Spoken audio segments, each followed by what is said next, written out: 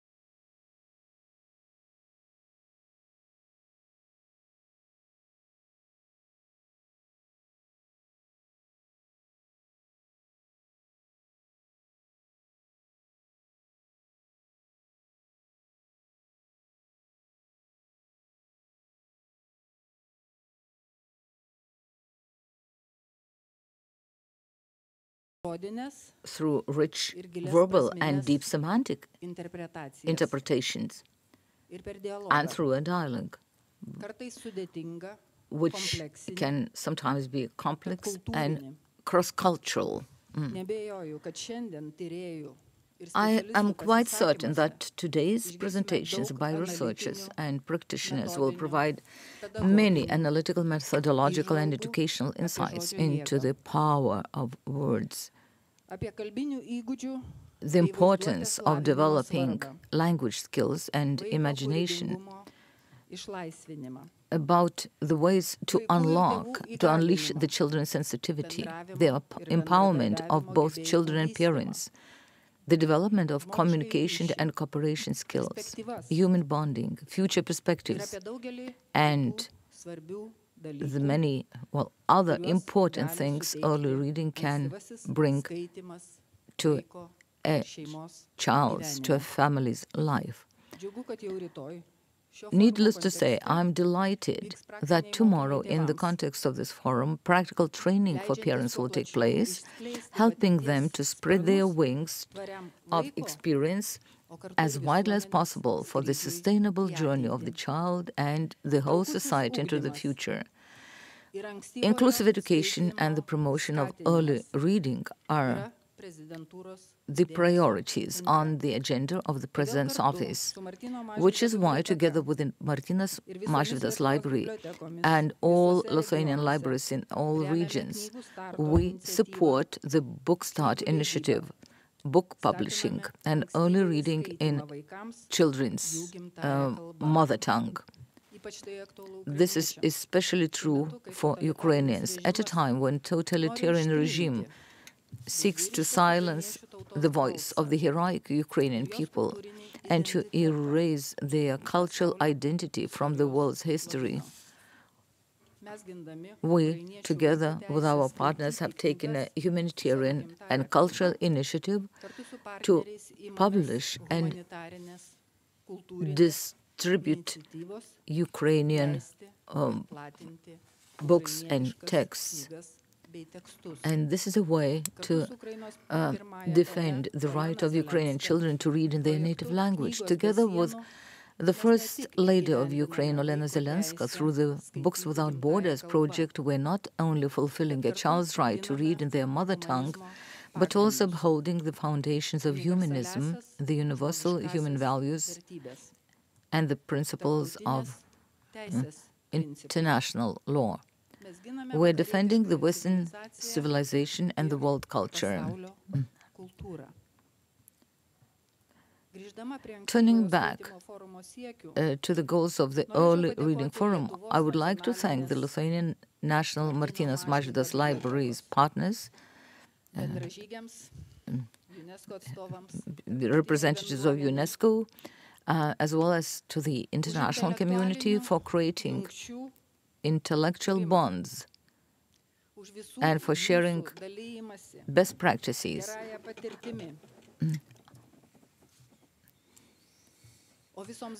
I would also like to thank all the libraries for their continuous focus and attentiveness to all readers, from the most skilled and experienced to the youngest ones who are just starting out in the world of books. We all feel the warmth radiated by the National Library and all the libraries in Lithuania, which is of paramount importance. Let us read a lot. Let us go on reading. Let us read in many different languages of the world. Let me once again congratulate all the participants of the forum and wish you a most productive and successful conference. Dėkojame poniai Dianai už šiltus Thank you. sveikinimo žodžius ir mes tęsime. Žodį suteikėme Lietuvos nuolatiniai atstovai Diana, prie UNESCO and ambasadoriai right Jolantai now Balčiūnienei. the floor is given to our ambassador, the permanent representative of Lithuania to UNESCO, Ambassador Jolanta Balčiūnienė. Aš taip pat skaitysiu, nes reikia dirbti tam tikrą limitą. Taip, čia skaityti ir susirinkom. Čia skaitytojų Čia taip nieks yra neklauso, klubas. visi skaito. I am also going to read my presentation. Gerbiamas Dear First Lady, viceministrė, nematau viceministrė. Vice Minister, esteemed guests, Gerbiamas viceministrė. esteemed Vice Minister, first of all, let us rejoice that this great initiative has been very well received by UNESCO. Today we will hear a welcome speech from Stefania Gini, Deputy Director General of UNESCO, as well as a message from Sonia Guerriero, UNESCO Chief Specialist in Early Childhood Development and Education. I'm happy that this conference is happening. I'm glad that we are talking about it, because early reading, or rather the child's relationship with the book, love for the book and reading, is an extremely important element of our culture, and I'd say civilization element. One can talk for a long time about transformation of our societies caused by the development and use of digital technologies, which is faster than the adaptation of our societies to new challenges. It can be mentioned that I'm a witness of this transformation, as well as a participant to it. There is an age difference between my sons. Although they are both book friends, they started reading early. As the young son grew, the book had a new, strong, influential and very tempting rival, the Internet, and increasingly better video games. The latest research in neuroscience and social science shows that 85% of the brain develops in the first 5 years of a child's life. And the first 3 years of life are said to be decisive. Unfortunately, education and preschool education are not accessible to all children today. While we are thinking how to tame books for a little one, how to interest them in books, there are many other children to whom books and reading are huge, unattainable luxury, for social, political and economic reasons. Undoubtedly, the most terrible thing that destroys the education system is war and armed conflicts, and their profound consequences on children. It's scary to even think about the damage that Russia's current war against Ukraine will do to Ukrainian children. Indeed, the numbers are terrible. As of the last week, 2,783 educational and training establishments in Ukraine were affected by Russian military shelling, 337 of which are completely destroyed. According to the UNESCO report, the number of children in preschool education in the world has increased significantly over the past 10 years, from 46% in 2010 up to 61% in 2020. However, in developing countries, only 2% of total education expenditure is allocated to preschool education. Currently, the situation in the world is as follows. 33 million out of 134 million children under the age of 5 have never received any preschool education. One of the main reasons for this is the lack of skilled preschool teachers and educators, as well as insufficient attention from governments. On November 14 to 16, during the UNESCO Conference on Preschool Education and Training held in Tashkent, the countries committed to allocate at least 10% of all education costs to preschool education and to ensure that the salaries and working conditions of employees of preschool education institutions are not worse than those of primary education teachers. As for Lithuania, responding to the idea of global Lithuania, the Ministry of Foreign Affairs joins the early reading promotion project in order to promote the Lithuanian language and to encourage Lithuanians living abroad to read to their children in Lithuanian.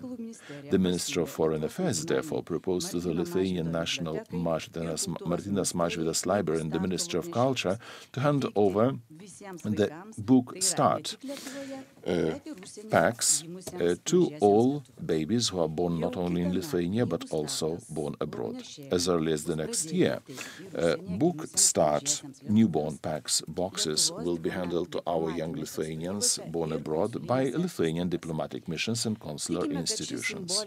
We trust that this symbolic action will help the parents of children born abroad to feel stronger connection with Lithuania and will be an encouragement to definitely teach their children the Lithuanian language.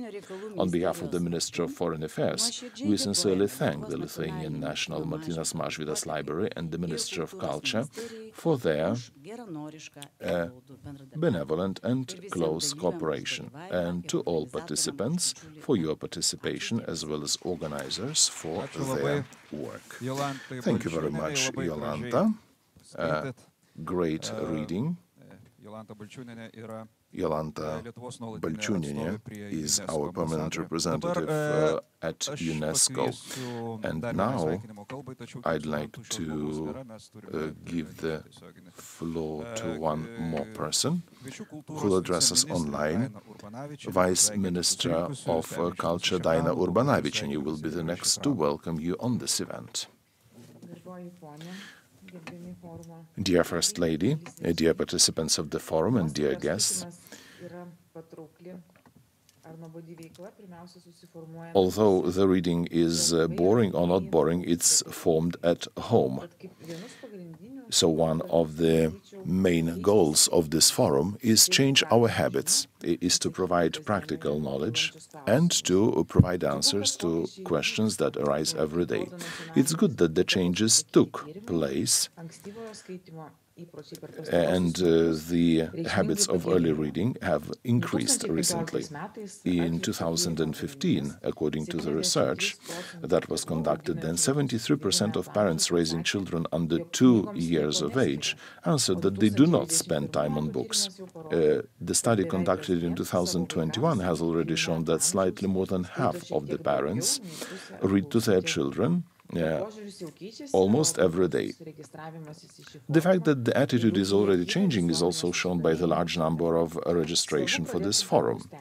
It's important to continue the work started and reach all parents to promote cooperation between parents and libraries. The Ministry of Culture is ready to continue funding the reading promotion programs, which is part of the Book Start project, celebrating 1-year anniversary.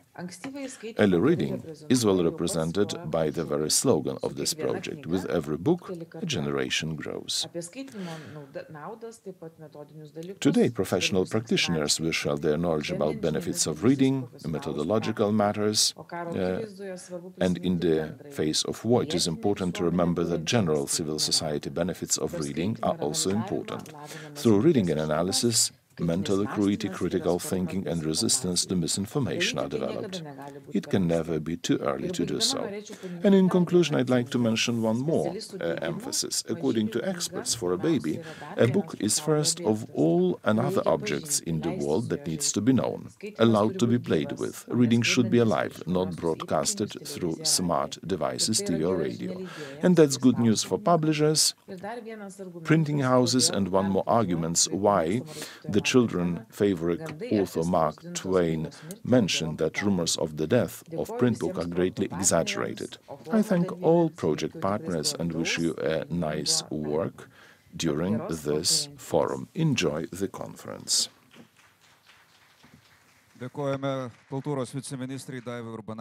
Thank you, Vice Minister. And we go ahead. The floor is given to Vice Minister of Education and Sport, Professor Skaudžius. Good morning, esteemed participants and organizers of this forum. It's a great pleasure to be among you today. As colleague from the Ministry of Culture, I'm convinced that reading at home and impact of parents has the greatest influence on children.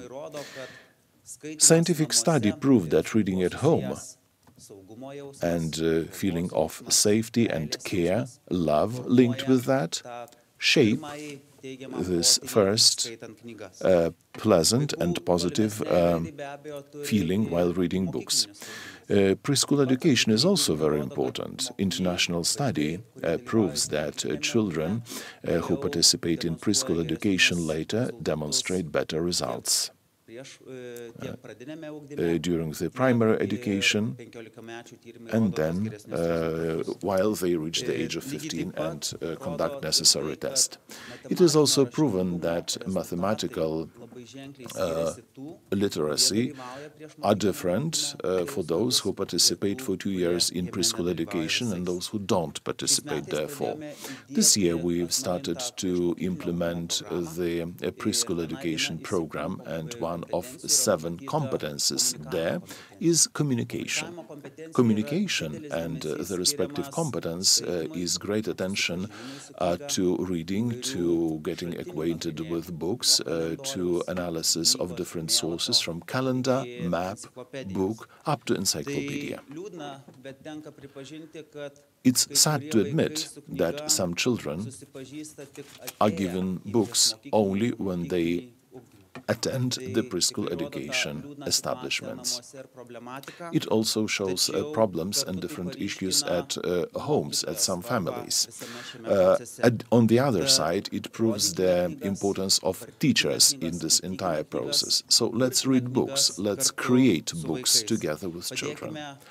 Let's assist children to develop their wish and habit to read books.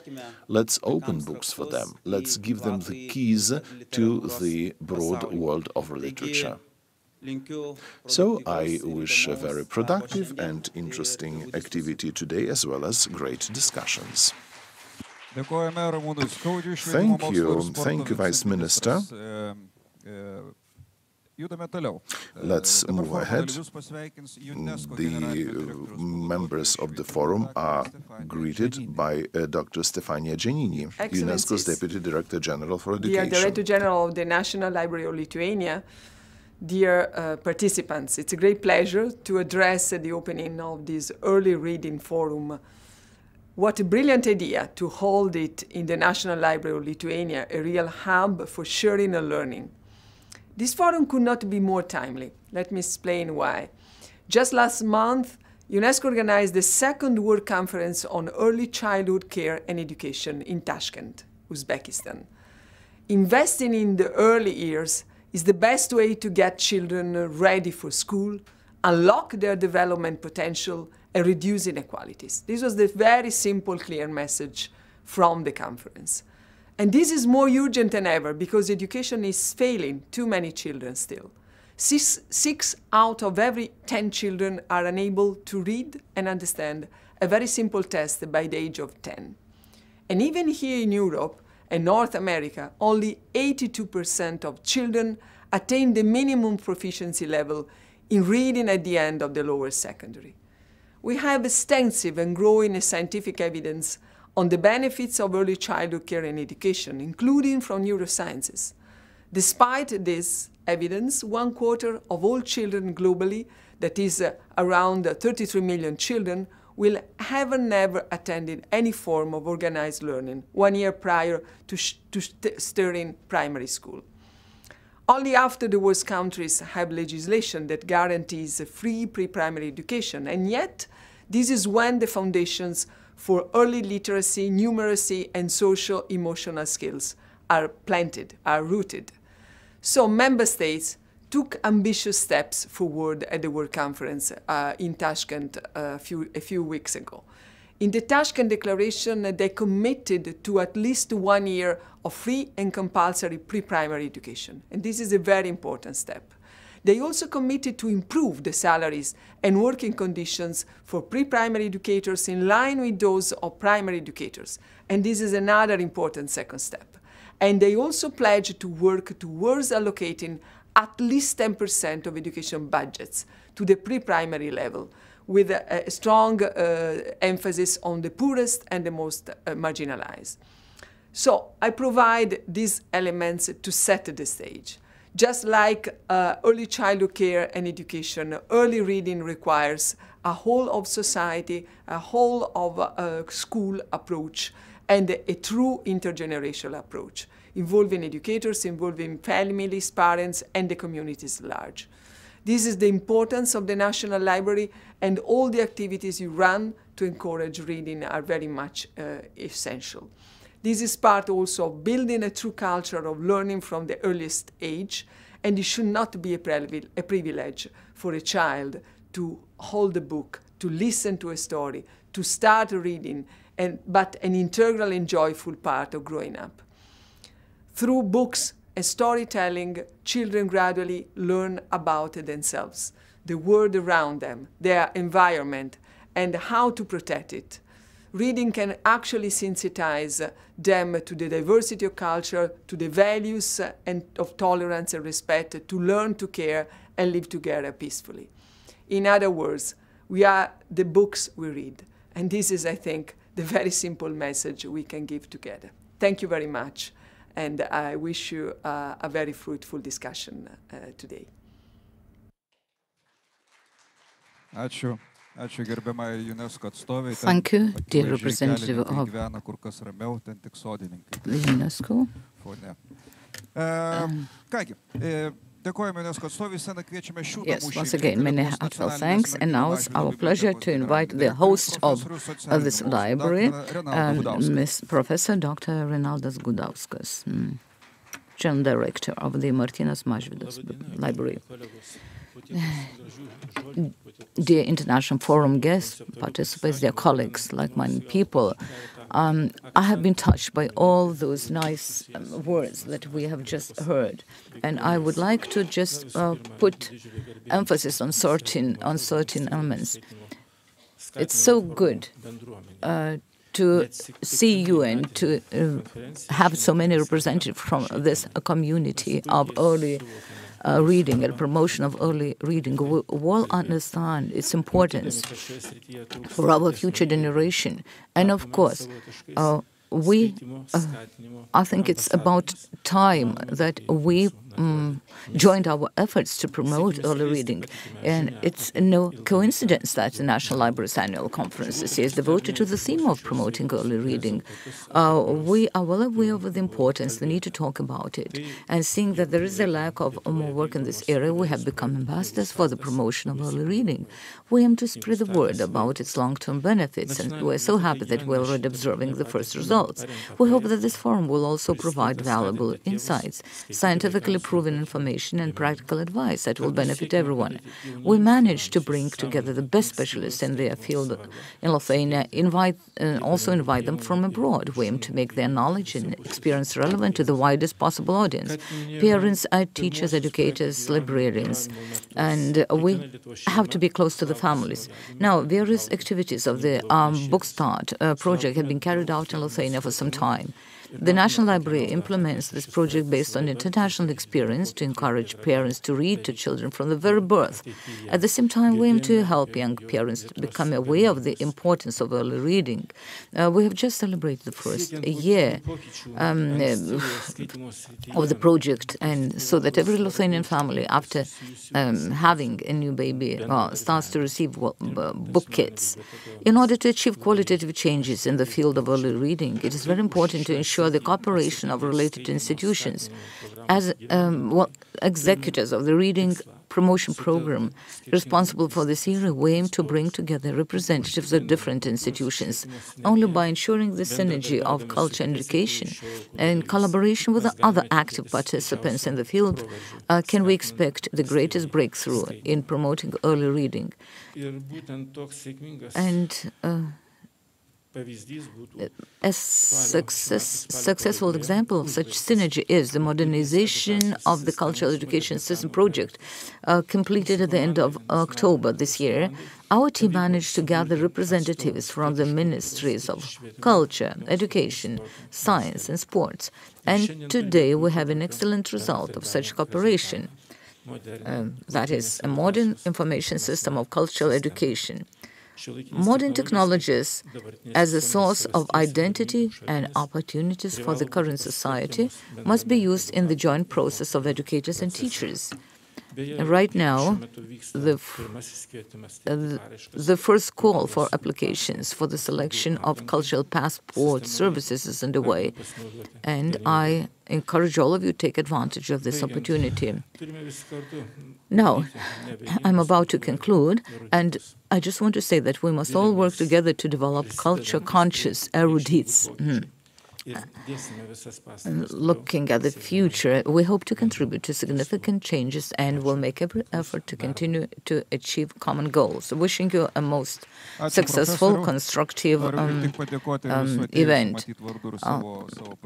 Thank you, and I would like to thank on behalf of myself and on behalf of everyone here that you are so good at actually managing all these projects, and you are really good host.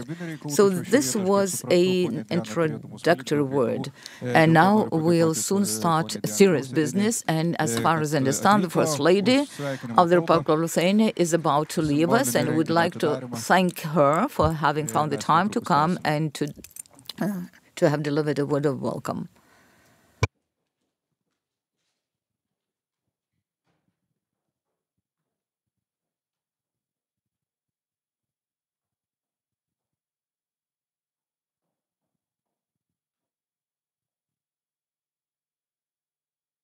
Dabar jau pasileidžia plaukus.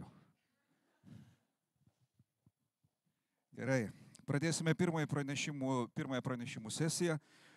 So we're about to start the first session of presentations, and we'll listen to the UNESCO activities and the focus on early reading. Also, we'll talk about the projects and the awards of the Book Start, and the contribution of our public libraries to promoting early reading also will be reviewed. And so we'll talk about the impact of early reading on a child's emotional and social development. I also would like to draw your attention to the fact that questions to the speakers will be available at the end of this session before the lunch break, and we invite the viewers of the broadcast to write questions in the chat box. And the first presentation today is about the UNESCO activities and it will be delivered by Dr. Sonia Guerrero, who is a UNESCO Chief Specialist in Early Childhood Education. And also she leads research, strategic development, and international projects that help countries achieve the fourth Sustainable Development Goal, that is to ensure inclusive and equitable quality education. She has advised international development agencies and national governments around the world on education reform issues, using evidence-based policy analysis. Excellencies, patrons of the Library Director General, thank you very much for the invitation to participate in this conference. I'm sorry I cannot be there with you today, but happy for the invitation and happy to talk to you a little bit about UNESCO's work on early learning that was alluded to very briefly by our Director General, by our Assistant Director General. So today I would like to share with you some global trends, global data and trends on early learning, to give you a sense of what it looks like across the world, but also to share with you what UNESCO is doing to support early learning. I will talk to you about why early childhood care and education is important to foundational learning. I will talk a little bit more about the World Conference on Early Childhood Care and Education and the Tashkent Declaration that was already mentioned by our Assistant Director General, and then an example of what UNESCO is doing in practice to support early learning. So to begin with, just to set the stage, reading achievement of grade 4 students in Lithuania is very good. This is to show you the data from PEARLS from 2001 to 2016. As you can see, the average is at 500, and students in Lithuania, both girls and boys, do much better than the international average. As would be expected, and an increasingly new trend, girls tend to outperform boys. There are many reasons for this, but the good news is that there is a good steady progress, and that the progress after a little dip has improved. So congratulations to the students and the teachers in the country. This is very good news. Unfortunately, it's not like this all over the world. In the chart that I am showing you now, we are looking at countries in sub-Saharan Africa and in Southeast Asia, which is the area of the world where UNESCO mainly works. And here you could see at the end of primary school, the proportion of children that are reaching the minimum levels in reading in these two regions of the world. And although there's some variability, the performance in reading is below 50% in terms of the children who are reaching just the minimum proficiency. So in other parts of the world, it's not the same as where we are living now in Europe or North America, where children have access to quality education. In other parts of the world, children are still struggling in learning to read. And a lot of this also has to do with how in other parts of the world, not many children or many children do not go to school. Globally across the world, in children aged between 6 and 18, in 2021, 244 million of them did not go to school. And while there's variability, and in North America and Europe, this is not usually the case. You can see that Sub-Saharan Africa, Central and Southern Asia, and Northern Africa and Western Asia, there are millions of children that are out of school. And this could be for many reasons. Mostly it's because of economic reasons, that parents cannot afford to send them to school, or because the children need to stay home. Even young children need to stay home to participate in economic activities to support their families. In the case of girls, sometimes girls don't go to school because they get married very young and they start to have children. Sometimes it's not safe for girls to go to school, so their parents keep them at home. And in other parts of the world, it is because there are conflicts or crises, and so there are no schools, or the schools are not in a building that they can go to. They're ad hoc, and so it's not the same type of learning activities that we would get. Worldwide, the children who have don't have access to learning or aren't able to go to school are the ones that suffered the most during the COVID-19 school closures. On average, globally, schools were closed because of the pandemic between 20 weeks and then partially closed for another 21 weeks. But in some parts of the world, schools were closed for over 40 weeks. And what this meant is that children did not have access to learning activities. In some parts of the world, children were able to access learning digitally.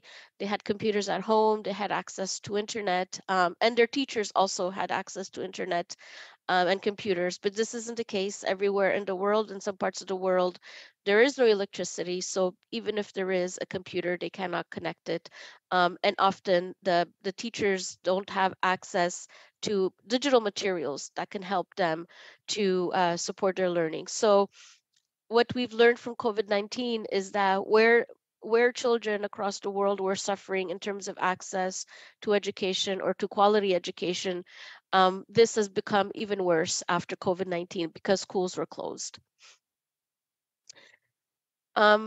We have conducted some simulations to take a look at the impact of COVID-19 in countries where this has been looked at, mainly low income countries and middle income countries. We look at something called learning poverty, and learning poverty is an indicator that puts together students who are not performing at minimum proficiency levels with the students that are out of school to get a more accurate indicator of the number of children that are not accessing quality education. And as you can see, there is variability across the world. Europe, there's still a little bit over 10% of children that even before the pandemic were considered learning poor. And to give you an example of what learning poor means is that whether students are in school or whether they're out of school because they, for whatever reasons, they are not able to read or understand a simple text by age of 10. So a simple text, very basic by age of 10, they are not able to read nor understand it. Although in Europe, between 2019 and 2022, which is just before the pandemic hit, and then simulations looking at after the pandemic, a little bit over 10% of these kids are in this situation. So we need to find a way to identify them and support them. But across the world, it's actually quite severe. In particular, in sub-Saharan Africa, it's almost reaching 100% of the children. And globally, although before the pandemic, global average across the world, we were reaching between 52 and 57%. Globally, it is expected this to have reached 70%. So all of the progress that we've been making at UNESCO and with other development partners across the world to support children to learn basic skills like reading, a lot of this work has been undone because of the pandemic, because students were not able to access school. So what is UNESCO doing? I want to focus on the SDG goal 4.2 because it's the goal on early learning, early childhood development, and pre-primary education, because that's the most closely related to early learning. So UNESCO is in charge of supporting countries to implement and monitor all the sustainable development goals on education. And 4.2 is the one on early childhood and education. So let me give you some statistics about that as well. Sorry, before I give you statistics, let me tell you why this is important.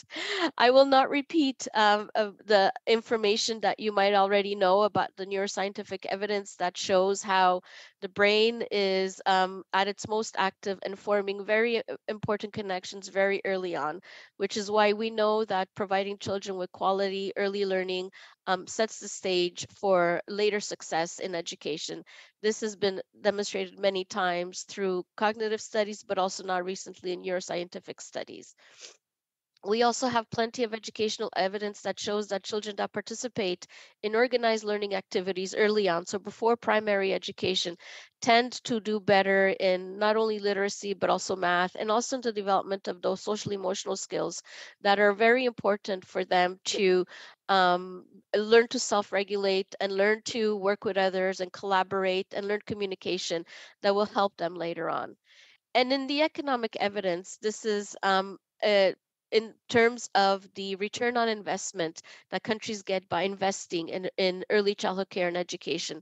So the estimates are mainly from high-income countries, but it's also been shown in low and middle-income countries where there's a return on investment from 7 to 13% when countries invest in early learning. So what this means is that while it may seem that there's a huge investment that needs to be made to provide access and quality to children to participate in organized early learning activities, this pays off in the long term in terms of better health for the children, in terms of better ability to access jobs because they have better skills, and also in terms of economic activity back to the country itself is more productive. So there is a return on investment that shows that it makes investment sense to finance early learning in the long term for the economic and social capital of the country.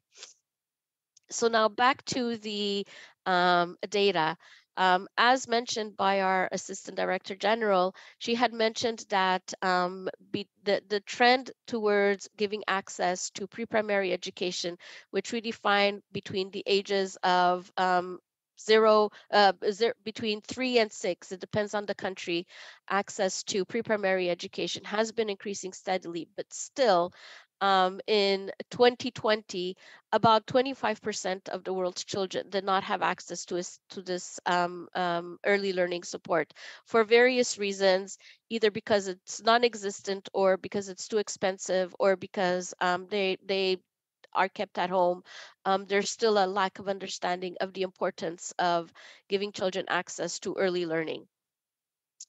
And it's not just about globally. It's also about the wealth of the family. So what you see in this chart is the differences in ability for families to have their children participate in early learning based on income. In high income countries where we are, although it's not 100%, but we are able to provide children with access to pre-primary education to a much greater extent than, for example, in low-income countries where in 2020, still only about 20.5% of children were able to access early learning activities.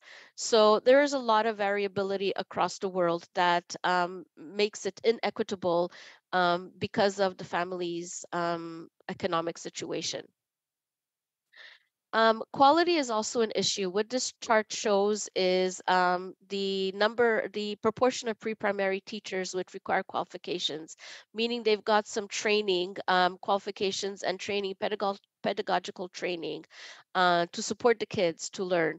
We don't have any data for Europe, unfortunately, but for example, in North America, which is very similar to Europe, 100% of the teachers have qualifications.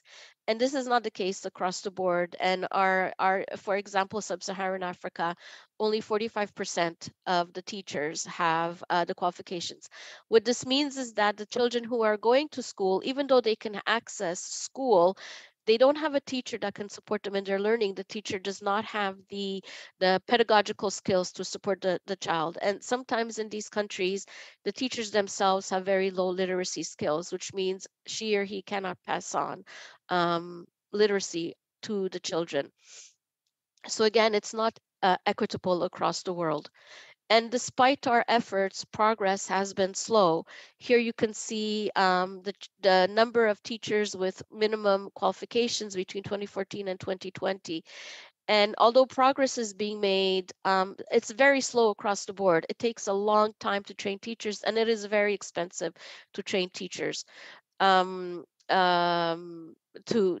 support their children. So big picture is that it is very inequitable across the board in both access and quality. So what is the problem that we are facing? The problem, so as I mentioned before, UNESCO is supporting countries to meet SDG indicator 4.2. And the hope is that we're going to reach 100% of all children across the world to access early childhood learning. But based on simulations globally, we we estimate that we really only will get to 90% of the world's children. And again, there's variability. Sub-Saharan Africa will be the lowest and the slowest to get there. Several reasons that is preventing us from meeting this goal. We don't have the policies, depending on the country.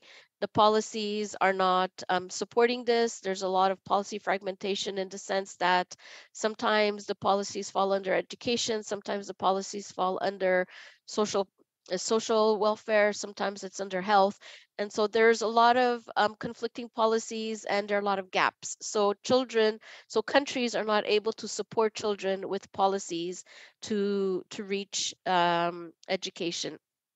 And in many parts of the world, early childhood education is not public. The countries are not able to provide public education, so parents have to pay. And when parents have to pay, in many parts of the world, they cannot afford it.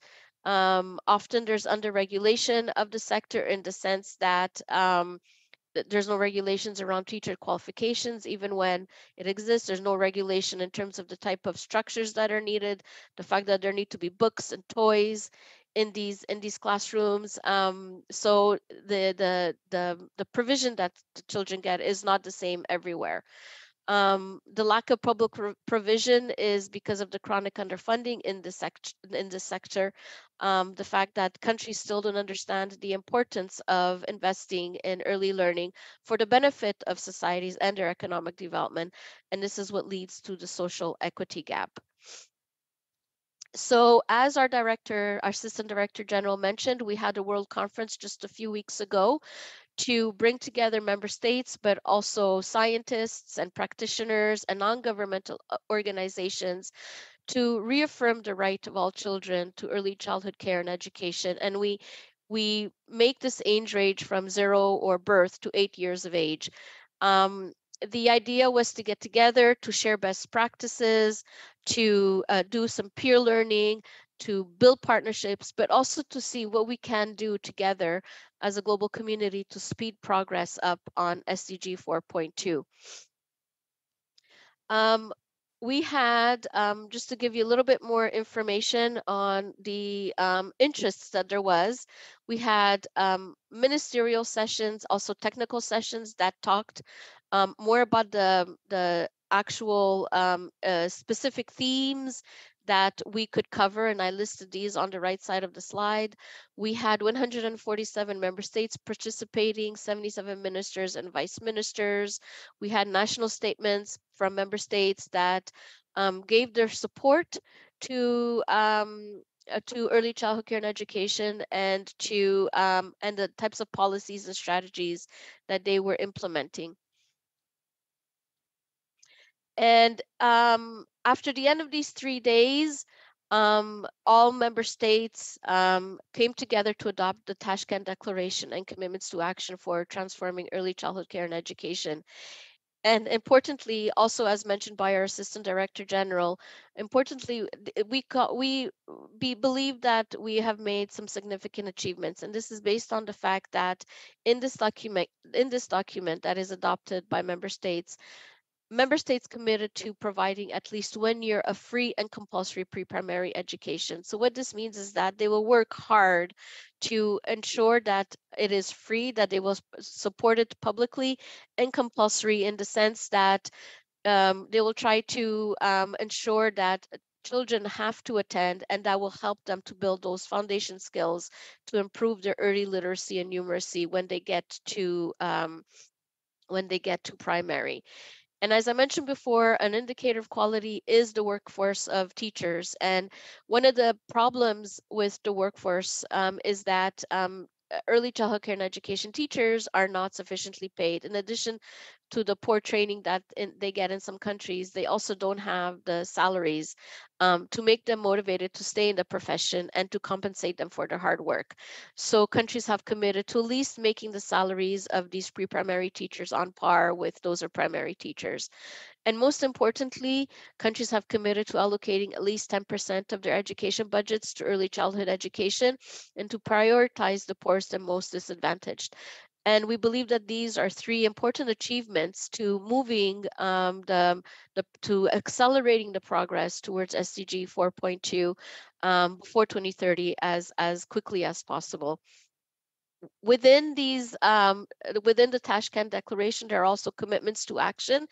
And as I've mentioned here before, we have identified commitments that can be made by member states, the international community, and UNESCO. And we hope that member states, such as yourselves, will work together with other member states and with the international community and with UNESCO to support other countries to develop the policy and legal frameworks so that this right for children to attend pre-primary education is guaranteed, and that countries can work towards allocating 10% of their budgets to pre-primary education. This is all very important, and what you're doing, the work that you're doing at the library with early learning is part of this, because that gives children access to, the books gives children access to literacy, to developing literacy, but also to developing the other skills that are important for their success in school. And then finally, to give you an example of what we do practically with countries, after the COVID pandemic, because of the lack of access to education in some parts of the world, UNESCO with some partners, in this one particularly the Michel Lafon for Education Foundation, created a bunch of books called Buba and Zaba that are culturally relevant books for children in parts of Africa, and they cover many different languages, as you could see. And the purpose of the books is to, one, help build literacy skills in young children, but also to teach children about some life skills. So for example, in this next slide, you will see there are 13 books, and they talk about different themes that are important to children in different parts of the world. So for example, in some parts of the world, there's still domestic abuse. So the first book, Learn to Say No, is about teaching children about sexual abuse and how to raise the alarm. We also have books about the earth and respecting the environment. Book number 2 is on respect water. We have books on road safety. We have books on teaching children about discrimination. We have books about gender roles in sport. So altogether, these books, while they teach children about literacy and engage children in literacy, and these are books that are meant to be used not only in libraries and schools, but also in the community with the parents for children to engage in interactions with others. They also teach children about important life skills, and in particular surrounding the context in their part of the world where they need to be learning about different things in addition to the literacy skills. Thank you very much. I hope this was helpful and interesting to you. I wish you lots of success with the conference, and I will be around for a little bit more to answer questions if there are any. And thank you again for the invitation, and I wish you much success with the conference.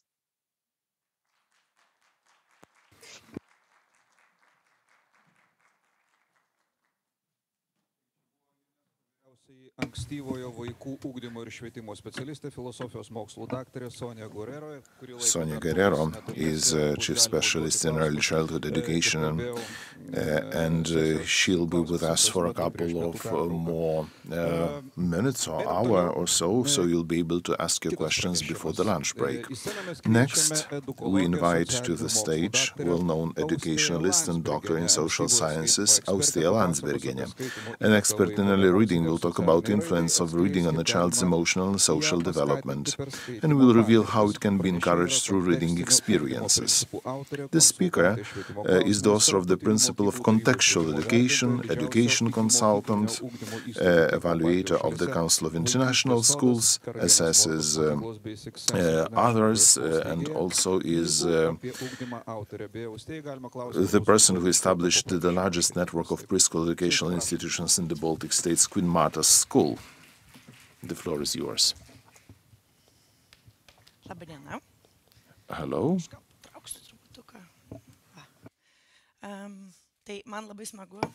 It is a great pleasure for me to be with you today because I am convinced and I'm pretty strong supporter of early reading. This pyramid sometimes is turned upside down because we think that 11th and 12th grade are most important. To me, it doesn't seem so. And I think this is the right approach because the reading skills are developed in the early age. And I indeed support this kind and way of education. The foundation we lay are then the basis and platform for further education. Since I am experienced in this area for more than 25 years, I think that the greatest impact is when children at preschool age are provided all necessary information. Sometimes parents ask what do they have to select properly, and my answer is preschool education establishment. While we speak about reading, I am deeply convinced that reading is the biggest gift, except of love, that we can give to our children. I'd like that in Lithuania, where we had to fight for the Lithuanian language and Lithuanian literacy, this book would even get more attention and respect than in other countries of the world where it was not necessary to just fight for books. Many people just sacrifice their life for us to be able to read and write Lithuanian today. So what are the benefits? My topic at all is impact of reading to child's emotional and social capacities. We cannot separate which is cognitive, social, physical and reading development, so let's pick up physical development. It's, well, complex of different issues, especially if you speak about a child before 0 to 10 years of age. It's like the unity of all. Books in all the stages and milestones are imperative. Let's start with the fact that books enrich our vocabulary. Studies show that a child who reads has better vocabulary. It means that they can communicate in conversations, then he or she trusts more, better self-esteem is developed, and on.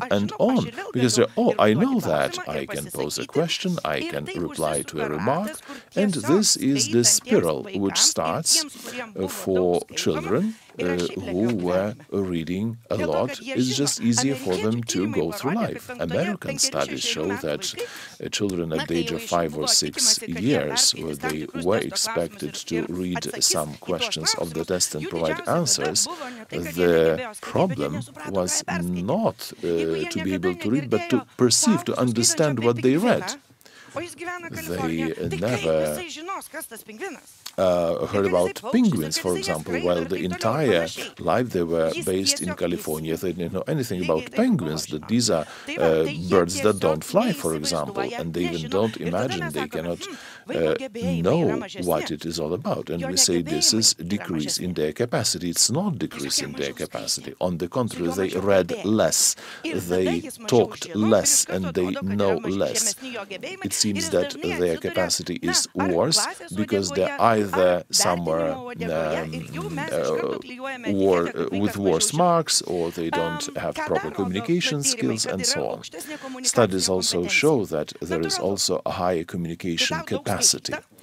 Well, if you read more, you know how to express your thoughts. If you know how to express your thoughts, you communicate, you talk with others. You don't stop, you don't find words. And it's also better self-esteem. Empathy is there, because empathy through books, empathy through stories provides socio-economic habits to children, and they see how others navigate in this world that is similar to theirs. He felt in that manner, he did that, so perhaps I also will follow this, character from the book. We had even cartoon books that was called Where is Mom? It was about the duck who lost the queens, and they start to call for duck, and they note that weeds are missing, and the children were so, where is that mother? Where is that mother? Because it was the empathy developed, because this kid just felt the role of this kid that was left without without mother. So he was looking at pictures, where is that mom? So, but well, wait, don't yet start to cry. This is not yet the end of the story. So this empathy developed and navigated through emotional world is something to be mentioned. It's not only decoding of words, because in schools, when I deal with teachers, they say reading is just to read a text. Oh, well, we know letters, we know how to do words and sentences of them. It's oh, good. The child started to read. No, nothing of the kind. They start just to be able to read, but not to perceive the text, because reading is meant with this higher mental capacity. This is analysis of the text. This is getting into text, feeling this text. Is just estimation of what will happen or why it happened. While we read to a little kid, we sometimes hug, we sometimes breathe rhythmically, we feel good emotions together with this kid while we go to another world, while we have some issues or challenges and we solve them in safe environment. It's not only links between and among others, better emotional connection, but also our connections with the surrounding world and our environment. So these are just a couple of things, a couple of thoughts, but as we want to structurize, I prepared 6 items why books are important for social emotional development. First of all, because they are able to understand the complex emotions.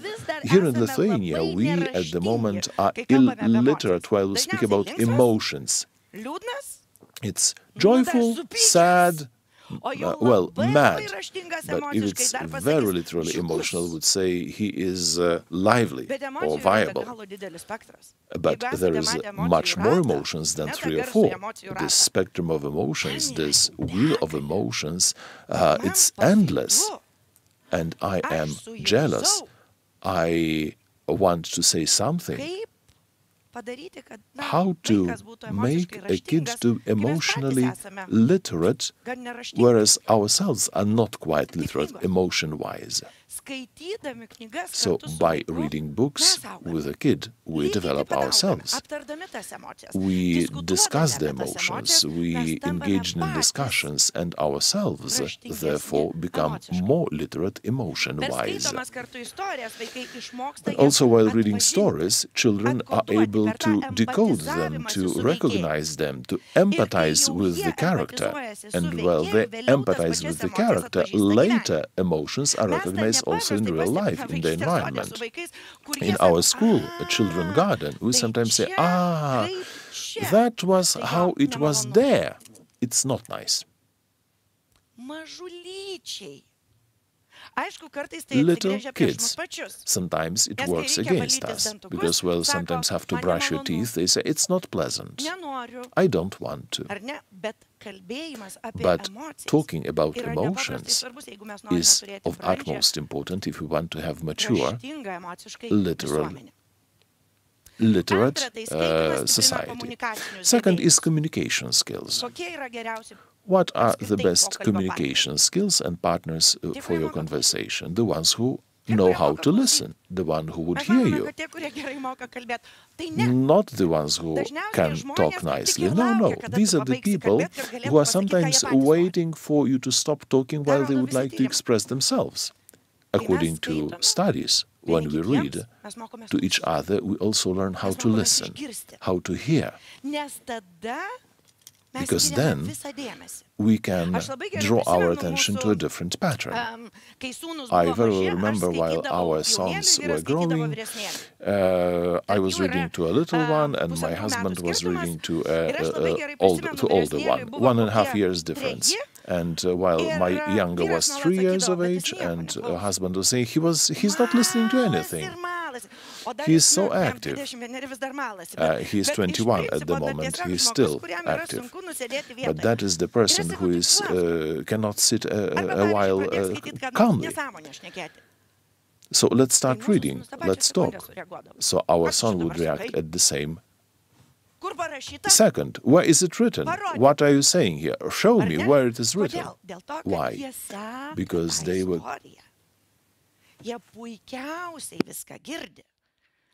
They followed the story. They were analyzing the story.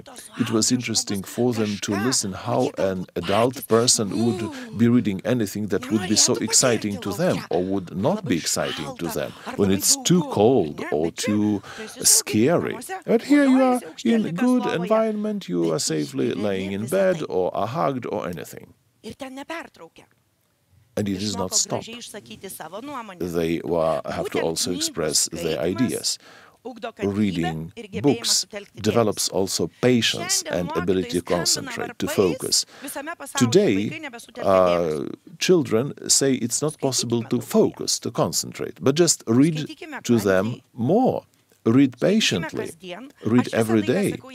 I always repeat, if there is some homework that should be linked with reading whatsoever, at least 20 minutes per day.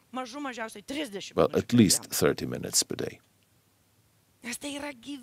Because this is vital, important.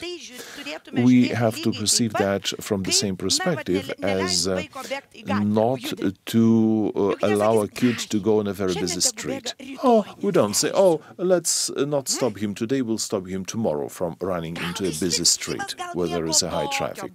Oh, well, if it's snowing, perhaps nothing wrong will happen. But why do you think that nothing wrong will happen with lack of ability to read? Why brushing teeth is important and reading is just optional? I've never understood that. To me, it seems that our 6-year-old daughter, well, she was supposed to brush teeth. Oh, Mom, I know there are also prostheses, but there are no prostheses for your brain. We must read. Empathy is developed. A kid, while reading, imagines being at a place of character, seemingly living this story, and seemingly, following what the character follows. In the United Kingdom, there was natural literacy study who proved that reading is directly linked with psychological welfare. Children who read a lot feel 3 times better, threefold more happy, because the quality of life is assessed threefold better than those who read least. So that's the gap between those who read most and least, or those who are being read. Why don't we want our children to feel happy? Well, reading can provide it to them, because they read something that's important to them.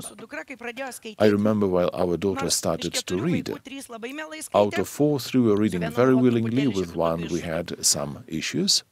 You just had to find the proper book. Because she liked animals very much, so animals were the key to the world of reading and this path to the other worlds through books. We, adults, have to assist them. We are there for them. We are the tool that opens the world of reading to a child, to read more, to read what's more interesting. We are not linked with that. We are just a tool to open the door for a child, to open and explore new worlds. And overle, just the fact that a kid feels better when he or she, while feeling some anxiety, drown into another world, it's worth only because of that. Because we will not be ever with this child, and we should not assist the child all the time. While book can do this. It's also a perspective from other person, being in others' shoes. We always say me, I, it's right. it's my, why not mine, why not for me, and so on. And it's very difficult to think and what the other person thinks, what others' opinions are. Books enable to understand that. Children read about issues they will never face in the reality, because this Western welfare world, children do not see any challenges or issues. It's not that they have to go several kilometers to their kindergarten, that they don't have car, that they feel some pain and they are sad, and they could even feel more, issues or challenges in their life to develop. Well, they cannot do it physically, they can feel it through books, perhaps problems they will never face in their real lives, places they will never go in their life, and also events that they will never experience. However, only reading will assist in understanding how others behave and act in a specific situation. It cannot be a person, it can be a dragon, tiger, an animal, whatever. And we have the unique opportunity to discuss whether it's proper or not. Because only then we kind of are...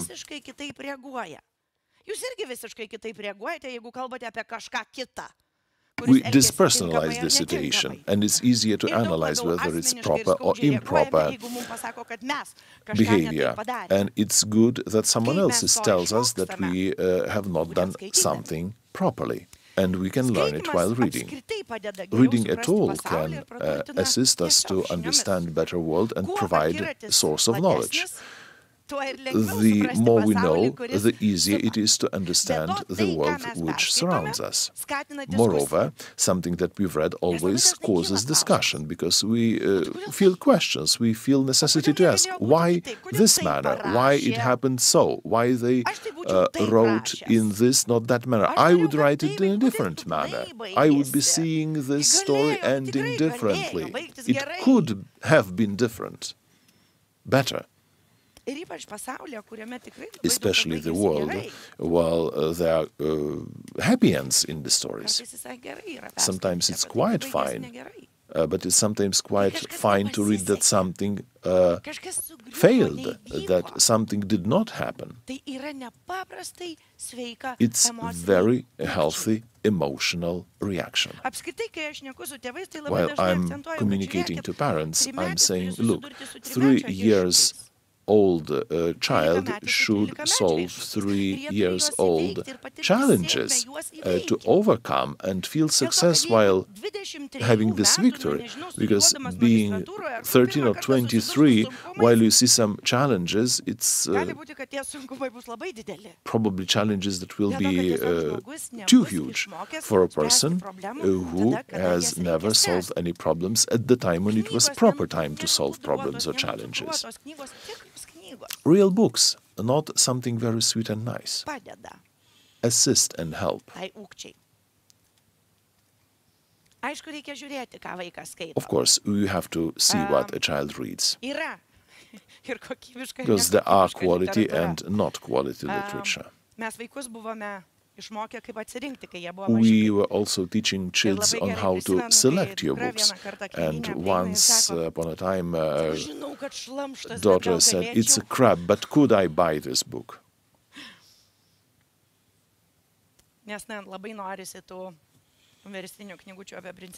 Because princesses were in focus for kids at that time.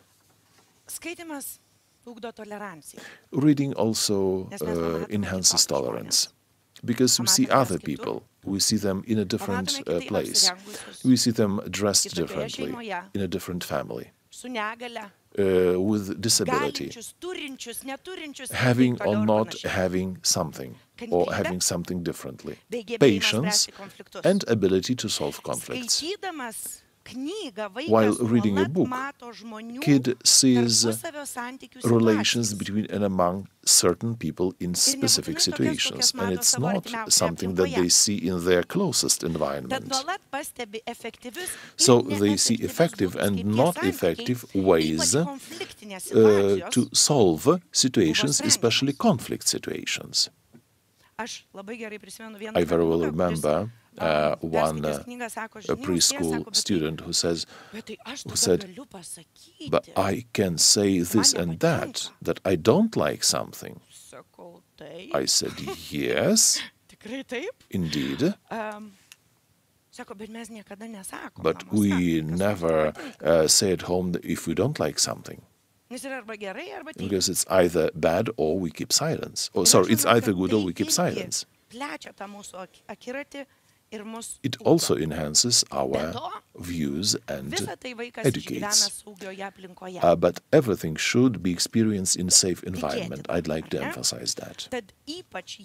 Quite probable that if we discuss about certain things with adults, it can project, it can estimate some situations in the future. If disability is mentioned in the book, it's fine. It's already, well, concept of disability. They can discuss it in their family. They are able to express it, and it's quite different when he or she will go to the real life after they leave their homes.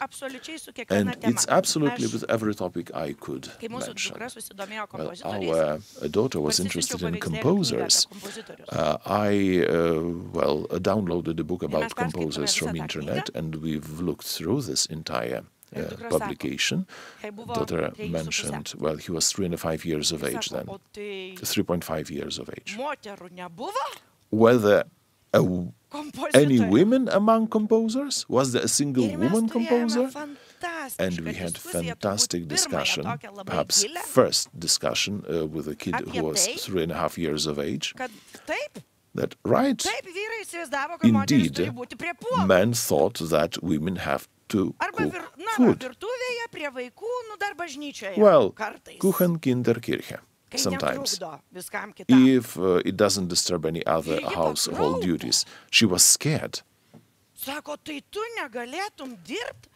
You would not be able to work. Can you imagine that? Wow. We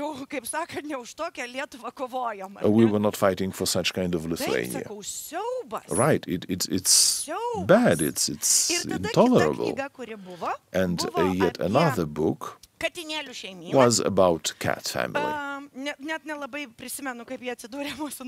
I don't remember how it appeared to be in our hands. It was about cat family, and it was about a family who came from work, from school, from kindergarten, and guess, Mom was preparing dinner and Dad was watching TV. And our girl said, who wrote this nonsense? So while we discuss about something that we want to educate, that we want to get, the book sometimes shows 100 times better than ourselves, even 1,000 times better than ourselves. Anytime, while talking with a daughter being 3.5 years of age, I was not ready to talk about women's rights, but she was absolutely ready to talk about women's rights. And being 17, she has still in her this fight is taking place. And it's good, because this is how our civil initiatives are born. They are not born when you are 40 or 60 years of age, because then you have some habits. They are born when you are believing in the world, where you trust the world, that, and also that you can change it. And in this entire audience, do you know who is believing the most? Him. That he is able to change the entire world, and that he is safe. The rest of us, probably not so much, or to greater or lesser extent. So I'm sure that reading is not just the process per se, the act per se. It's life. The reading should be imperative. should be worse fines for non-reading than for exceeding the speed limit. I think the harm to a person who doesn't read is cannot be underassessed and underestimated. We know the figures and statistics, but to me it seems that we don't need to only know the statistics, but also act with every class, with every kid, every day. There should not be any pauses or stops. I was asked by parents, how long can I not read with a child? I would answer, same as with brushing teeth. We brush every day, so you have to read every day, obviously. Because indeed, to me, it seems that we, at least in our family, missed more toothbrushing than reading. Oh, well, but teeth are fine, that I'm very happy about, and perhaps dentists would not be happy about this wish, but my wish to all of you is read at least to the extent or time, to the extent of time that you spend for toothbrushing. Lithuania and other countries will be closer to the name of book nation, and then we will be reading not only just to read the text, but also to learn and understand it, and that Lithuania would be better in the future. Thank you.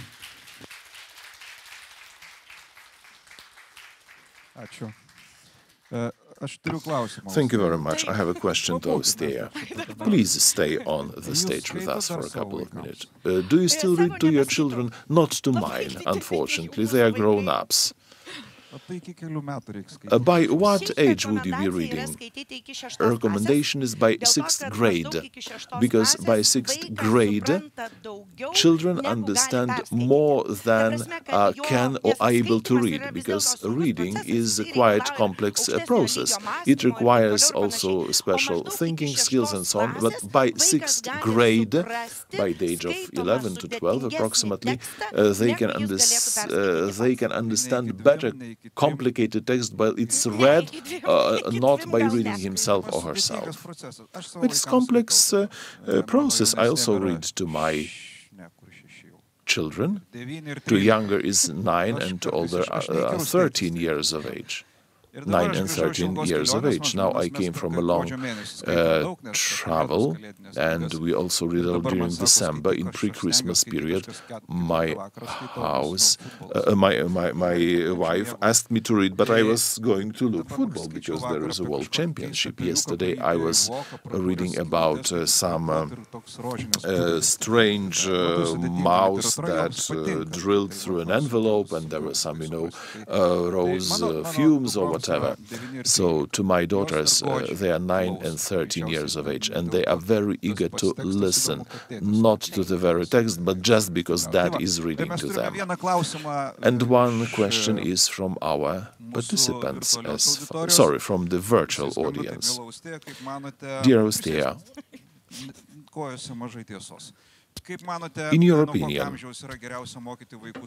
what is the best age to teach children to read? From what age? Since they are born. And teach them how to read is when child shows interest in that. Well, you read to them every evening, you see when this interest arises. Many scientists who work in this area with early education see this great attention and interest while a child becomes 5 years of age. This is this window of reading, because many children being at 5 years of age want to read. They are willing to read, to notice, to understand. But there are unique situations, and I saw children who were expressing this interest being at 2 years of age. And at 3 they were reading perfectly well. I saw children who at 5 years of age were willing for their parents to read to them, but 6 or 7 was this break point. And if there is no problems with their development, I would have seen not a single person who would not be able to read. Some say my child is 6 and he's playing all the time, not reading. Right, but when he will be 26, he will not be playing anymore. I know. There are some nuances.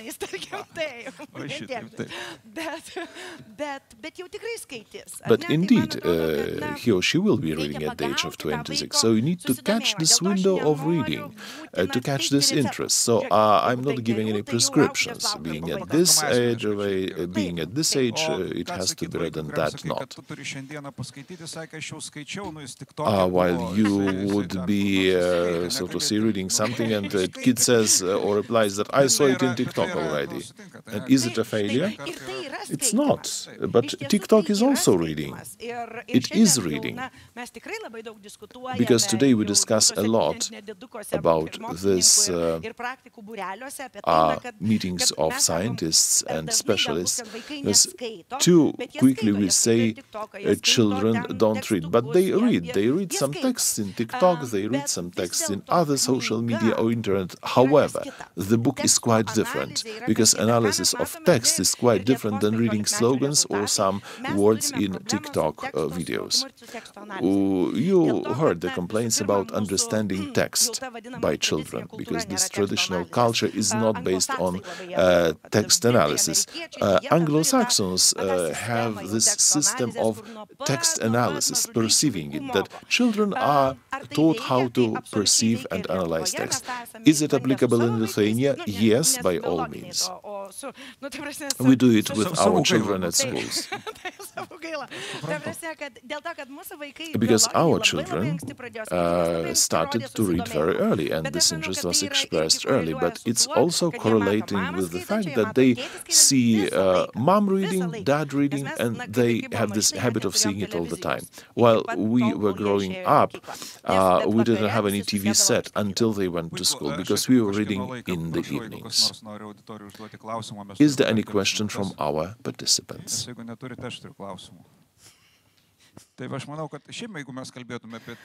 Seems to me that if we talk about comprehension of a text, meaning I think older people find it more difficult, or let's say older people tend to read the captions or the headlines more, whereas children are more interested in the text.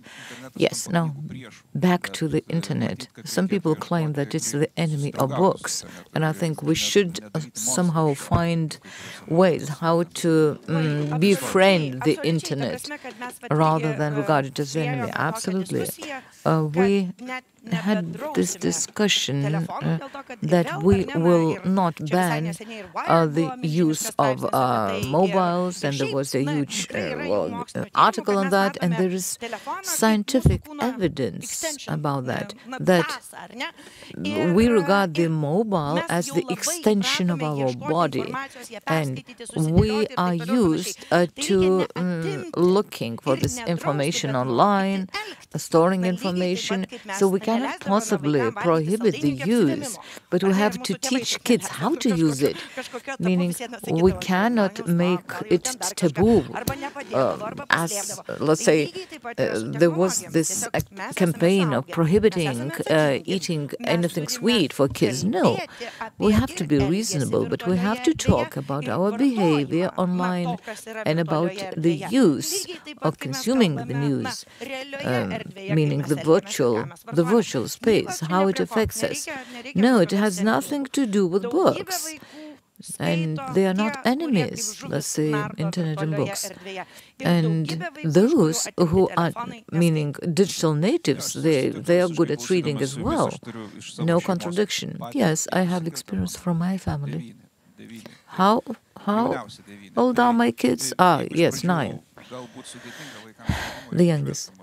So, yeah, I think maybe, of course, we should encourage our kids to start reading or what. Later on, when they have those skills, they sort of jump on this bandwagon and they go reading themselves. So thank you very much, Austėja, for your insights, for your answers to the questions. And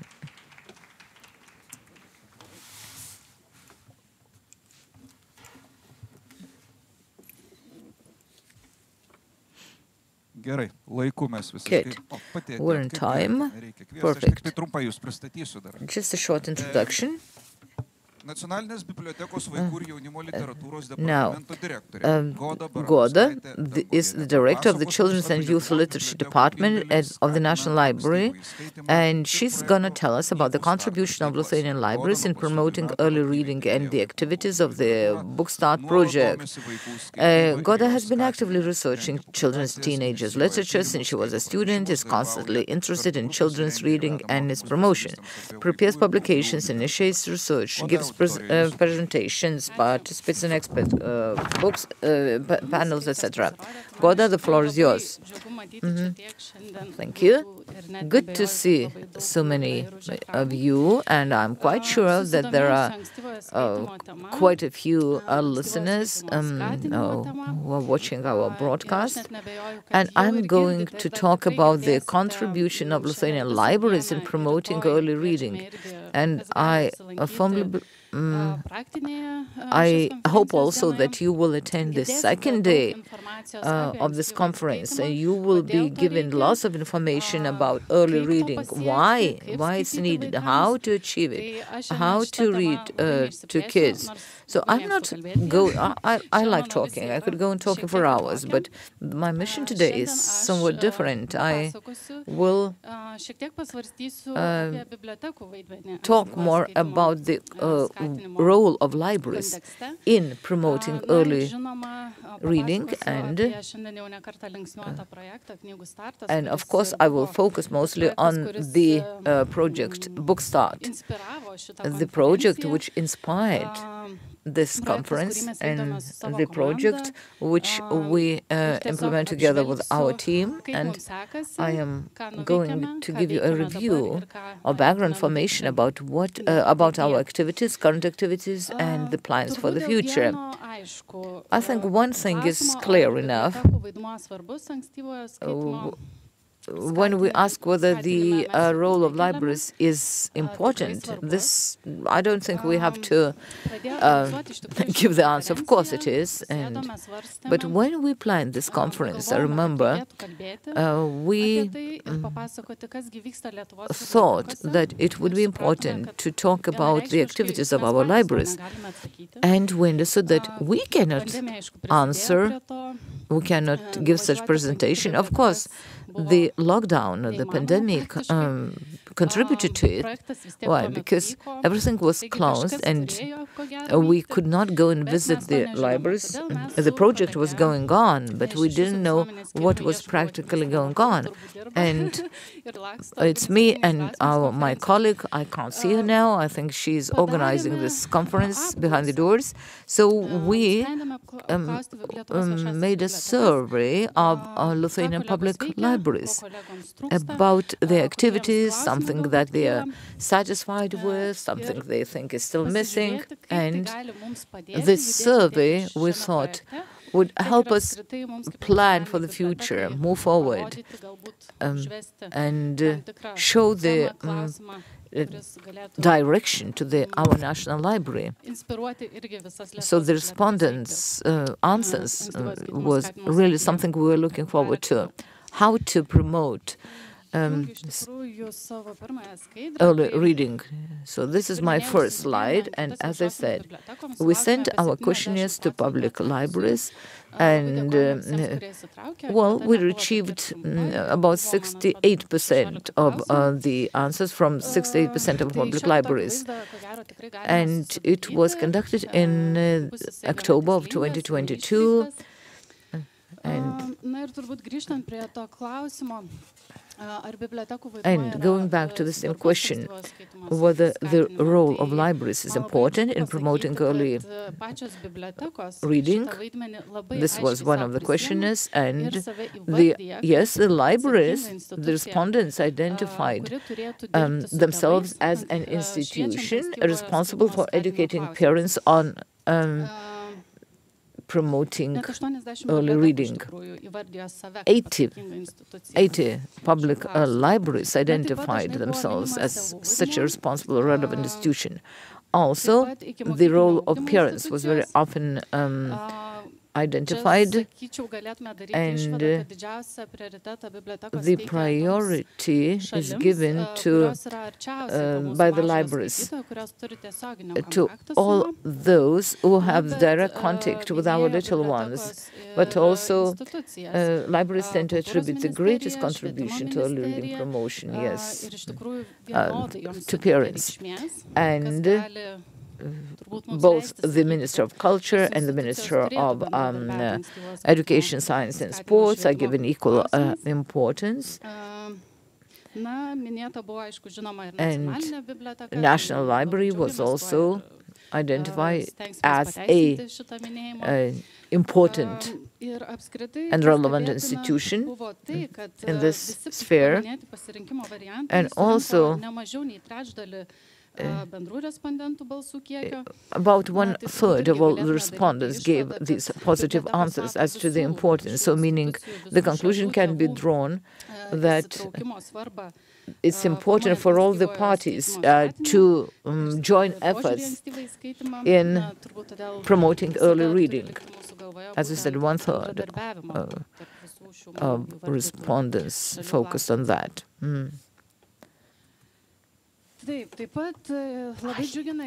Also,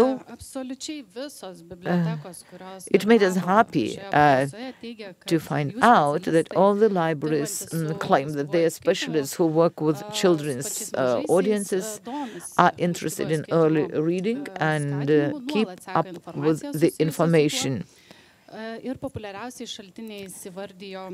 The most popular sources of information as identified by respondents were the websites dedicated to children's literature, the press, literary websites, and social networks. And also peer learning. About half of the respondents also said that they seek information while talking with their colleagues, with their peers. And the question as to whether something is missing still in terms of the information, about 50% of respondents said that they have enough information about early reading and its promotion. About 30% said that they do not have a clear opinion, and 22% of representatives of libraries said they lack some information. They said they need more methodological guidelines, how to work with the little ones, and also what they miss is the tools, actually, how to promote reading among the little ones. So meaning it suggests that they feel responsible. Yes, well, quite a significant part of respondents said that they really wish they had more experience from foreign countries, and we hope that this conference will actually bridge this gap. Absolutely, all libraries also claim that families with the young children, the very youngest, up to the 3 years of age, visit their library and borrow books. And why 3? Why this threshold? And this is related to our project, Book Start. So yes, parents actively borrow books from the library for the little ones, and also they ask recommendations from the librarians which books they should focus on. About 70% of libraries also claim that parents often ask for book recommendations for children from the birth up to 3 years old. About 40% say that they receive requests from parents for counseling on early reading issues in a broader context. And it could be said that early reading is conceived as an important activity, starting with the very young days, with the very first days. And one of the speakers talked about that already. I will go back to this issue later on, but well, we should actually ask ourselves, why is really a library the venue which should be understood or seen by all parents as the venue where they could find the answers for their queries? Maybe not, because if some parents do not do that yet, it's not because of the lack of competences among librarians, but because the parents are a bit intimidated, are a bit shy. So I think it's up to us to communicate that, to promote the awareness of the parents, so that parents feel better in finding the answers to their questions. And actually, almost all the respondents, 98%, see that the libraries have to ensure the book stocks in libraries. And this is the highest priority among parents. And also the services tailor to the needs of the little ones, and the relevant or suitable spaces. And about 80% of respondents said that, yes, many services are already in place, but mostly these are audio, dramatized, yes, or readings, well, just performances, sensory activities, clubs and events for parents with babies. And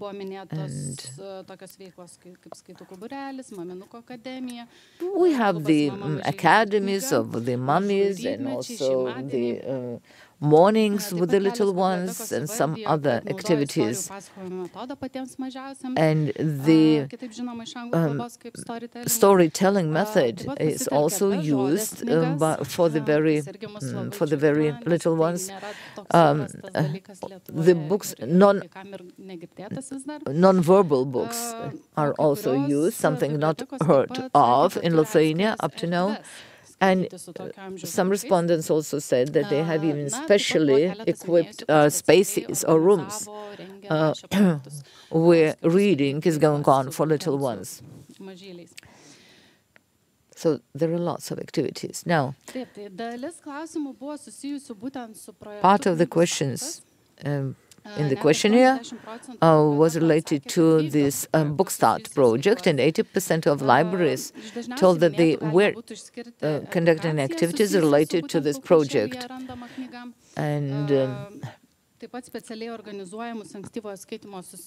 also, they also arrange meetings with the families on how to promote early reading.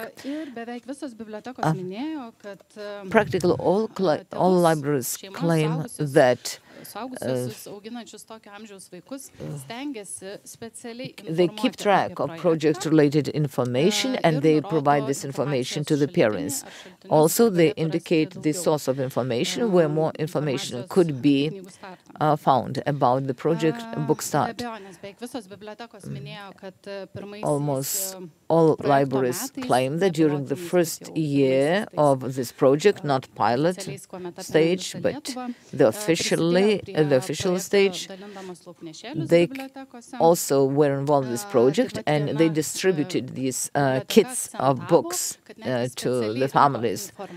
They also collected information as to the number of families who repeatedly visited the library, and they said about half of the parents came back to the library for another kit, and they became regular visitors.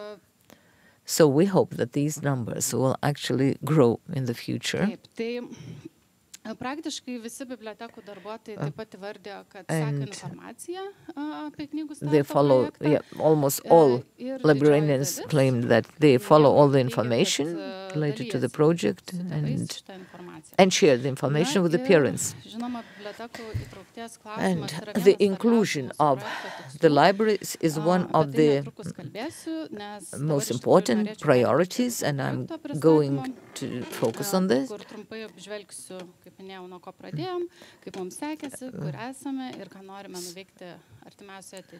So allow me to talk about the current activities and the plans for the future. And I think most of you have relevant information about that, but maybe some of you might need more information. So what's this project, Book Start?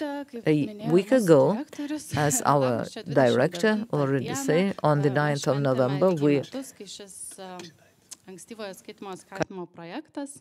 29th of November, we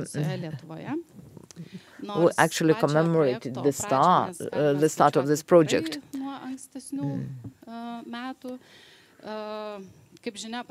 And this project is based on the international experience, let's say in Great Britain, in England.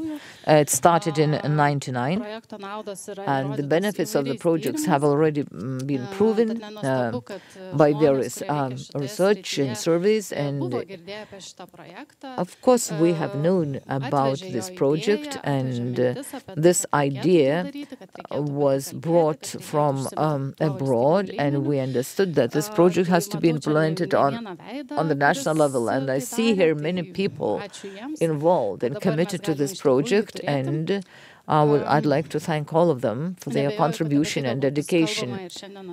And of course, you'll be talking about it during the discussions today. But going back to the project, in 2019, it became tangible when the Minister of Culture found the funds to finance this project, promoting early reading, and the patron of the project became our First Lady.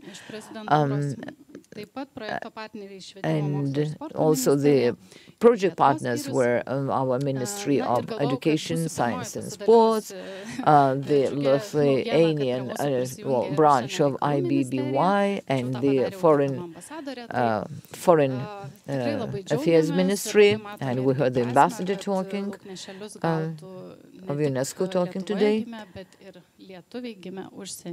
So, and it's good that even Lithuanians who were born abroad, and the little ones, were also delivered, were also given these kits, newborn packs. During the pilot project, we had a guest from various countries, from Latvia, Netherlands, Great Britain in 19 and 20, and we drew upon their experience. We had a seminar dedicated to the experience gained in other countries, and we started to form a vision of how this project should look like in Lithuania. There were many question marks to which you had to find proper answers. The seminar really was, I would say, a landmark, and we made many contacts, and I think it made it possible, to organize this conference today. And we we elaborated the visual identity of the project, and which I think is a very strong point in our project. When we have to present our project abroad, we can hear sort of emotional support, and people like it, meaning it's this kit. This newborn pack reminds of it symbolizes an infant, and it symbolizes the growth, meaning reading, which should foster the development of a child, the growth of a child. And so what was the first book going to look like? And our team decided to organize on behalf of our National Library the competition to choose the first book in order to choose the best possible option. Tai toje skaidrėje yra, atsiprašau, nepastebėjau, nes vakar dar šiek tiek keičiau. Sorry, it was yesterday that I changed my slides, but here you see the books at the top of the slide. It's Indra Zalieckienės Cup book, and this competition launched really attracted an attention of the publishing houses, and at least I think 3 books which were actually presented for this competition were later published by our publishing houses. And we think we might repeat this competition once again. Cup became the winner, the book which, according to the parents, say that it's the most beloved book, the most sort of worn-out book, so to say, because kids love it so much. And we think it's really a huge success of this project. And we also worked on the content of the book bag. Here you see the attributes from the currently distributed book pack. It's not only the book, it's also the tips for parents how to read with kids, the information, why reading is important, also various and the certificate of the reader. And starting with this year, the parents who read for their kids, they will be able to take the certificate in any library all over Lithuania, because one of the goals of our project is to show that even an infant, a small baby, is a full sort of member of our libraries, and he might be handed a certificate. And a library should become as cozy an environment as his home is. And the book, it's all these things are put in a backpack. Also, we included some leaflets, but just because we are here to work for sustainability, so we no longer put any leaflets, but we include some barcode in which which helps to find all the information needed. Going back to where did we start it? In Vilnius County, we worked with pediatricians or children's doctors, and everything was okay, but then the strategy was changed. Why? If everything was okay, why should we change the strategy? Because we just concluded a survey of early reading. A Vice Minister of Culture already mentioned it, and in this survey we included the questions not only about the situation, about the early reading, which is improved significantly, and we have other challenges. Let's say daddies are not that committed to this project, and parents start reading somewhat belatedly, and even if we advocate the early reading, meaning from the very first days. But another question included in the survey was, where do you want to be given this book pack? And most respondents said in the maternity clinic, and it wasn't that easy, but we had to change our strategy. So at the beginning, as I said, it was a library as a venue for book packs. And we made a promise that in 2021, all newborn babies would be gifted this book pack. But then, as I said, we had to change the venue. You can find all the information on our webpage. I will not waste your precious time. But I probably should mention the pandemic. Pandemic is a challenge for most projects. And meaning production of these book packs or technical implementation of the project was most challenging. Yes, well, there were some delays. There was lack of paper, prices changed, plans were destroyed, and etc. The team management process, well, right. It was challenging, but we managed. And we actually packed all those 25,000 book packs. The war also contributed to these challenges, and it made us mobilize because we made packs for Ukrainian children in the migration Ukrainian refugee registration centers, and President's office helped us a lot. But now I would like to go back to the main question with which I started my presentation, meaning the role of the libraries in the project. And it's very important. Why? Because we are the ones who are concerned with the importance of promoting early reading. And in a nutshell, what have we accomplished? First of all, these are many educational, inclusive tools you see in the pictures, also starting with this year. We also can find the recommended book shelves with the symbols of our project, and there's a just label on these shelves. It says Book Start.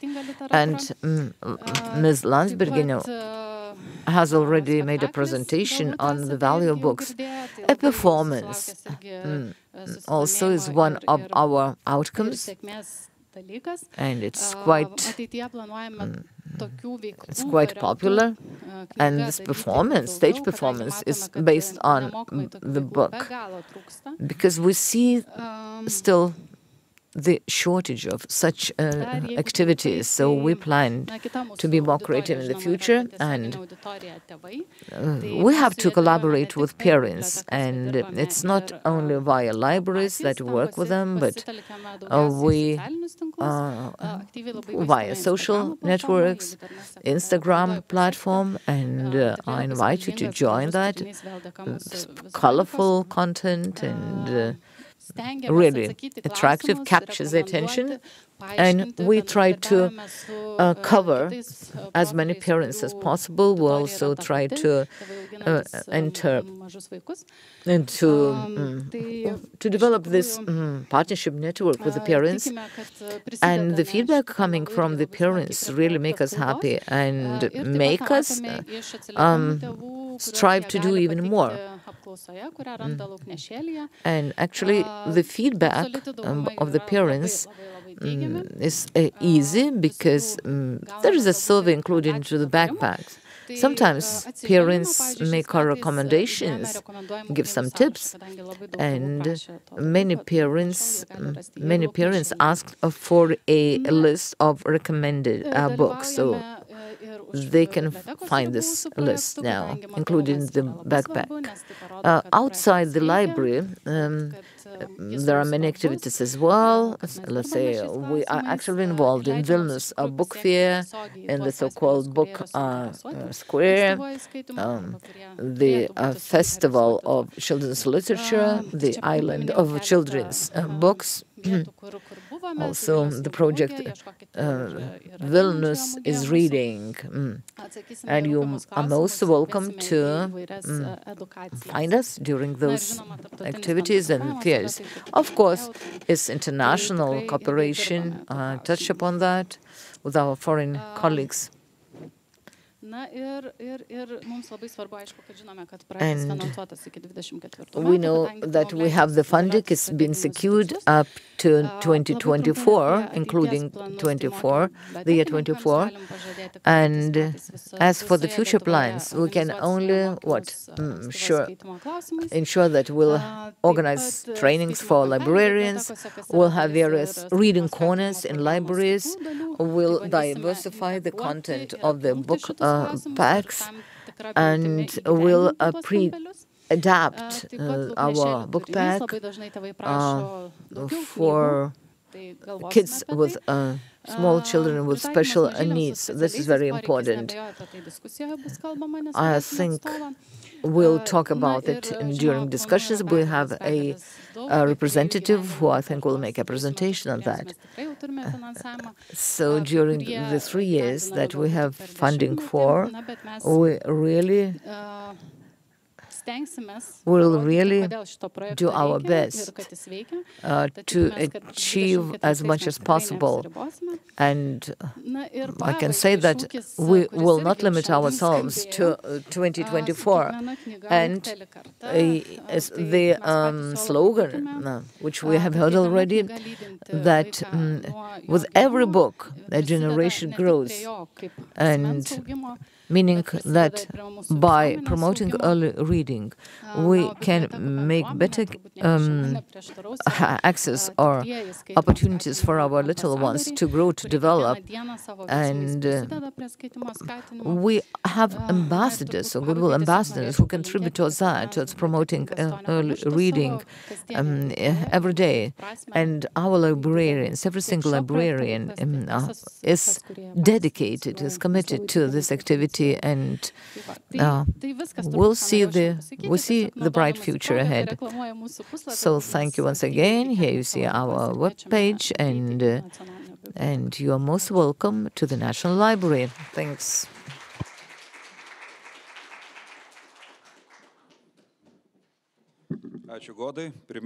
Thank you very much, Goda. Let me remind you that Goda is from the Lithuanian National Library. She is director of the Children and Youth Literature.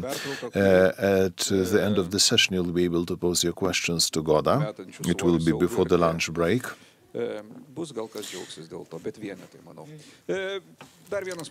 One more presentation is the last during this session, but not least. It will be presented by Emi Jako, Finnish Reading Center in Helsinki representative.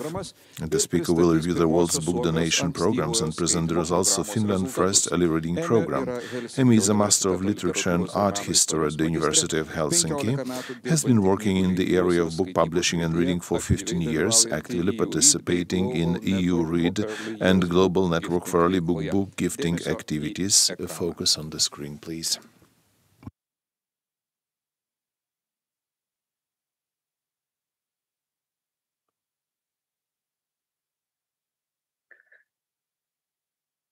Thank you. It's great to be here, and thank you for this opportunity to let me tell you about the Finnish Reading Center, but also about the EU Read, and even about the Global Network for Early Years Book Gifting. My name is Emi Jako, and I'm the director of the Finnish Reading Center, and also participant in EU Read and in this global network. And I wanted to show you today about the benefits and strengths of networking, because the results of Finland's first book gifting program, as I'm going to tell you later on today, are benefits of this network and the synergy that we've had.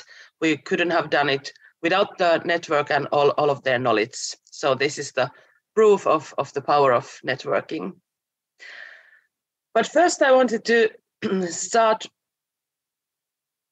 by saying a few words about EU Read. EU Read is a network of reading promotion organizations all around Europe.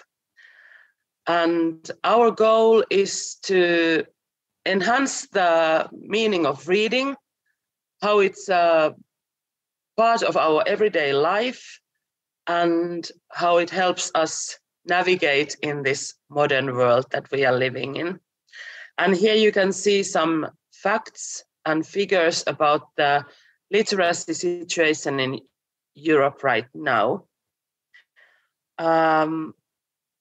What is combining all of these organizations is that we are working non-profit, and our goal is also to raise awareness about reading. And the biggest strength that we have together is that we can share knowledge and we can share experiences between different countries.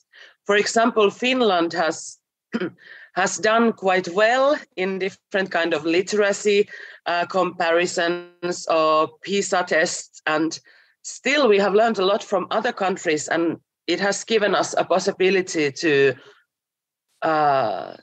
be prepared for the phenomena that are coming from other countries and also then affecting Finland. But through EU Read, also the global network was funded. The global network is specifically targeting those countries and programs that are doing early years book gifting. We have 27 different programs from 25 countries from all around the world. And the goal of this global network is to strengthen those programs that we already have, to give us more knowledge about what works and what doesn't work, to share examples of what kind of programs or what kind of books, what kind of materials are shared with families, but also giving out this information to those who would want to have a book gifting program of their own. For example, in Finland, we started our program in 2019, but it required several years of trying to find funding and trying to make decision makers understand the importance of early years reading. And the help that we got from this network was that we were able to say that so many countries are already doing this. These have been the benefits. Do we really want to be the ones that are not taking part in early years book gifting? So it also gives this sort of positive pressure of being on board. And then, of course, we have these webinars and also in-person conferences where we can meet, where we can share, and where we can add the power of the network and all of our programs.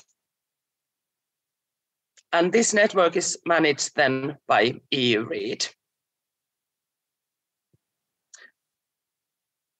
What came as a surprise also for me was that book gifting programs have actually been running already for so long, like in USA and in UK since the 90s. And then books started to spread to Europe and to East Asia around 2000. So you can see that these organizations, they have experiences for decades about book gifting. So obviously it's a great deal for us then to get to learn from them. And now, as I said, we have 25 countries who are taking part in different kind of book gifting. But what has been really important to us as a network is to be able to see that we are all doing it for the same reasons. And we have all a common goal with book gifting. I guess we all know the benefits of reading and reading aloud to your child and shared reading. But what we wanted as a network was to really to be able to share these experiences. And that's why we have these core values. And I actually think that these values are quite common for almost everything that we do, trying to get families to read more. First of all, the book gift that we give out, it should be planned the way that it actually promotes shared reading. It makes you want to read together and it makes you want to read aloud. So that means, for example, that all of the books have text. They are not just looking books for babies, but they actually have text. What also these programs are having as an important criteria is that these books are new. That is also to appeal to the families that maybe they don't feel reading as something that they are used to do. So new books, which are only for them and they get to keep, has been one of the values that we have found important. And also all of these books and materials have to be free for the families. Is that the program is, it's possible to scale it so that you can start from somewhere. I know many of these programs have started in one city or even in one target group, but it has to be possible to scale it and make it even more wider all the time. And then what is the most important in all of these programs is that we have to get some kind of result. We have to be able to see what the benefits of these kinds of programs are. And soon I will tell you about the benefits of Finland's first book gifting program. And of course, it has to be non-profit and also politically or religiously neutral. So these are the shared values that we as a network have agreed to.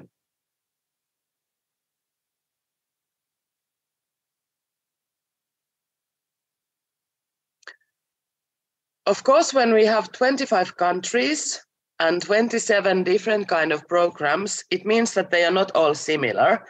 Every country have their own books, own materials, own point of views. They are shared differently. Some are shared in hospitals, some are shared in libraries, some are delivered straight to family homes. And there's lots of variation on how these programs are practically done. But what is important is that they are universal. They are for all of the families, inclusive of all socioeconomic, geographical, or special needs groups. So the important value that we have is that we are all the time trying to find new ways of adding more special needs, for example. We are talking a lot about how we are going to help multi-language families, how about blind children, and so on and so on. So we really want to be as universal as possible. And this goes also into details of these books. What kind of illustrations do they have? What kind of stories they tell? What kind of families they have in these books? So this universality is really important, because then nobody's left out. And if somebody's left out, then it means that we can't help them or their reading together. Also, what is actually one of the key issues is that we have to work in partnership with other professionals. I guess that most of the organizations working for reading promotions are rather small, so it's impossible for themselves to have a contact with all of the families or all of the babies in one country. So it means that you need help from other professionalities. And also, if your program is ended, then those professionals are still going on, and they can still give out this information, and they are educated also about reading and reading aloud. And that's why we feel that it's really important to find these partnerships. And for example, health professionals, librarians, teachers, and also volunteers are all the time working with book gifting all around the world. Well, obviously, to be able to read or to take time to read with your child, it has to be a positive experience. So that's why everything we are giving out and all of the messages that we are giving out are promoting a positive reading culture that you can build in your own home. Of course, we all of the different programs, we have different kind of guidebooks or leaflets or messages or books but still this sort of positive idea around reading is what is combining us. So it's not to be warning the families that if you don't do it, but it's telling them how wonderful it is if you do it. And of course, bonding and attachment is the bonus that you get from reading with your child. And also literacy as a wide perspective. Our goal is not to teach children to read. They will learn that at school. But to have this culture of holding a book and quieting down around a book is also something that helps the later years in school and in learning to read.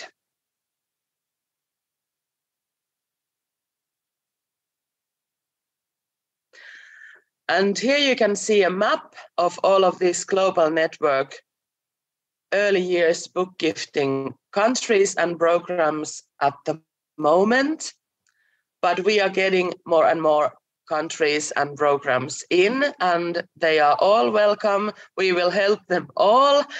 And we are actually just opening a website where we would have this manual of how to start your own book gifting program, because we all have learned from each other, and we also want to share these ideas and the results and different kind of ways of doing these programs to others. So we are just now building the website and hoping to open it later this year.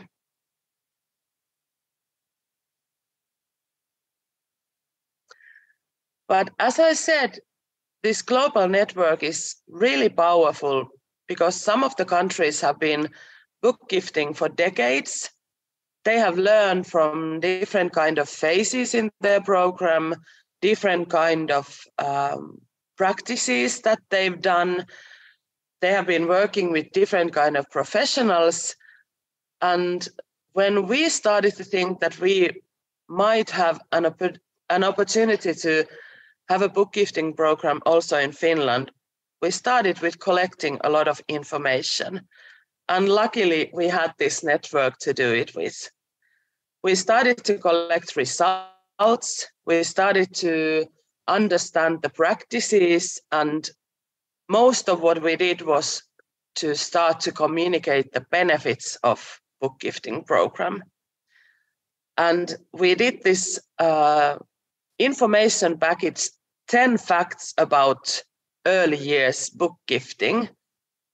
And we shared these facts and figures about the benefits of reading to your child, for example, to Finland's parliament and all of their MPs. And that way we got them to understand that actually we need something nationwide to promote reading in families and how that will help them later on and what kind of benefits that will have for Finland and, for example, Finland's education.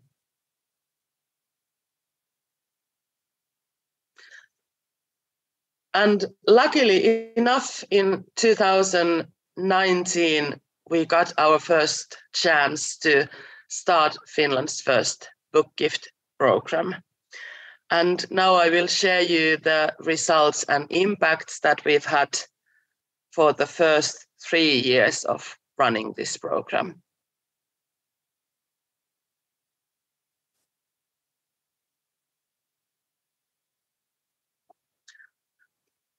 We started our pilot in 2019, and this program was funded by the Finnish Cultural Fund, so it was privately funded at that moment, and it was organized by the Finnish Reading Center. And what was important for us was that all of this material that we put in a bag would be based on a study or survey or some kind of research. We knew that you have to have something that you can read aloud. So we wanted to have poems for babies.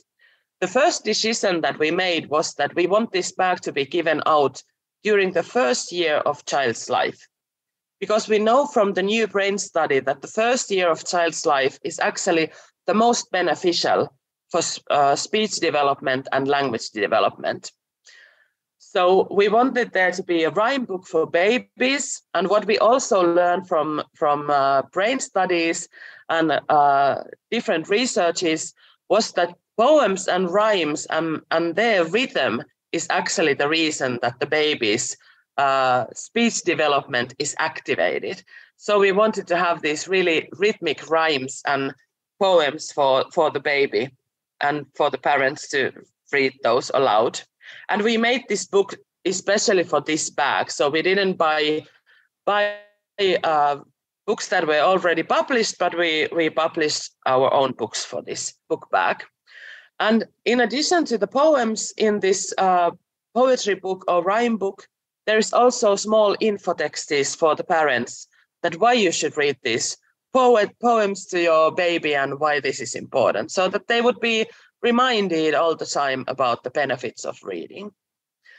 And also we had an expert on consulting us with the illustrations so that they would be the kind that baby can see, the colors would be appropriate. And also we were quite, it was quite important for us also to think about the illustrations so that they would be inclusive and they would also give this example of everyday life and how those everyday moments are valuable and important with your baby. Then we had a bedtime storybook. Finland is a huge bedtime story country.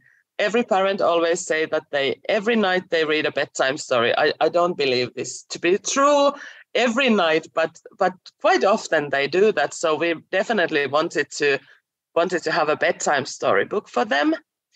Then you can see this mint green reading chart over there. That is 150 centimeters long, and you're supposed to have it on your nursery wall so you can measure your child as they grow up. And then it also gives information about the different ages and different phases of speech development. And this is to have with you for years so that it's always reminding about the importance of reading, other than some leaflet that you may throw out or forget or something like this. Then we also wanted to have something interactive, which is the rhyme cards that you can put, for example, in a hat, and then a baby picks them up and you read a poem from the other side. And this is just to make them sort of play and to be active together. And then also in a bag, we have invitation to the library. So when these books are read, then you can find new books from libraries, and also your relationship with reading can continue. So this was the package that we started to give out in 2019. We decided that in Finland, the best way to give out these bags would be family health clinics. And this is why we wanted to give this book bag to every family in Finland, regardless of their social or economic background, language background, or nothing was dividing the families in this perspective. We wanted to reach them all. And in Finland, 99.4% of Finnish families visit family health clinics. These maternity and child healthcare centers are free of charge for everybody. They are easy to reach. They are in every municipality, even in every suburb. And they are widely used regardless of social class. Because, for example, if you want to have a paid maternity leave in Finland, you have to visit these family health clinics. What was in our benefit was that during the pregnancy, there is 8 to 9 visits. And when the baby is born, you go to the family health clinic every month for the first year of your child's life. So it means that they had lots of possibilities to talk about reading. If some family couldn't take in this information in the beginning, then they could be reminded later on. And these family health clinic nurses could find a perfect moment for each family to be reminded about the importance of reading. But of course, these nurses have a lot more to do than giving out our book bags. So our first goal was to win them over and make them realize how important it would be to talk about reading and give out these bags.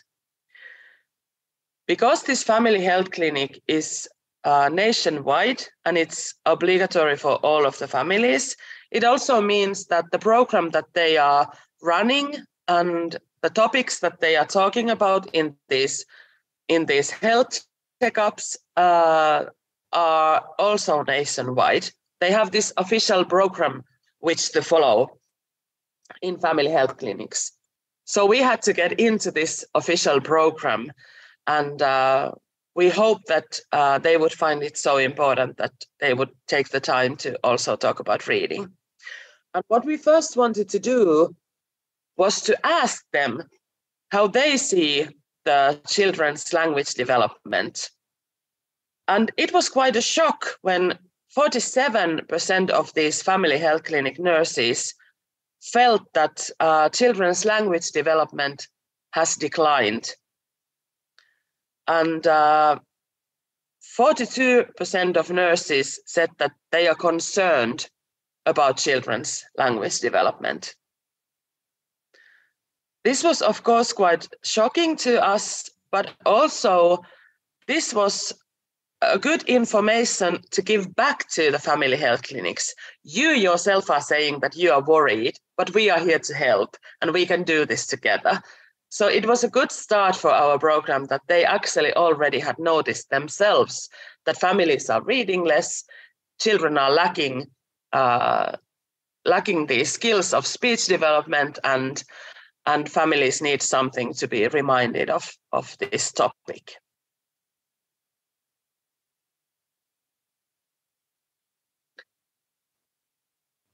And these are some of the comments that we got from family health clinic nurses. Children are browsing smart devices. Language skills are poorer. There's less speech production. Many of them were saying that they are doing many more referrals for speech therapists than ever before. And they noticed that children's vocabulary is smaller and they talk less. There's speech delays, errors in pronunciation. And in just a few years, I have seen changes in children's speech production for the worse. Their speech is unclear. Daycare centers are now more frequently in touch about speech issues. So they were starting to notice the lack of or the speech development being poorer and slower than before. And again, then we could say that, hey, we have a solution. We just need a little bit of your time, little bit of your help, and we can work on this together.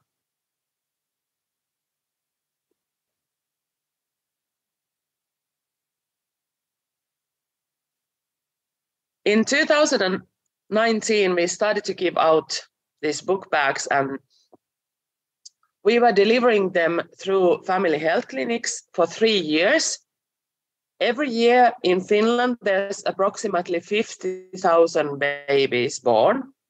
And during our first 6 months, we had given out 75,000 book bags. And in 3 years, we gave out 155,000 book bags through family health clinics. So even to 5,000 or 6,000 secret babies that we couldn't see in statistics were given out this book bag. So more than the babies in Finland that were born during that time. And the results that we got, we were following this program for all of these 3 years, but we made a survey for 1,000 families in Finland at the end of this 3 years.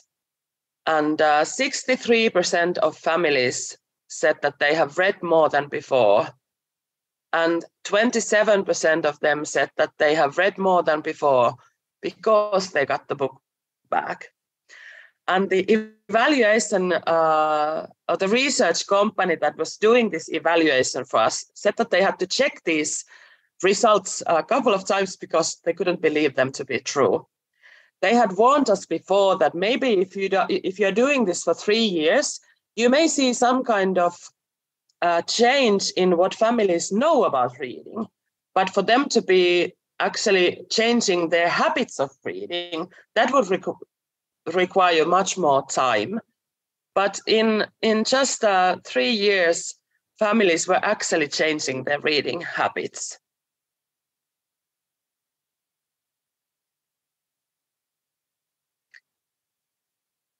And we also wanted to see if it was just because they got these brand new books in this nice bag that they would just read them once and they would be happy with the bag. But we also actually wanted to see that if this became a habit in their families. And 47% of families said that they have read these books 10 times or more. And 59% of families say that they are now reading every day. Obviously, we would hope this to be 100% of families, but I think this is a really good start. And it also shows that the books that we have in our book bag are appealing to the families when they have read them so many times. But what was really interesting for us was that those families that first began reading because of the book bag, 72% of those families said that they have now read the books 10 times or more, and 77% of those families are now reading every day. So actually the biggest change in reading habits was in those families that said that they wouldn't read otherwise. They only started because of the book bag, and now 77% of them are reading every day. So this is a huge change, especially in those families that need it the most. So this was a really a great and really surprising result for us as well.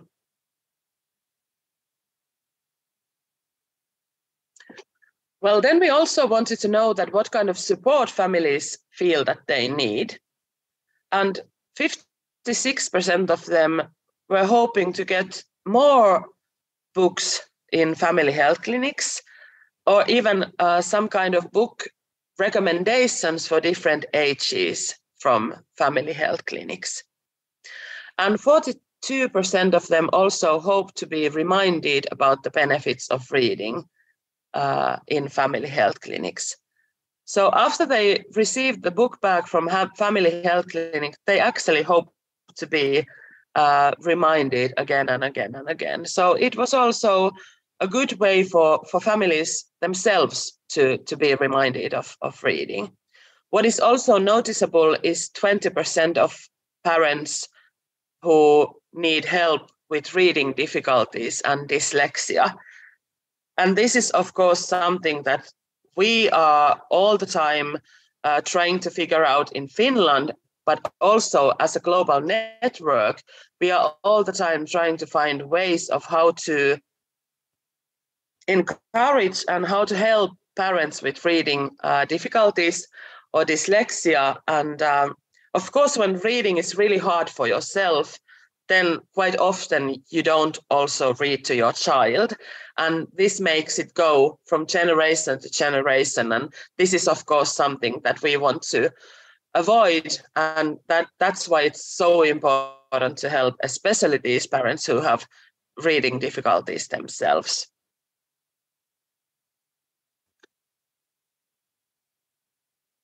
We had a funding for 3 years, and we know that this would be a pilot and then it would end. And we knew that we would have to find another way to fund this program. And we were, of course, hoping to make it public so that it would be ongoing. it would be understood by the decision makers, and it would be officially a part of this Finnish family health clinic program. So we wanted to see if the families themselves felt that this should be going on. And 92% of families said that they hoped the book gift campaign or the book gift program would be going on, and also these book bags were delivered to families in the future. And all in all, points that families gave to this program was from 0 to 10, 8. And this was also for the books and all the materials in the bag.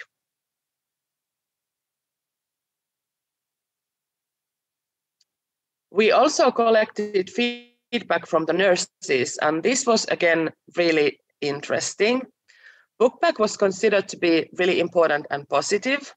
The content of the bag was considered versatile and high quality, and also very appealing. And this was, of course, really important to us.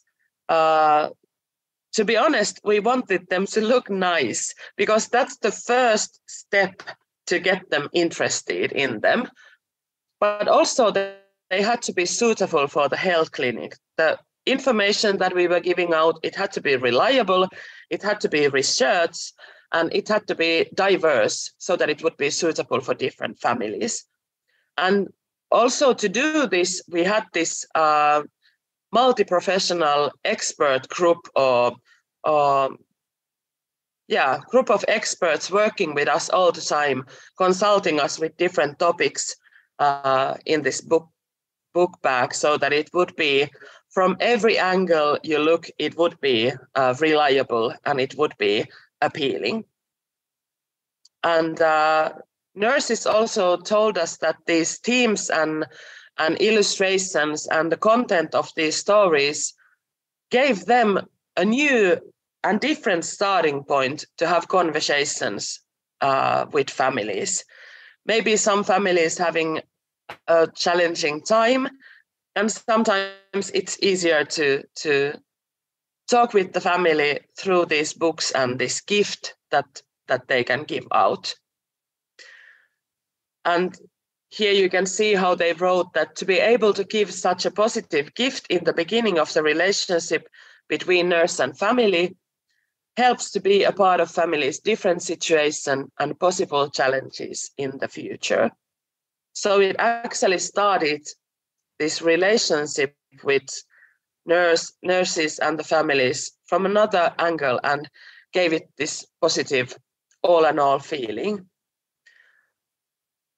What was really touching for me to learn from these family health clinic nurses was that many of them were saying that they have actually understood the power of children's literature, of reading together.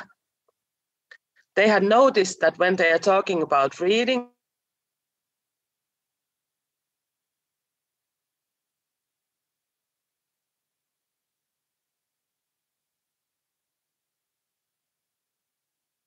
they were reminding families to hold their children close to them and have these special moments with them. When they were talking about reading together, they were actually talking about interactive acting in a family and strengthening the bonds in family. And also what nurses said was that they are now using library more often, because when they can see that there's a family with certain kind of problems or certain kind of crises, for example, they go and collect books appropriate to these situations, and they can actually read together in these meetings with families instead of just giving out the facts and being the official nurse, but actually they are being a companion to the family. And I think this shows the power of literature so heartbreakingly, and that it has made it evident for them also that what we can do when sharing books and sharing reading. And this is something that they learned by themselves. And this was also a result that we really couldn't even see coming. And then we also asked the family health clinic nurses if they would want to give out these bags also in the future, and reminding you that this would have been more work for them, an extra task for them to do. Still, 100% of them wanted to also give out these bags in the future. And when asked if you feel that the book bag encourages families to read, 100% of nurses said that they think that it will. And the average points from nurses was 9.2. So they had really seen the effects of book gifting. They had really seen the impacts in families when giving out the book bags. And this was, of course, really important message for us to be able to give out and in hopes of getting public funding for this program. And this year we have been continuing this book bag program precisely with public funding. So the government in Finland provided us funding for 1 year, and we still don't know what will happen next year. We are waiting decisions for the next year, but it's an election year in Finland, 2023, and I've seen a paper where it says that this will be a part of a new program when the government changes, but we'll see how it goes. We are hoping to get this official so that it would be part of Finland's family health clinic program and not be ending every year, or that we could do it more with a longer perspective and always developing and knowing that it will continue. So this has been the path of Finland's first book gift program, and what I wanted to tell you with this presentation was the benefits of networking, but also benefits of learning from each other. And I'm really sure that we never could have had this program, nevertheless, it to be so successful if we first didn't have all of this information from other countries and other programs, from their research and from their results. I'm happy to answer any questions that you might have, but at this moment, I want to thank you for this interesting webinar and for this opportunity to talk to you today and share our book bag story. Thank you. Thank you, Emmy.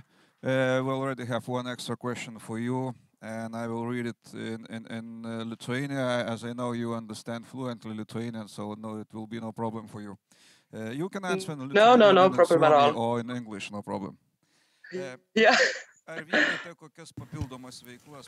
What other additional activities are implemented by you just to promote early reading? Are you involved in any events or any other activities? In addition to book bag, we also have this program for daycare and for libraries. So we share these support materials for daycare teachers so that it's easy for them to remind families about the importance of reading. And for the libraries, we have these support materials so that it's easy for them to find research information and to have those arguments ready that why you should read to your child. We have guides for parents in 15 different languages that any professional can use. They are free on our website and anybody can print them out. For example, in a family health clinic, if they meet family with different languages, then they can have this information ready for them. And also we have done some videos that it's easy to communicate about the importance of reading. We don't have events ourselves because we have learned that the wide and a really great library network that we have in Finland, they have a better way of contacting families and arranging events. So we don't do them ourselves, but we can be a partner in these events so that maybe there is a storybook moment in a library or somebody's reading aloud, or there's some kind of poetry sessions for families. And then they are also giving out our materials, but we don't produce events ourselves because we have learned that libraries are doing it much better. And also Finnish Reading Center is only 5 people working for us. So we are sort of working on the background and then trying to make these different professionals also take our message forward, because we can't reach all of Finland. Jeremy, I have the most important question for today. Please tell us how the Santa Claus in Lapland, Suomi, lives now. How is doing? Do he has time to read fairy tales or newspapers for his dwarf? The Santa's sleigh is heavy because I think books are still the most wished for Christmas present.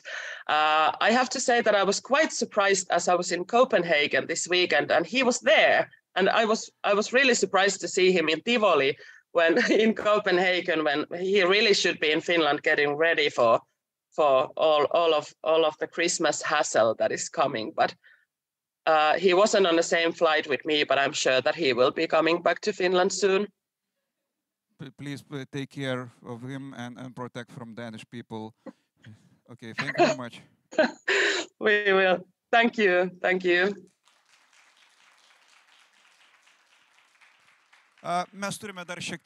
We have some time, and I would like to invite Goda once again, Goda Baranauskaitė Dangovienė, and you can ask Goda questions related to her presentation, if there are any. Right, at least one question, after which you will be allowed to have lunch. All right. I will be your savior. Goda, I was listening to your presentation. I remembered my childhood when we used to go to libraries. It was a long time ago. It was in one residential sort of districts of Vilnius, and the ground floor of a dwelling building was given to the library. And we read books about Indians, etc. And then we knew that there were some serious books, Decameron, and also thorn birds, and we even knew the pages which we should read, the Decameron, let's say, but our parents hid those books from us. So then we went to the library and we said, oh, our parents asked us to bring the book, and the librarian said, let your mother come and take the book herself. Would you say that the young people today are interested in these books or not? Well, there are people and there are people. We were 7 years old. Okay, we are around 7. Yes, they are interested, and it's only natural. I think that those kids who come to the library, they know what the library means, and most often than not, we actually see the kids who want to read, or at least who have to read. It's obligatory because the book is included into the school curriculum. So these are the most popular books, which have to be read because they're included in the curriculum. But in terms of those kids who do not go to the library, then we have to start talking about the importance of early reading and how it should be promoted. So we develop this reading passion among our little ones. And when they develop, when they grow, they would be willingly going to the library. Yes, now we have, I don't know, how there's such an option of books. Well, like in the Soviet times, I think it was a bit different. We didn't have that option. Now, when you go to the bookstore, it's you're about to faint looking at all those books on the shelves. How can we advise kids what they should actually focus on, which books to read? Because, as Ostea said, even if you see a glistening sort of book cover, etc., it doesn't mean the content is worth reading. How do you help kids? Because if the family, if the parents, meaning do not help their kids to choose the most valuable books, how do you help them? I think it's up to a librarian to approach every single kid and which books should be or should not be recommended. These are very subtle things. And as I said in my presentation, librarians have faced these problems every single day. They have just contact with the young reader. They, of course, they say something to encourage him or her, and they have to be professional, so the young reader is not intimidated by this treasure books, by the abundance of books. And of course, we have to give some recommendations to the books. Even if the child takes not the most important, let's say, a worthless book, there will come a time, well, he'll probably resort to valuable books. But I think our libraries, yes, should once again, well, it's not that they should, that they know that their readers, the ages from 0 to 90 or even later. Yes, the book stock is very important, meaning that we have all the available stocks, but we have to renew, to update these stocks. There's one more question coming up.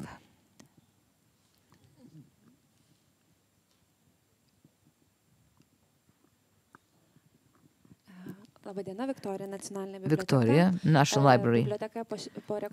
After the reconstruction, it was opened 2016, and today we see that the young ones, those who started coming here in 2016, toddlers, now they come on their own. They have found our spaces. They have integrated. In your presentation, you talked about the corners, the library corners. What do you think? To what extent our libraries are ready to welcome the very little ones and slightly older, meaning related to those corners? Our preparedness of the library, I think we'll talk about it this year, just to clarify this issue, because this question has been in our horizon for quite some time, but somehow, for one or another reason, we have not come to total clarification or identification of. So now this has been identified in our early reading program. I think we are morally, from the moral point of view, we are prepared. All the other issues are of secondary importance, meaning, well, those corners or just facilities or venues, equipment or funding. But the survey I was presenting showed loud and clear that these are very important issues, because respondents said what they miss is better equipped, better tailored to the children's needs spaces.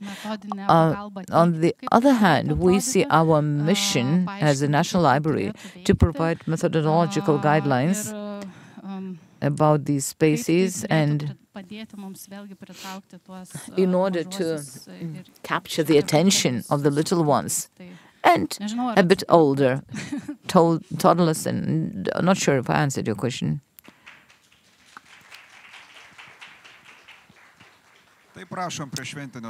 So what now? Lunch break and yes, Christmas table, and you are welcome to come back at 1 sharp. We'll resume our work. Bon appetit.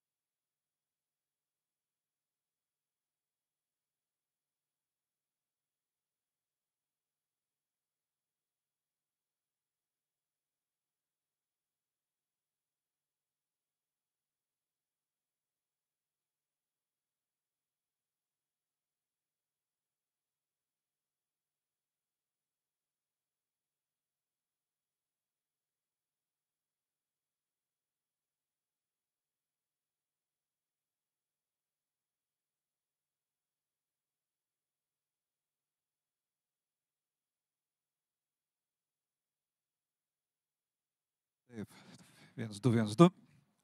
Mėly kolegos, sveikinu. Dear colleagues,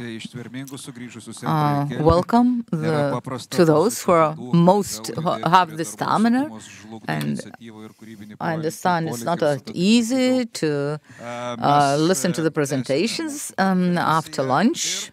But with your permission, we are now starting the second session, during which we'll talk about somewhat different topic.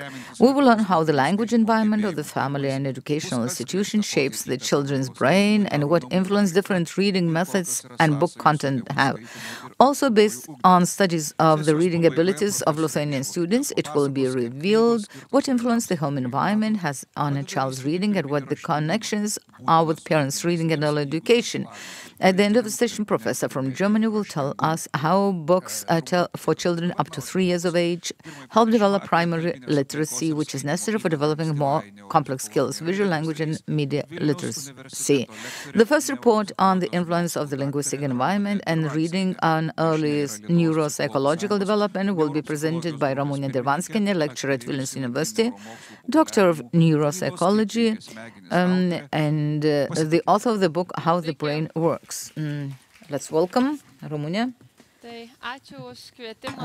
Thank you for this invitation to take part in the conference.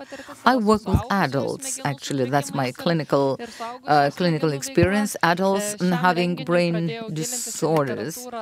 And just to get ready for this conference, I read a lot. I perused the literature on the influence of reading and the influence of linguistic language environment and reading on early neuropsychological development.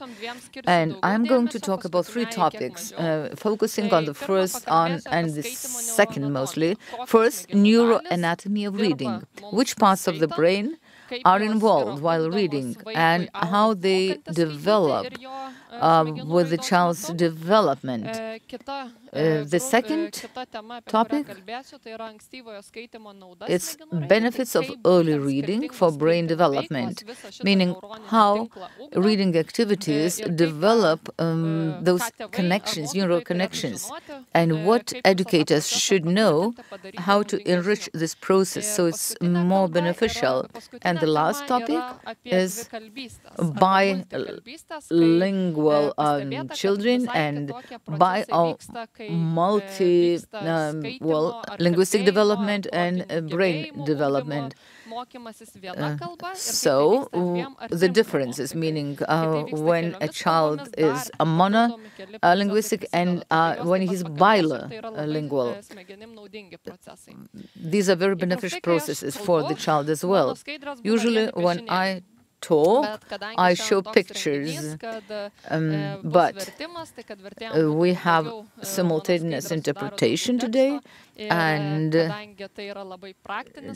just because this is a very down-to-earth, practical presentations, what to do, how to do, and to make it easier for you to take pictures of my slides, I have changed the mode of our presentation. So let's start with the brains. Where is reading here? Well, the new atlas, we'll look at them. They thought it was right here, above the occipital lobe.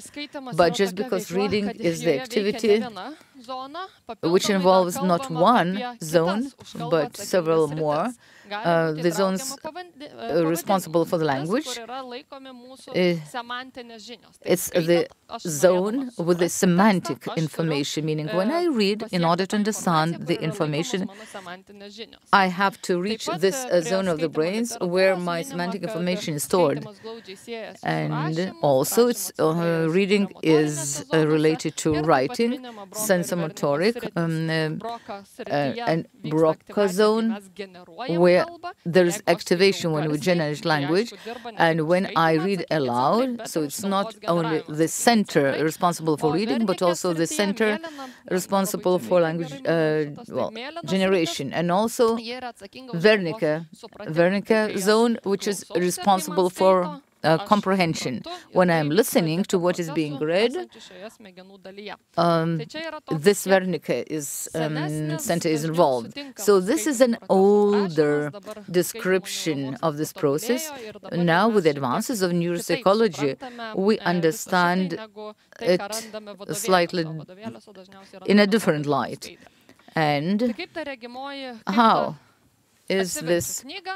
Okay, I open a book. So what is happening in my brains? When I look at the text, actually, my eyes see the text. It's the sight. Then it goes to the very, very back of my brains. As you see, there is this cross-interaction, and later on it goes to the right hemisphere and also to the left hemisphere. So we process this information, which we get all via the sight. And here you see the left and here the right side of the page.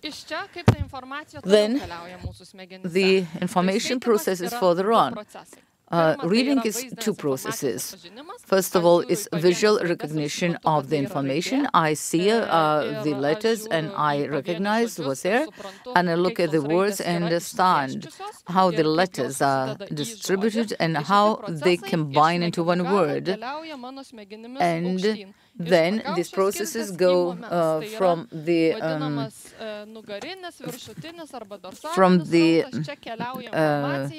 one zone to the upwards. From yet another process is understanding the meaning. So when I look at the word, I relate it to semantic knowledge, and it goes to the temple and towards my ears. So meaning that yes, it's both temporal lobe connections and also connections of the occipital temporal lobe. And so how does a child learn to read? It's very difficult at the beginning to combine those two streams. So it's dorsal or upper stream where and ventral or lower stream what.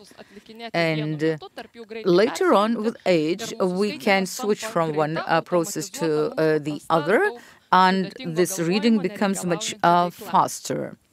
But of course it takes time. Now, if we look at the metabolism of the brains, what do those images show us? Here you see the image of the brains of the people who are involved in reading. The first image, when I look at the words, then the very back of my brain is activated. The information goes to the back of the brain, and I understand that I see visual information. When I listen to the words, my hearing zones of the brain are activated, and then I understand the meaning of the words.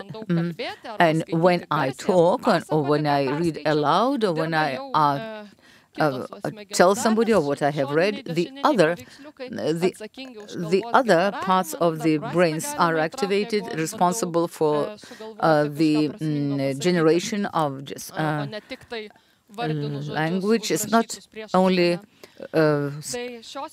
pointing out several words, but it's giving meaning. So these are the parts of the brain which are activated when we read or when we are involved in some activities related to reading. However, the new research shows that it's not so important to talk about those lobes or zones were activated while reading, but about the interconnection of the neurons. So we have to talk about the reading neuroanatomy. There is no one zone, but it's the connections, neural connections that matter. And when we read, we empower many roles. And actually, there's no zone, as I said, which is responsible just for reading. No, they are scattered around many other zones of the brain. So we have to talk about the interconnection. And this is... When did a human being start to read? Maybe 100 years ago. So from the evolutionary point of view, we were not born with this inherent talent or ability to read, and meaning that we had to involve the other parts of the brain which were originally not responsible for that. So again, those zones which were responsible for movement, for analyzing the words, and it's difficult, meaning we have to have the habits or the skills of doing that. So what are those connections? There's several types of connections because they're responsible for different things. First of all, the connections between the occipital temporal lobes, and that's appearance and meaning of words or letter word recognition, automaticity, language comprehension, and it's necessary for fluency. And so we free those connections for the visual information, and also we involve the audio information. And the other connections as between the occipital lobe, that's processing of speech sounds during speaking and listening to speech. And these connections are important to recognize the words. The more we read, the easier it is for us to see the meaning between the word and its meaning. And later on, it becomes an automatic process. And we remember something from memory, and we don't look at a single letter. No, we just see a word in front of us.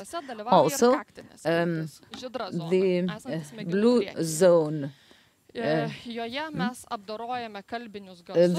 engagement of, as I said, the occipital zone is also very important, and it's related to the way we speak.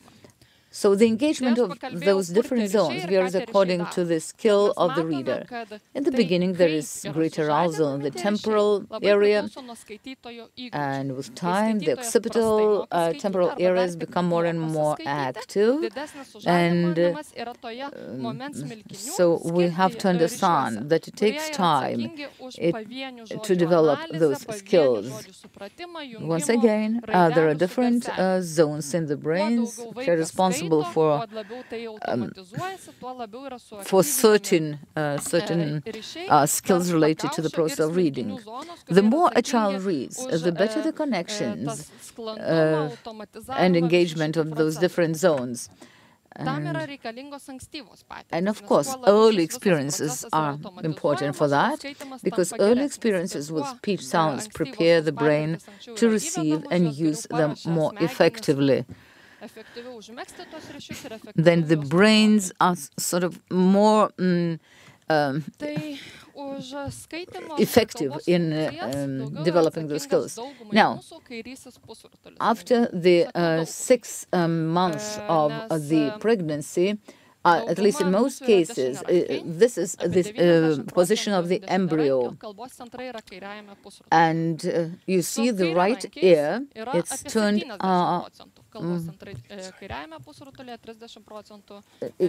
not inside, but it goes up outward. And most of us, yes, use the right hand, but again, there are some left-handed people. There are different theories explaining this. One theory is prevailing, I would say, Again, it's related to the position of the embryo's head in a womb. And as I said, yes, most embryos have their right ear turned outward, just to capture the sounds, the signals from the outer world. And then this hemisphere, which is responsible for audio information processing, and for those kids who turn, so this is the left hemisphere. Those embryos whose left ear is turned outward, the information processed in the right hemisphere. Now let's talk about the two hemispheres.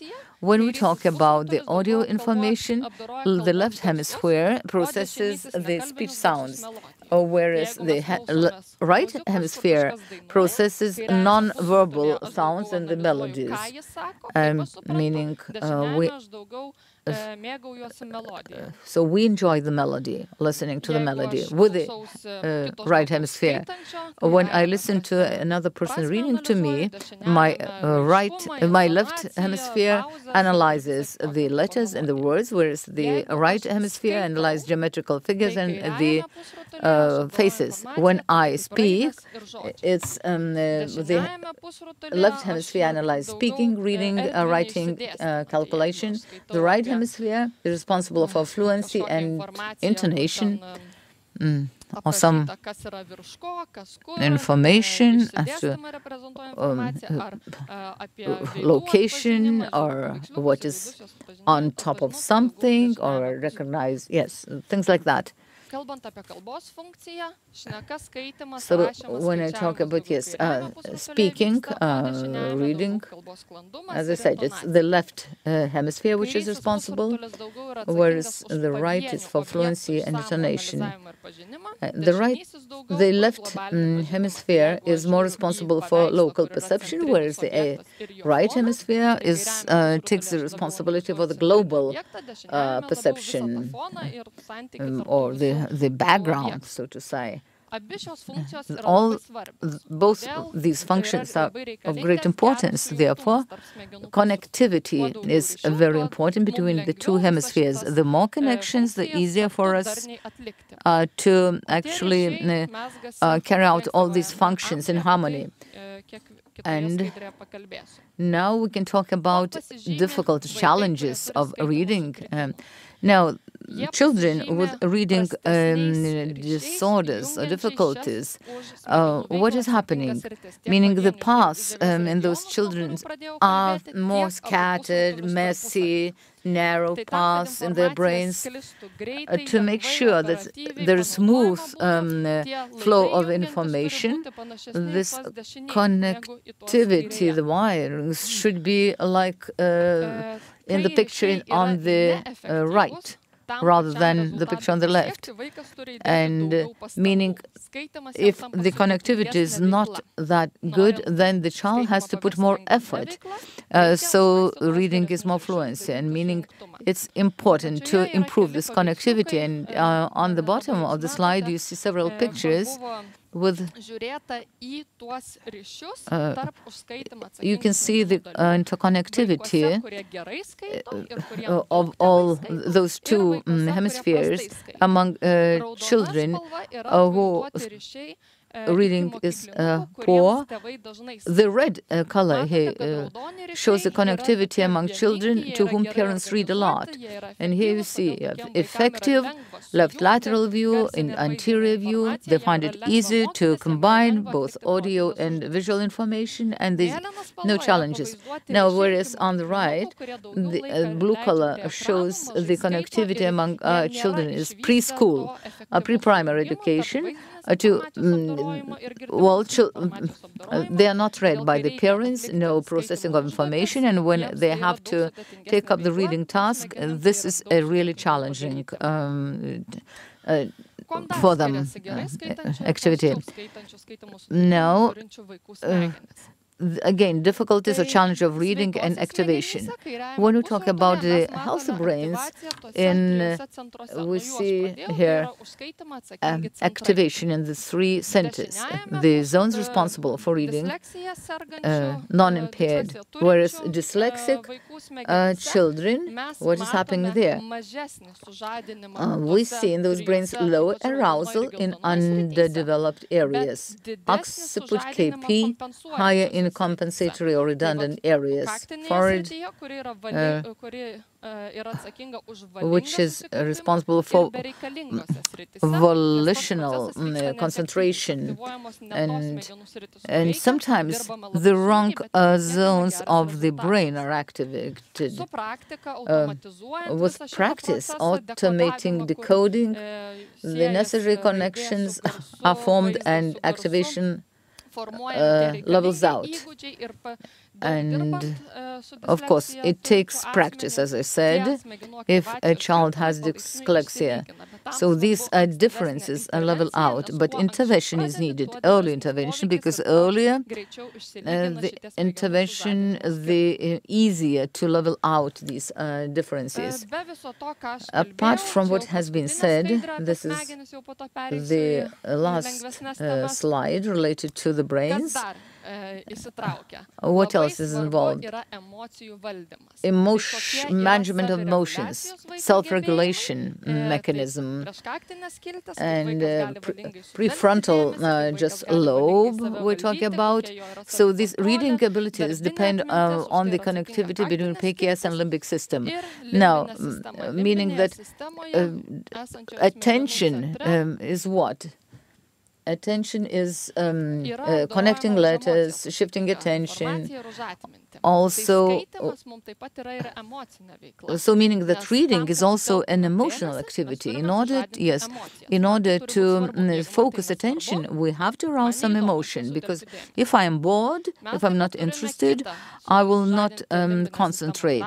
And also, we have to arouse the zone of the brains responsible for the memory. So working memory, and its retention, manipulation of multiple information, and self-control, motivation, resilience.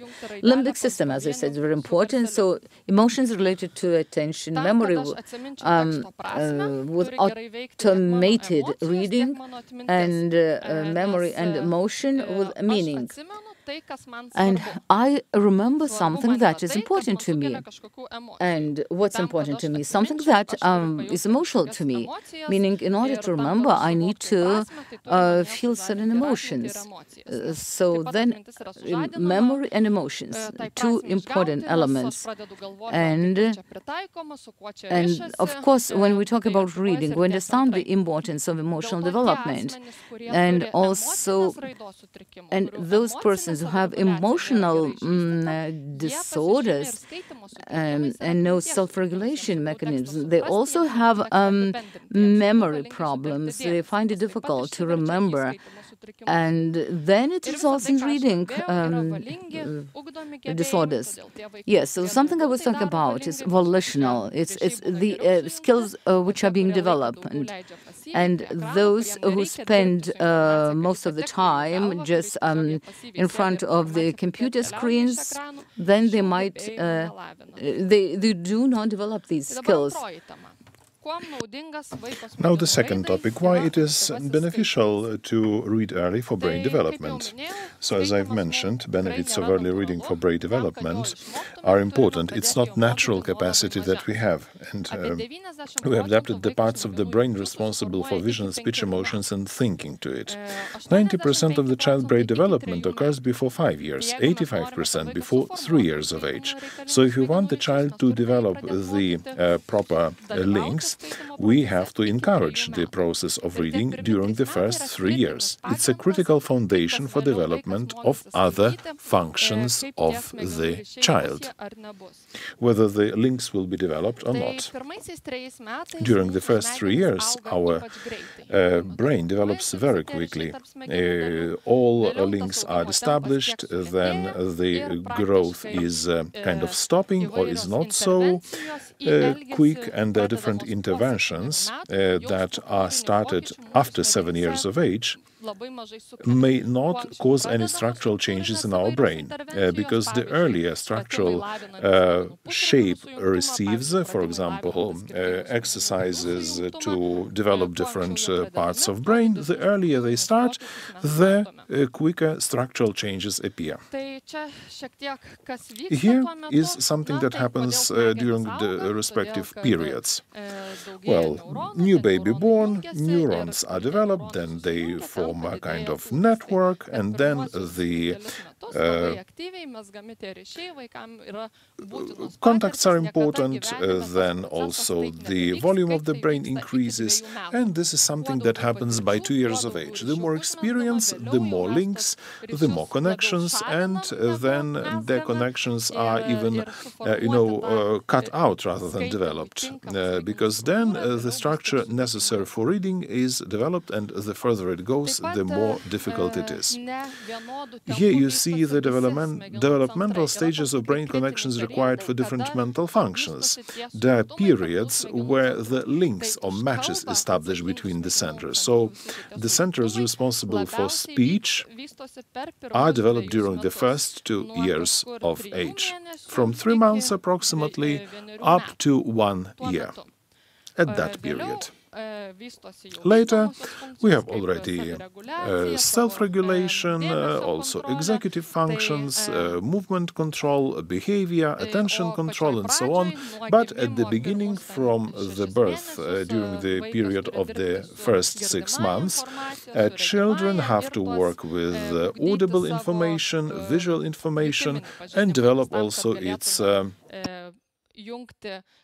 sensory information in order to match the visual and audio information, then respectively center develop, and it's also linked with sensory and visual information. So this is a sensorial development, and then the speech is developed during the first 2 years. Benefits of early reading for brain development is on the next slide. In order for a child to be able to read, the areas of visual and audio processing must be developed separately. Because it's a separate ability to see visual information and audio information for later to be connected, to be linked or matched.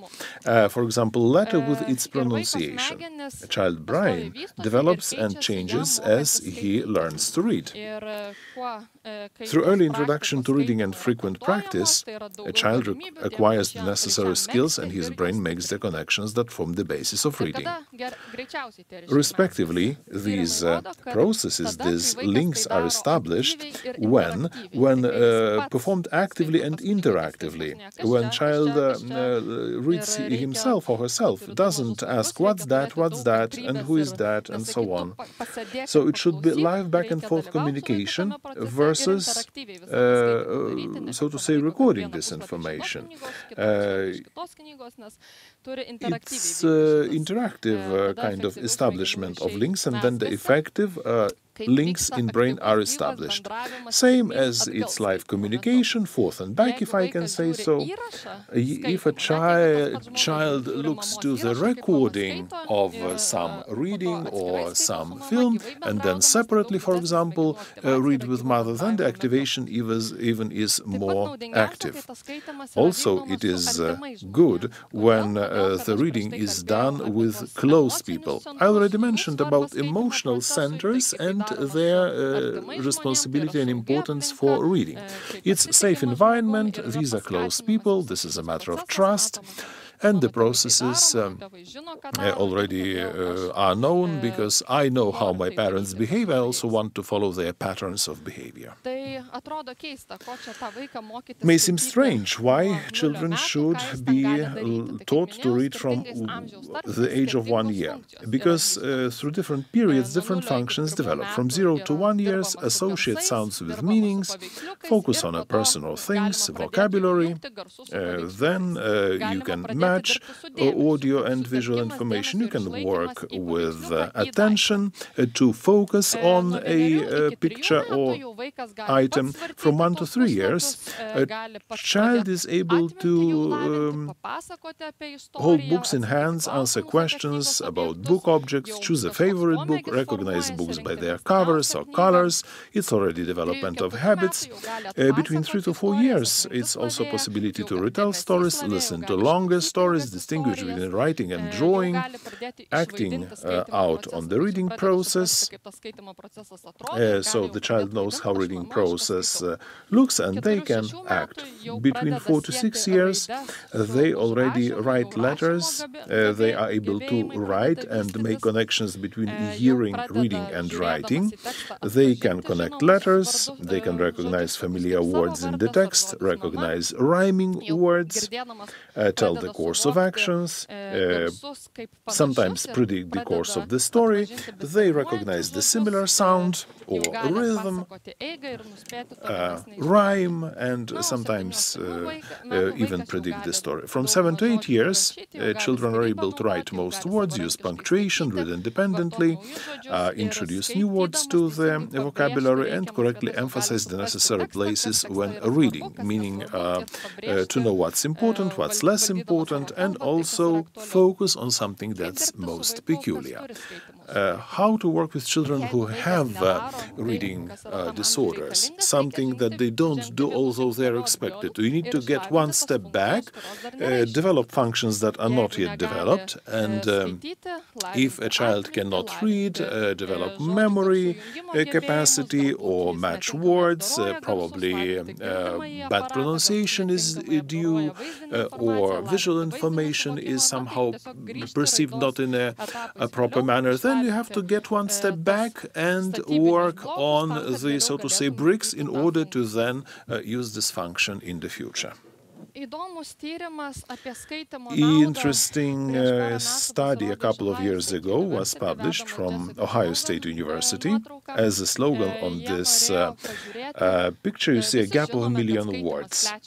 You know that reading develops vocabulary, but how much it is developed? They found baby books in Ohio Library, board books for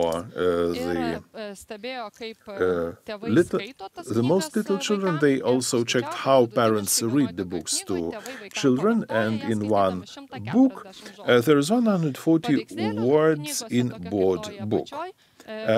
Same as down here, it's 228 words in picture books, not board books. In our everyday communication from 0 to 5 years, children hear about 4,500 words. So if it's not read, so this is the amount of what they recognize. If they read the book 1 to 2 times per week, children hear already 64,000 words. 3 to 5 times per week, 170,000 words. Daily reading means 290,000 words if it's one book per day, and 5 different books per day, here 1,483,000 words by the age of 5 years. So they call it a gap of 1 million words. And this is their message. While you read for your children, please don't forget to do that, because you assist them and also their socioeconomic problems, and also books that are read are not read. So this is a gap of 1 million words, as simple as that. Why reading of books are beneficial? Because book words are more complex. There are more words that we don't use in our everyday activities, and they are complex words. They are rare words. Spontaneously we don't invent them, but if we read the text with them, then anyway you come across the words, especially if this is poetry or science fiction.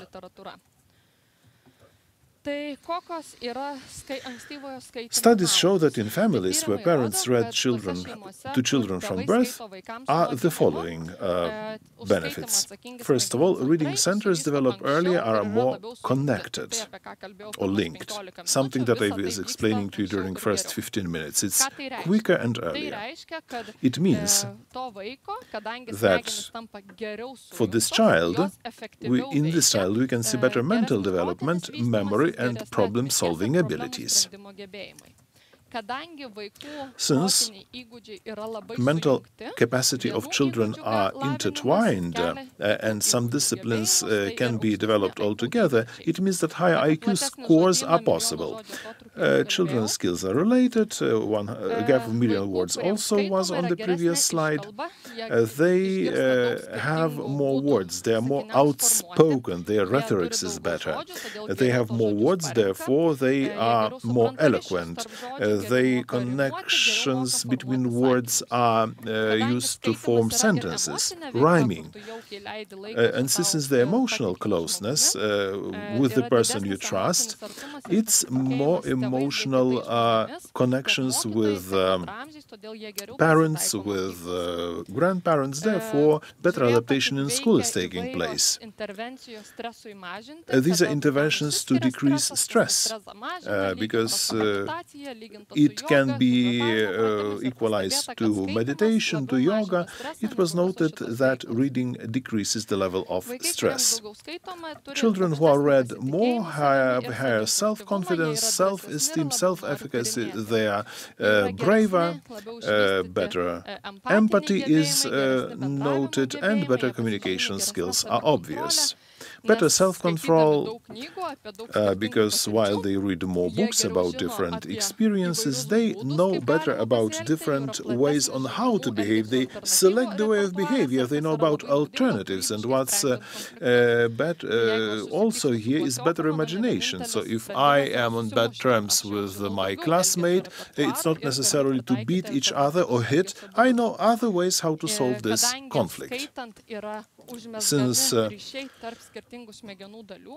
connections are established between different parts of the brain, different parts of the brain can be activated at the same time. Therefore, children have better imagination. Voluntary integration of different modalities is also due. How different types of books are in view here? First of all, educational books provide concepts, they provide knowledge about process, about purpose of objects, about processes, cultures, worlds, what's Africa, what's cat, how my body functions. Beauty books teach creativity, introduce words and elements that are not encountered in everyday life, introduce words describing places and people, discuss feelings, develop empathy, especially pronouns. Because pronouns are not so frequent in our vocabulary. Usually nouns and verbs are used. So it's also about the emotion intellect. Picture books promote dialogue, communication skills, develop expressive language, because this is forth and back communication, this is feedback, this is conversation, managing conversation. It also enhances the communication skills and expressive language. Ability to construct words, sentences, and form thoughts. And also yet another type of books are parent-friendly books. Encourage reading, encourage loving books, encourage reading. So, which parents read the most? We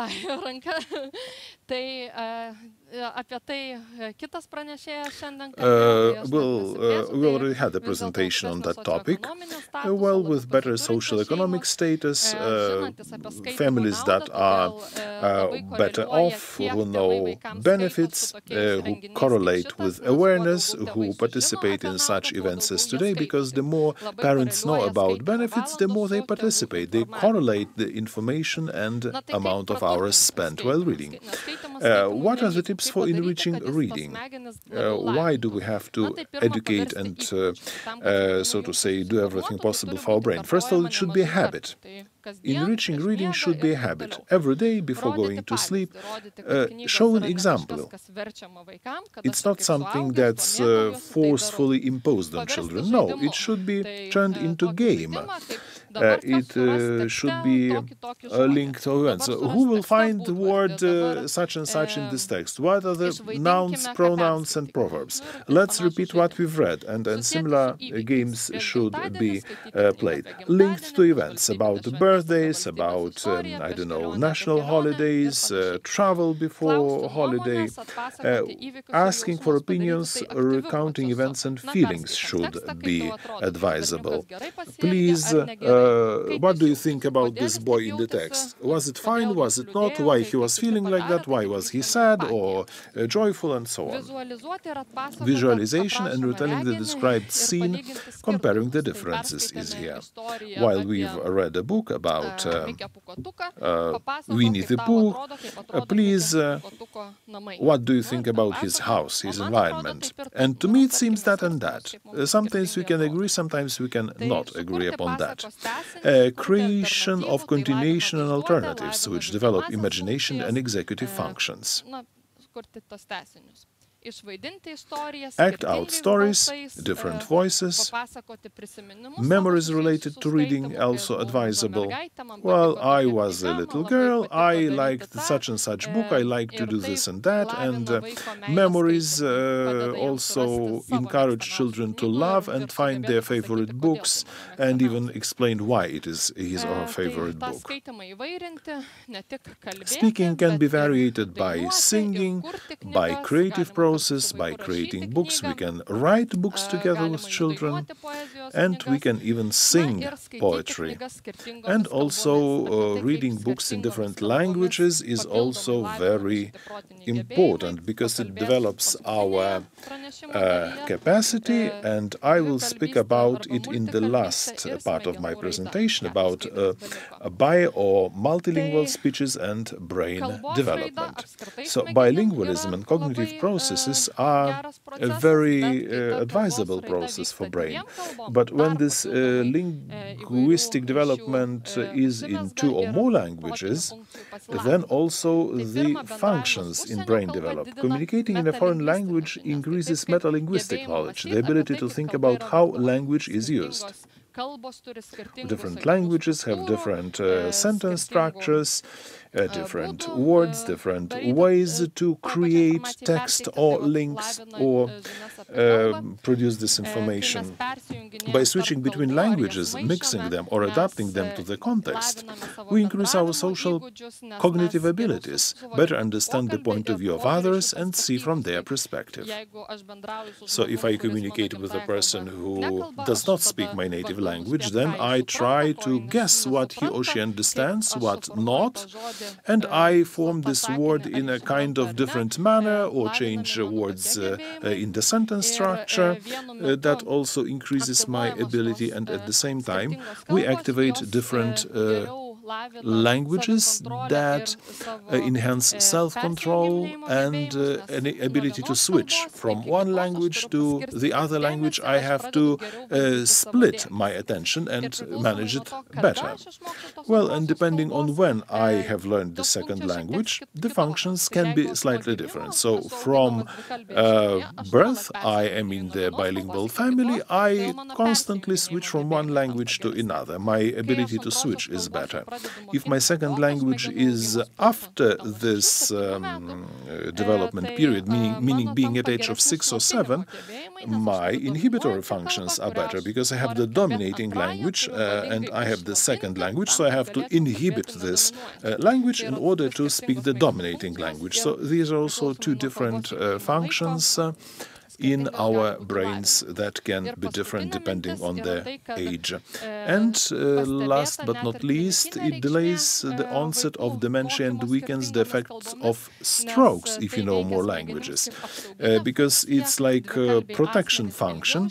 Bilingual people retain their capacities longer. Dementia is delayed by several years. They better rebound after the strokes, for example. And even if they have strokes, the center of the different language can then switch, and then they have a better result after the stroke.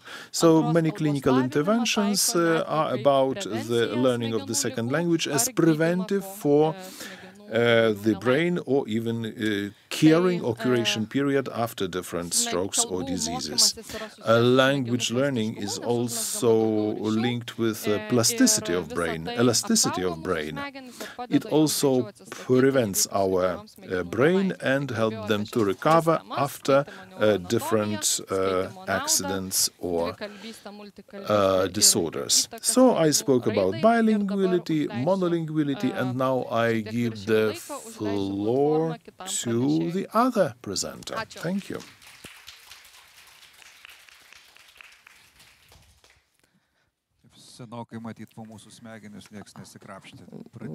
Well, yes, I can even feel some pain or whatever, I don't know, this in my brains. Yeah, and right now I will give the floor. Yes, that was Ramunė Dirvinskienė from Vilnius University, Doctor of Neuropsychology, the author of the book How the Brain Works. And now it's my pleasure to give the floor to Chief Advisor of the Strategic Planning Department of the Ministry of Education, Science and Sports, Doctor of Social Sciences, Rita Dukinaitė, member of the PISA Board of the OECD, and a member of the General Assembly of the International Association for the Assessment of Educational Achievement. She will tell us what international studies of student reading show and how their results correlate with early reading. Welcome. And actually, I have been asked to shed some light on on PIRLS and PISA, particular PIRLS 2021, and I have been already asked to talk about the most recent research of PIRLS. On May of this year, actually, we will be given the results of the most recent research. So actually, Lithuania is involved in two, just as research. One is IEA PIRLS, which is targeting the fourth graders and is every 5 years. So the International Reading Ability Study PIRLS, or Progress in International Reading Literacy Study, analyzes students' abilities to understand and use those forms of written language that are necessary for living in society and or that are important personally for the graders. Yes, examined every 5 years. The other international study, PISA, that's a study of 15-year-olds from 6 to 11 actually grades, but most of them are students of 8th or 9th grades. That's program for international student assessment. And in Lithuanian, the translation is slightly different compared to the English version. But PISA analyzes reading skills, the ability to understand, use, evaluate, reflect on texts, and engage in them in order to achieve their goals, develop knowledge and potential, and participate in the life of society.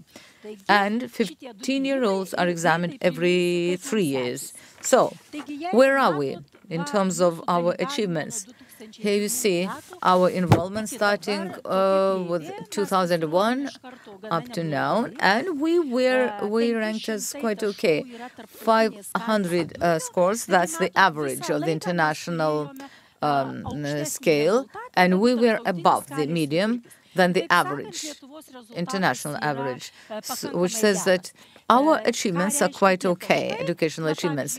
What do I mean by those points or scores? When we started in 2001, 543, yes, as you see, and every year we have to recalculate those scores, but it means about 32, 33 is, let's say, for 1 year, school year. Now, if we, meaning, if let's say, if we're talking about peers, and so it depends, yes, which study we're talking about.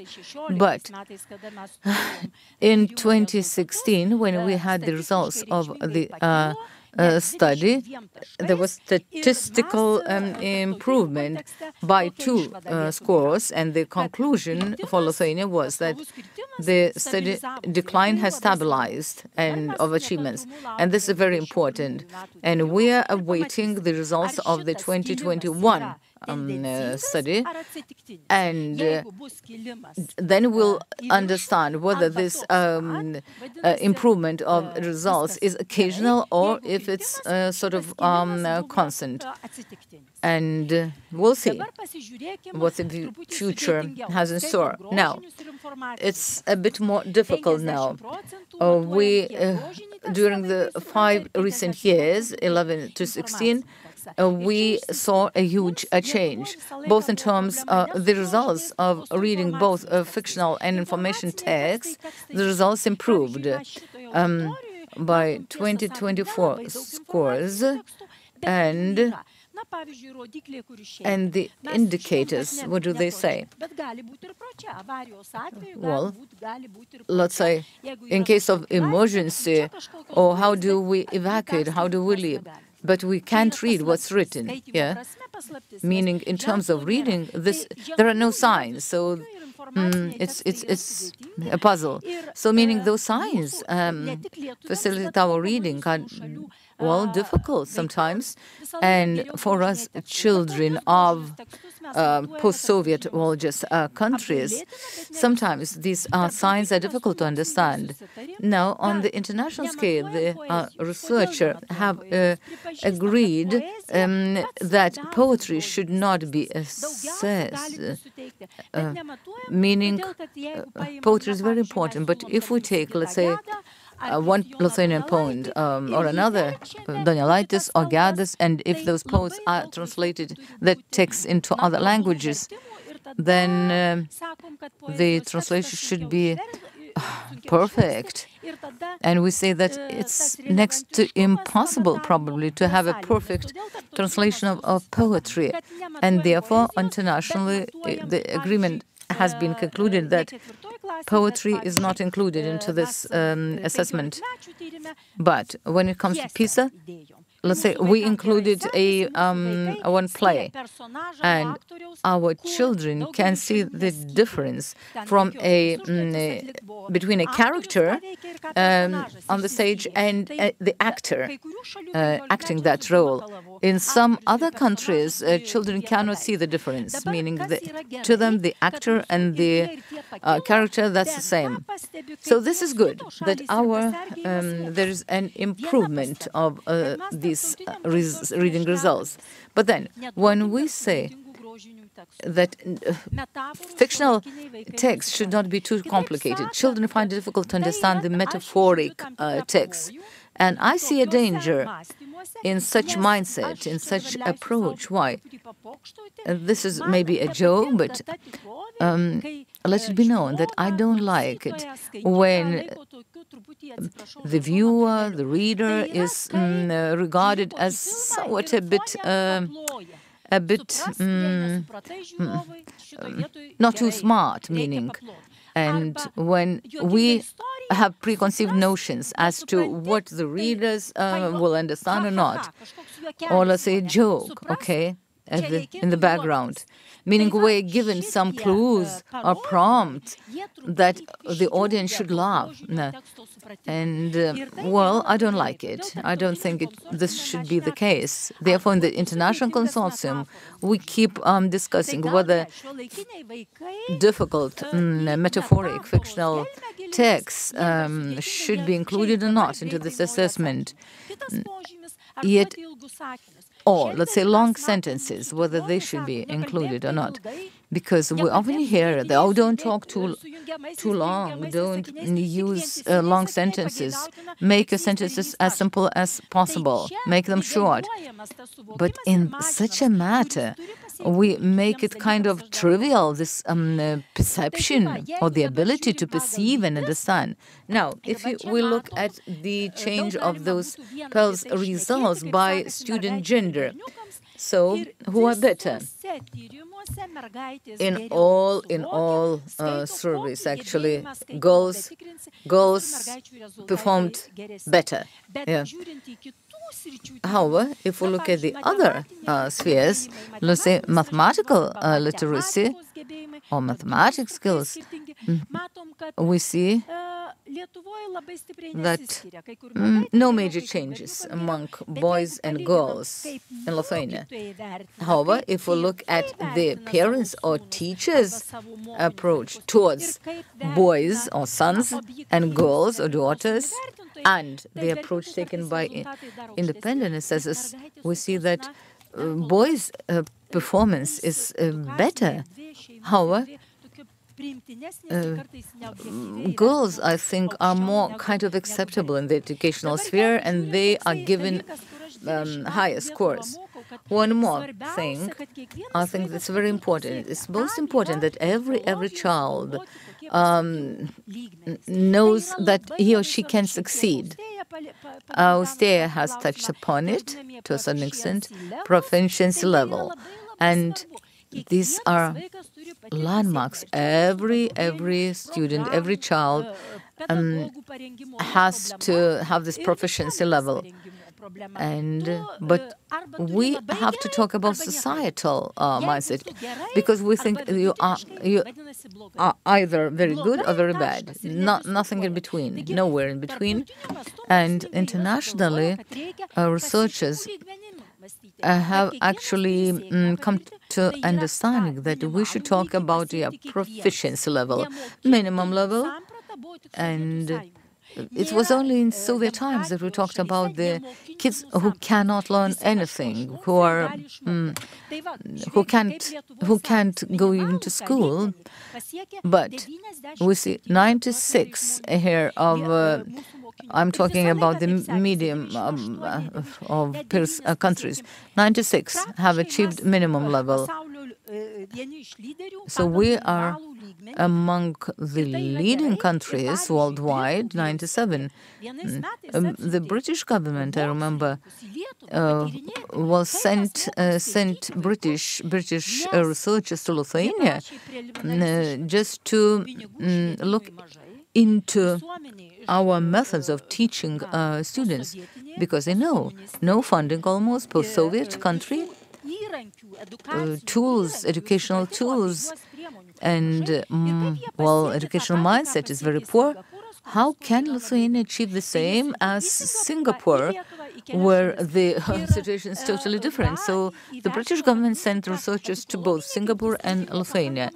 And, well, our reading, let's say, performance was quite high. And some Lithuanian researchers actually, well, went deeper into that. Now, let's look at what we are interested in breakthrough, okay, in creative potential, explosion of creative potential. Look, 12% in Lithuania, the highest level of performance. The medium of those countries, 10. Now, in Ireland, let's say, now the education level is okay. It's 24, 27%. So meaning we still have to we're still lagging behind. But of course, we cannot compare ourselves to Singapore. But Singapore, it's 47% of the population that achieve the highest level of performance. And I just sometimes, I don't know the answer. What is happening? Why? Is it something, the process when the embryo is still developing in the womb, mother's womb? Why? Why such differences? Biologists say no, it cannot be related to the womb process of what? No. So meaning it's educational processes. Ramunė was talking about this period from 0 to 3 years age. But now research is going into prenatal period when an embryo is developing in the mother's womb. And we have quite extensive research already, meaning about the influence of music, classical music to the embryo, etc.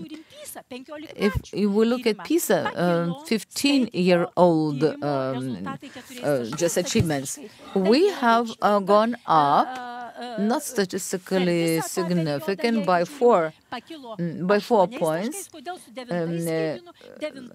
over the last 3 years, but statistically insignificant, as I said. It has risen by 8 points since 2009, which is statistically significant. 8 points, or what does that mean? This is reliable and evidence-based. It's in 4th grade that we see this gap, and we have the problem with this gap. Since 2015 until 2018, both girls and boys scores increased by 4 points, but the difference between the results of boys and girls since 2009 decreased by 20 points. And meaning, well, parents have to deal with 1, 2 children, well, sometimes 3, yes, but teachers have to work with a classroom of 30 students. Of course, parents had a challenging time during the COVID, etc., just buying equipment, the computers for remote schooling, etc. But look at that decline by 20 points. Difference between boys and girls. They go to the same class, actually, to the same grade, but because we have this principle, it's well, the grade is actually grouped by age, but when I think we have lots of problems, let's say, with science literacy and with reading literacy for boys. Okay, now, yesterday I was talking at an international event only about mathematics, and the Finnish professor, who was also a speaker, and I talked to him and said, look, your performance achievements are worse than those in Lithuania. So it depends. We have to look at the construct. So, but we're still lagging behind some Asian countries, where they go to school 6 days a week, and my authentic appearance, I have this authentic experience, and maybe I'm a stupid European, but well, let's say in some Asian countries, they say, yes, I have classical music, just I play the guitar, and let's say, and what's the difference between boys and girls there? No, there's a different sort of approach. And let's say in Japan, in Singapore, they say, yes, I'll try to perform to the best of my abilities, and after graduating school, I will go to the States probably, and I don't know, and pursue further studies.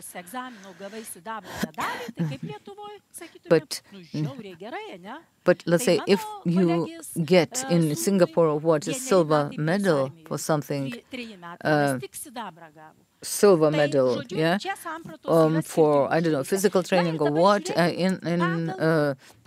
it should be regarded as a very good achievement. Whereas in Lithuania, you will probably have to go to the army after that. Now, let's look at PISA results 2018. These are the Lithuanian students reading just skills by cognitive processes, meaning to what extent we can understand the information, or assess again difference between boys and girls, same age, but their comprehension is different. And we see that according to PISA, there are 6 cognitive skills, now 8. And this is something very important. Every child has to have this performance achievement. Why 8? 8. When we, during this transition towards individualized, education, we understand that every child has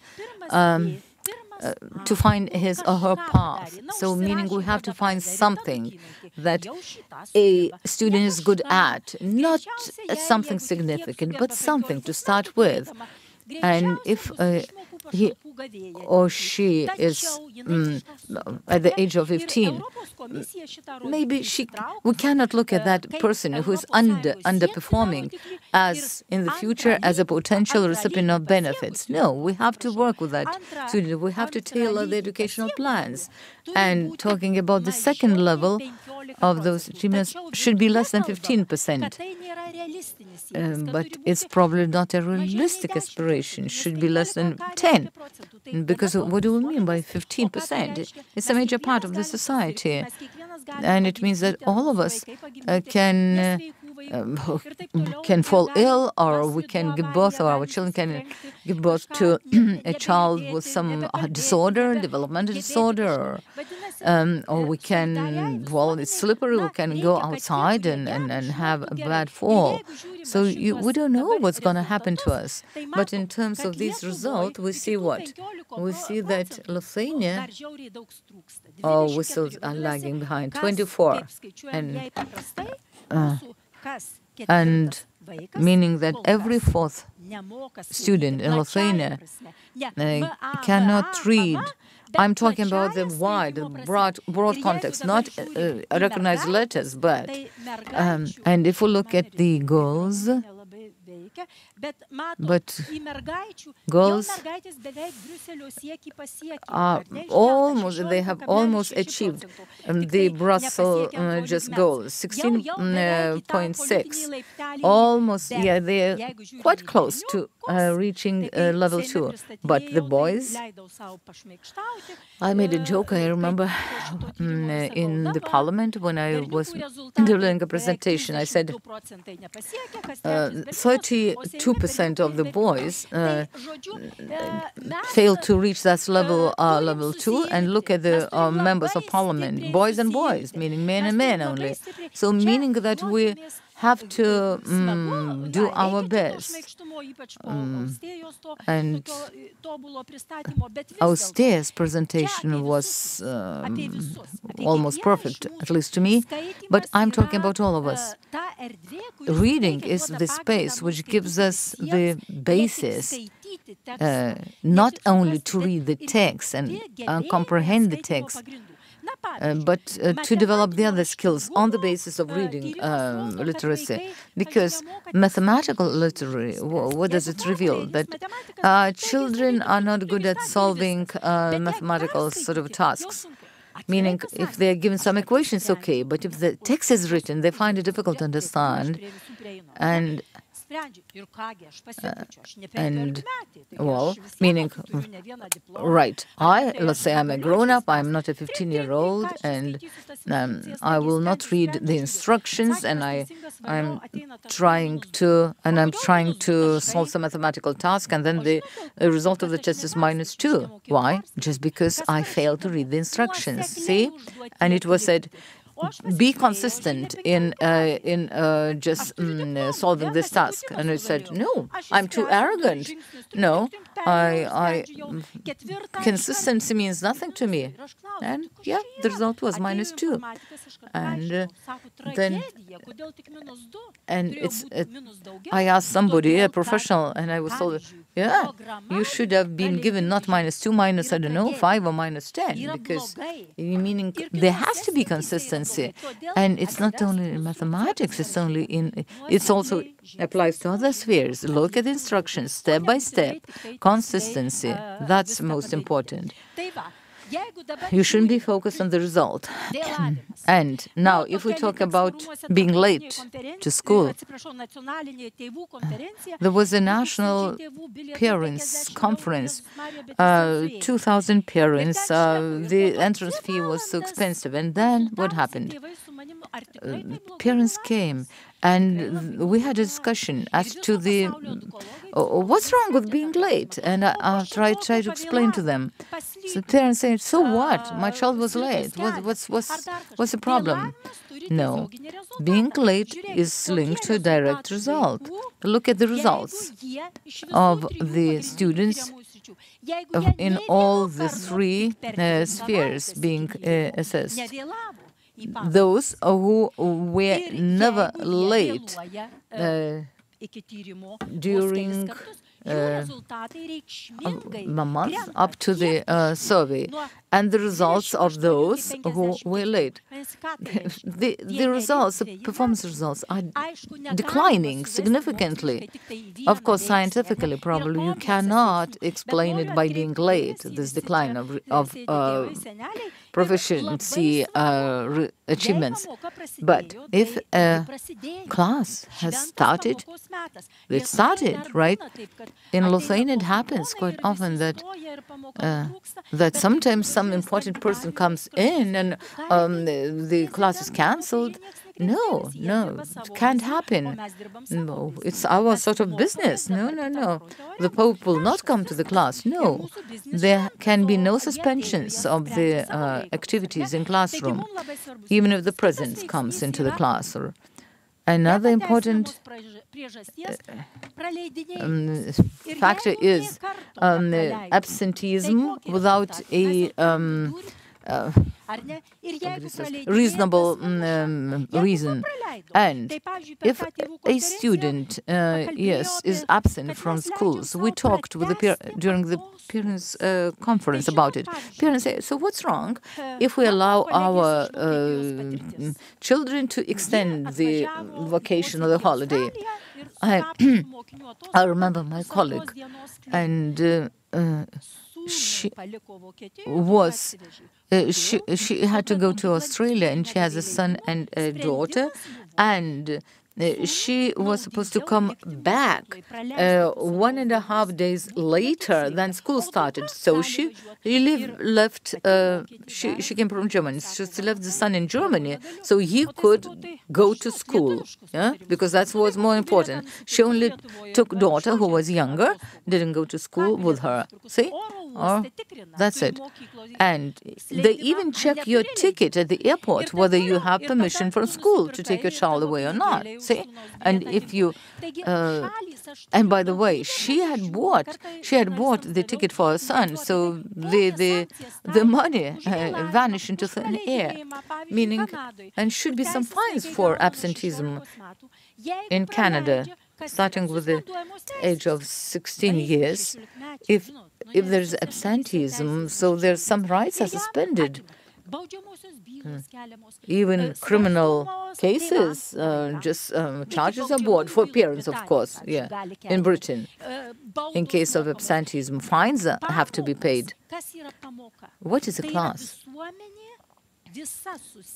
It means that all this society has to contribute, somehow paying taxes so that your child can go to school.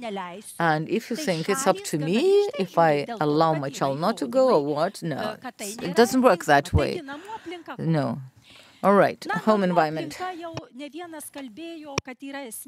It was mentioned for the multiple times that home environment is very important. Ramune also mentioned that prenatal period is very important while a child is still in a womb, and a Nobel Prize was provided to Professor Heckman for the equation that education specialists knew for a long time, that the major development of child is by 3 years of age, and then it's only details. So the greatest investment should be into a child before 2 years of age. So if we see here PIRLS results in 2016, according to the resources, educational resources, and parents say, I buy different games, plays, I buy tickets to aqua parks. It's hedonistic. While I was attending this conference, I checked in different shops how many education, how many hedonistic games are bought. Could have been bought. Less hedonistic, more assistance to a child. So 128 points is awful, but the results could be even worse. 140. If we checked yet another data for digital resources at home, a child at the 4th grade has 7 software programs that are required for learning and be able to work with them. So the results are 21 points. You see here there is low resources. 2% of families declared that they don't have enough resources. Worldwide, 5% is this parameter. And here 21 and 122 cannot be compared because the parameters are quite different. And if we check the PIRLS according to the early literacy and language skills, Austėja and Ramune already mentioned about that. Lithuanian results are between the ones who are worst and best. Of their capacities, 79 is a Lithuanian result. It means that probably 2 to 2.5 academic years. And this is quite complex slide with several factors placed into one slide. It should be complex perception of that. Education results, family results, and what does it give to a child? So if a child goes to kindergarten, preschool education, the results are and should be linked with the tasks at home. The results are better, they are more advanced than the children compared to children who don't go to any preschool activities and don't have any educational tasks at home.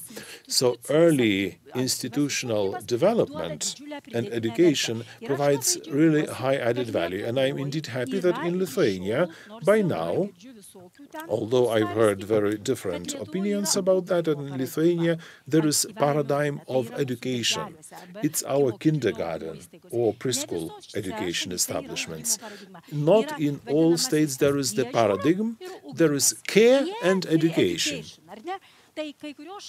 So some countries, for example, in some countries our educators don't know. It's only food for children and their behavior. In another kindergarten, they do all possible to also include education into programs. There are two systems, just one is care and another is education. It can be combined. And the results also may differ according to that. It's also very important because the entire world says that it's very important to get to education, not care paradigm worldwide. And if we checked according to the students' interest in reading lessons, whether we attract, whether it's tempting for children to read and so on, the results in Lithuania are higher, much higher, 51 points between the ones who are interested and not interested in that. Also placed the questions from the survey, so if you're interested, you'll be able to check them later. And there is also sense of belonging to school. Sense of belonging to school. If there is a strong sense, the results are also better. We already published a couple of articles because with Dr. Dudaitė we calculated 22 Lithuanian results, 23 international results.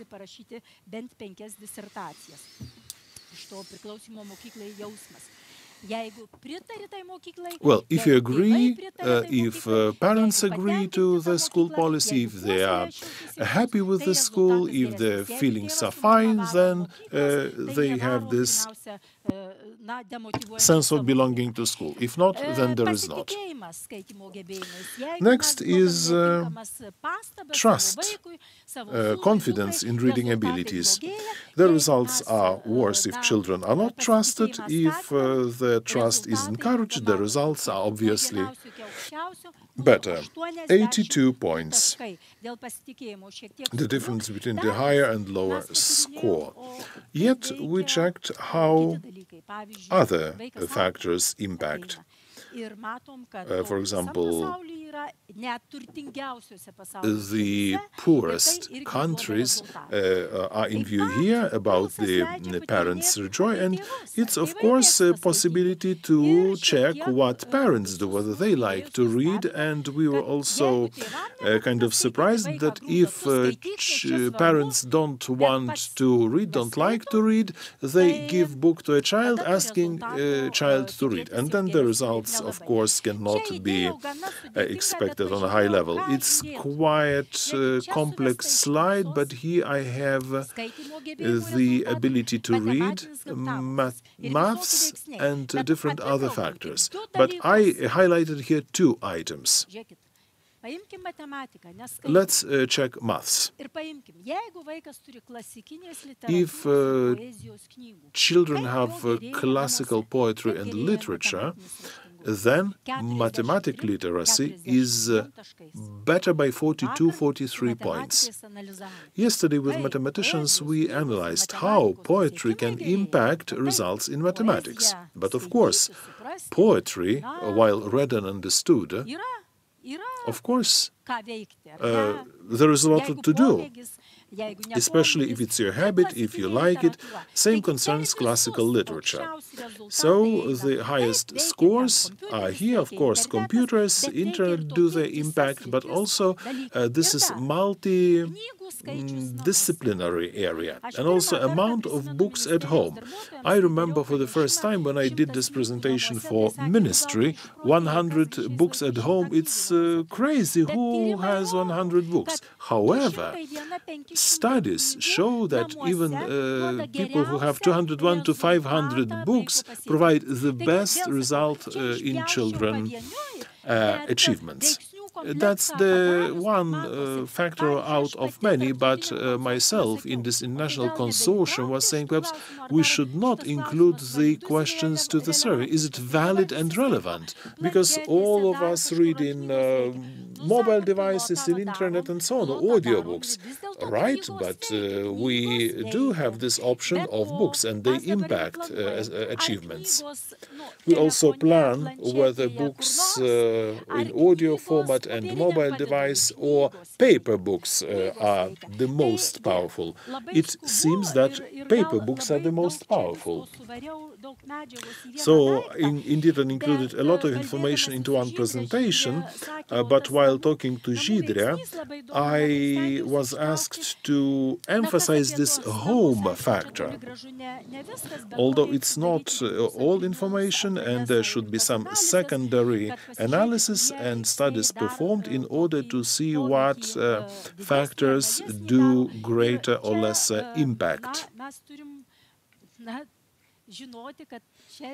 We also need to know that there are only two studies, at the 4th grade and 15-year-olds. Difficult to say whether it's the entire study and whether it does not change in some years past. The sampling is also important, but perhaps in this audience we have parent, a librarian, a grandparent, and to them it's fine, it's obvious. Their experience can be different, but Lithuanian context is such as according to the statistical and scientific data. So we also produce national reports, but also the international reports. Yet we have databases which are open except for tasks, except for exercises, because access to exercises is restricted. Thank you.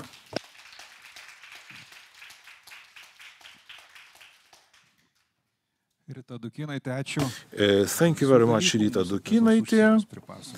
You told us a lot of different things about Lithuania and foreign countries, and it seems that we live in a nice country. I came back from Singapore last weekend. And my children were quite independent during that period. We went for dinner and ordered one dish. Personnel was fluent in English, and there is no problem to communicate in Singapore because their teaching education language is English. So any person at a fish market can easily operate English in Singapore. So we got that dish, and we didn't know who ordered what. A gentleman went back. Everything was written in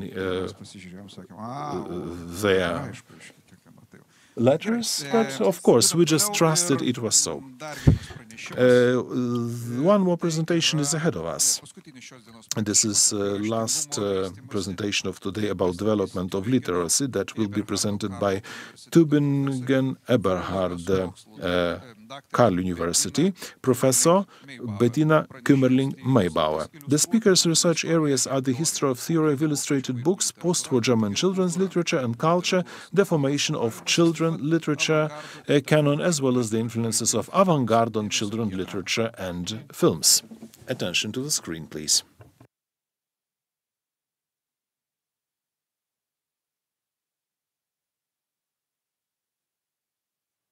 Okay. I hope I can share my screen.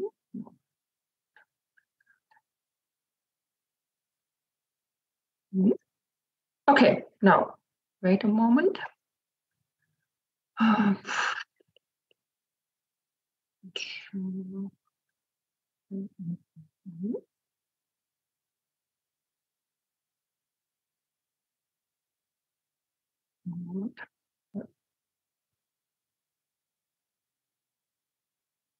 Okay. I hope you can hear me. Yes, it's okay? Okay.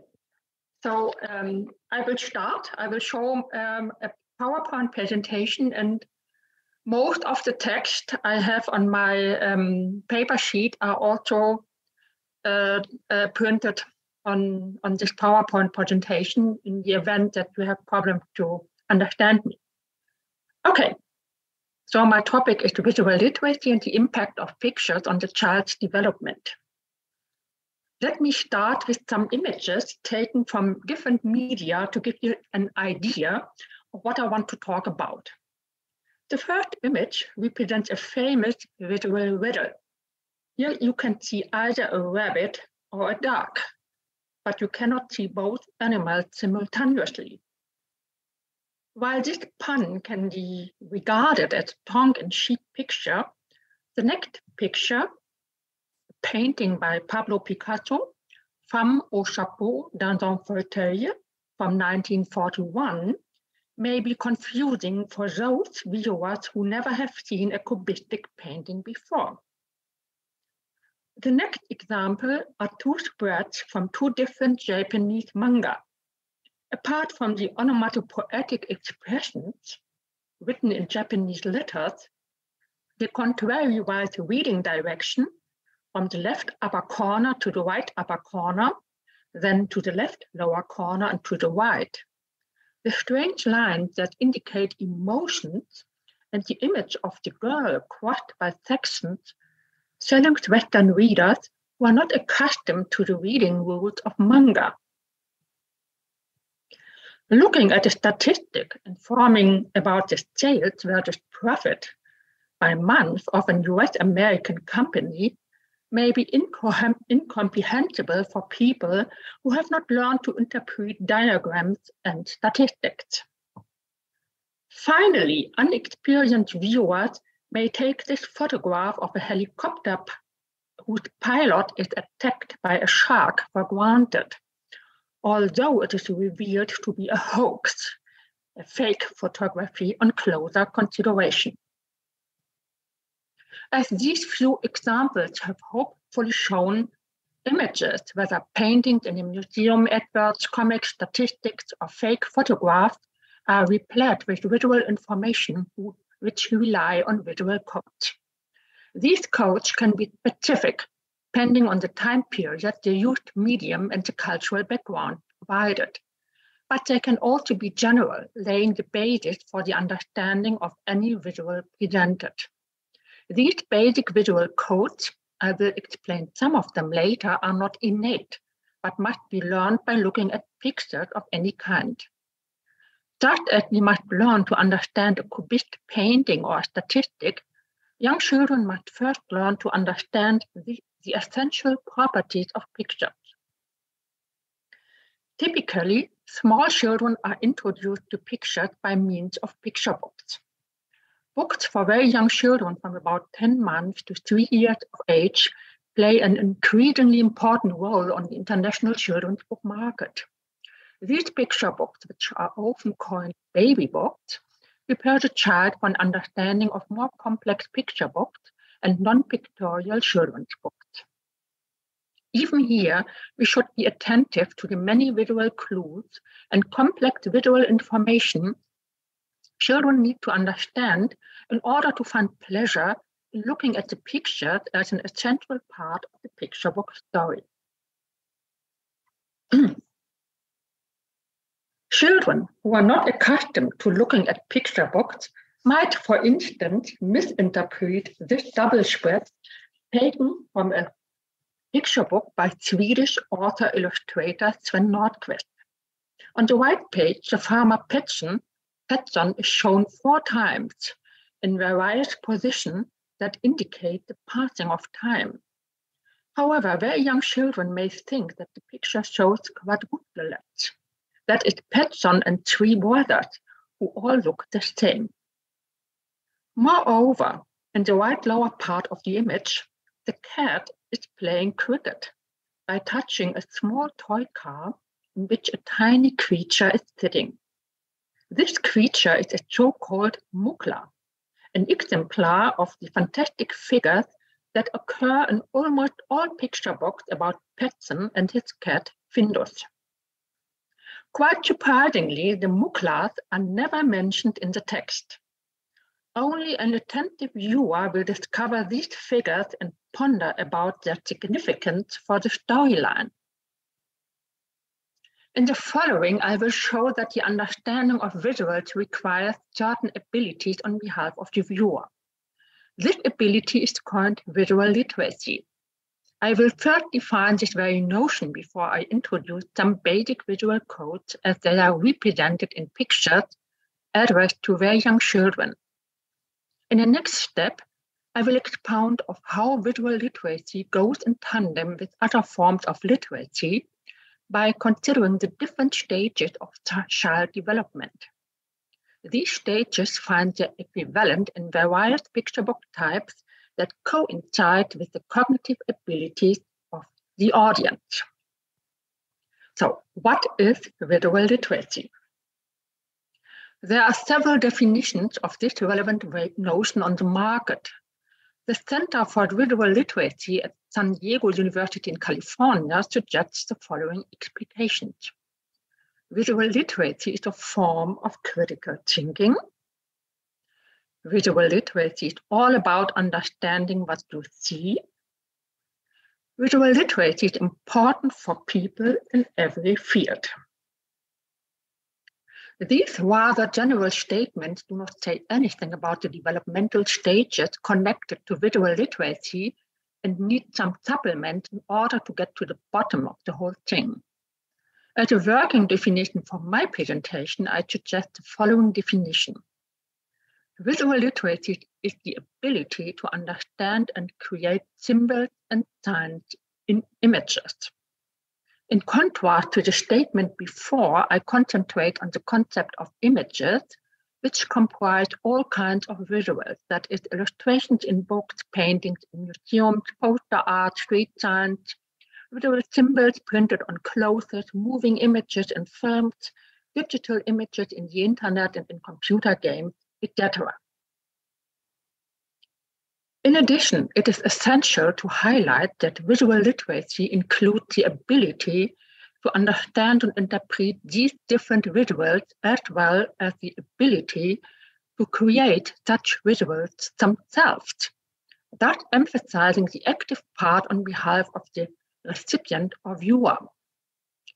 Taking these ideas into account, it is mandatory to consider the effects of visual literacy on education, ranging from kindergarten, primary school, secondary school to high school, yet even including higher education on the university levels. In this respect, the Association of College and Research Libraries in the USA elaborated on the visual literacy competence standards for higher education by pointing out what a visual literate individual is able to do.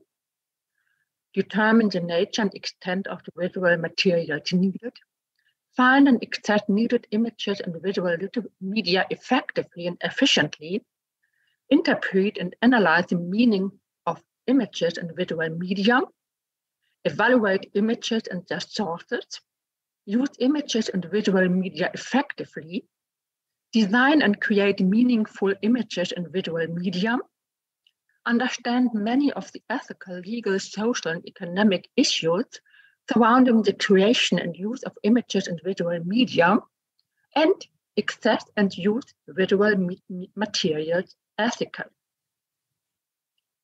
This extensive list of facilities comprises the relevant aspects to be considered in order to evaluate the competencies students of different ages and grades should ideally acquire in order to be visual literate.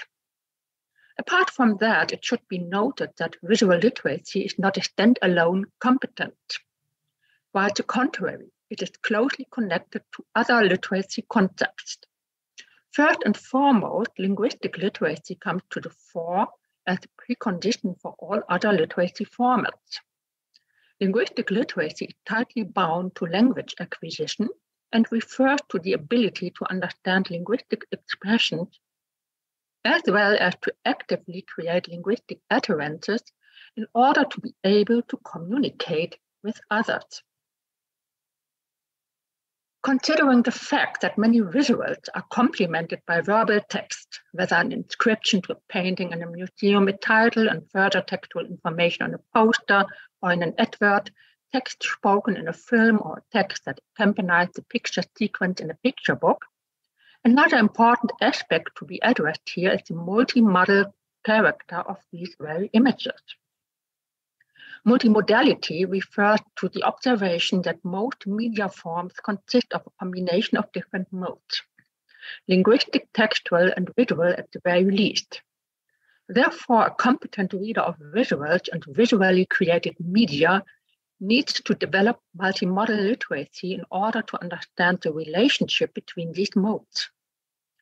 Some media researchers even suggest the notion of media literacy to emphasize that a combination of different literacy competencies is essential to be able to competently handle various media, such as a book, a film, or a computer game.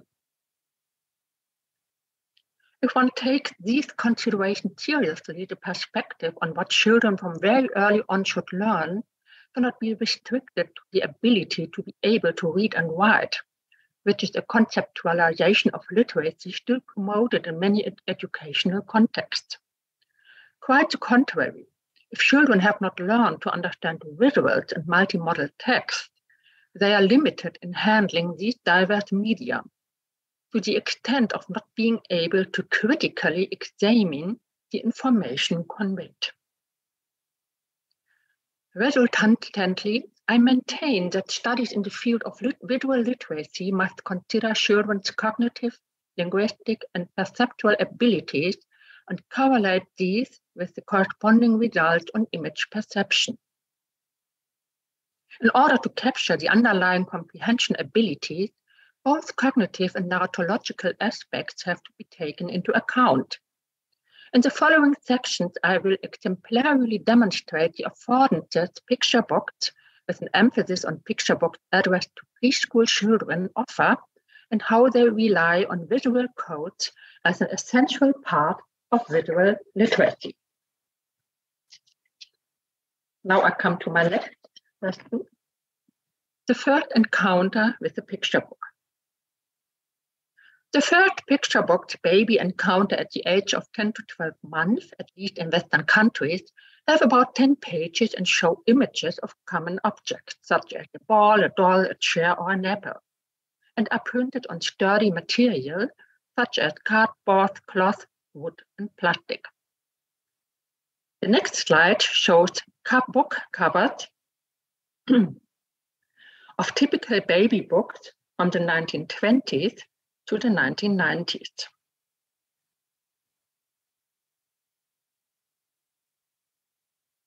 The titles may refer to the implied users for our child, baby's first book, the depicted object, first things, what is that, the act of seeing, come and see, and the aspect that the book or object belong to a young child, my first picture books, or pictures for the little ones.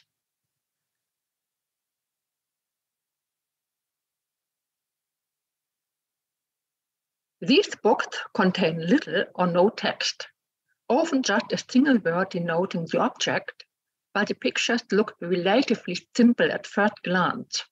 The images are color drawings or photographed in color or in black and white. For these very reasons, they are more or less ignored in picture book research and literacy studies. The most common term for this type of book is baby book, which correctly indicates that they are for very young children. However, this notion is far too general since it encompasses simple board books as well as complex I Spy books or Wimble books, yet even picture books with rhymes or short texts that tell a story. In the following, I will show that these picture books promote early or emergent literacy as a prerequisite for the acquisition of more complex literacy abilities, such as visual literacy, literary literacy, and media literacy. While visual literacy and media literacy have already been introduced, a note on literary literacy is in order. Literary literacy is the ability to understand and create text, whether oral narratives or written text. What are the typical features of the very first picture books addressed to babies from the age of 10 to 12 months? First and foremost, a closer look at the depicted objects reveal that they have certain image properties. The objects are usually shown in their entirety as a whole object, never in their parts. A black line usually frames the object so that it stands out distinctly from the background and is shown either from the front or from one angle. A view based on a central perspective is avoided, as well as a perspective from below or from above to avoid confusing the young child. In general, the viewer is at eye level with the object. The objects are characterized by bright colors with a dominance of primary colors. The hue is consistent and modulations of colors are lacking. The depicted objects are usually clean and intact, as if brand new. The tendency to present undamaged and clean objects might be derived from the moral purpose of early concept books which reflect a disciplinary training by stressing order, neatness, and brightness as desirable qualities. Surrounded by empty monochrome background, the objects seem to float in a negative space. Movement is not shown. The objects are always static. In addition, the objects usually do not display shadows or a source of light that are essential for the representation of depth. The proportions are striking. The objects are much smaller than those they represent.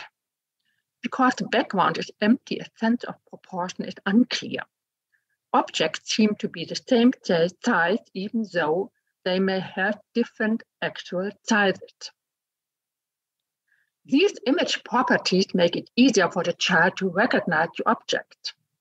For example, with the help of the black contour, the child is made aware that the object is relevant and not the background, which is therefore kept as neutral as possible. Consequently, the child is already introduced basic visual codes which seem simple at first glance.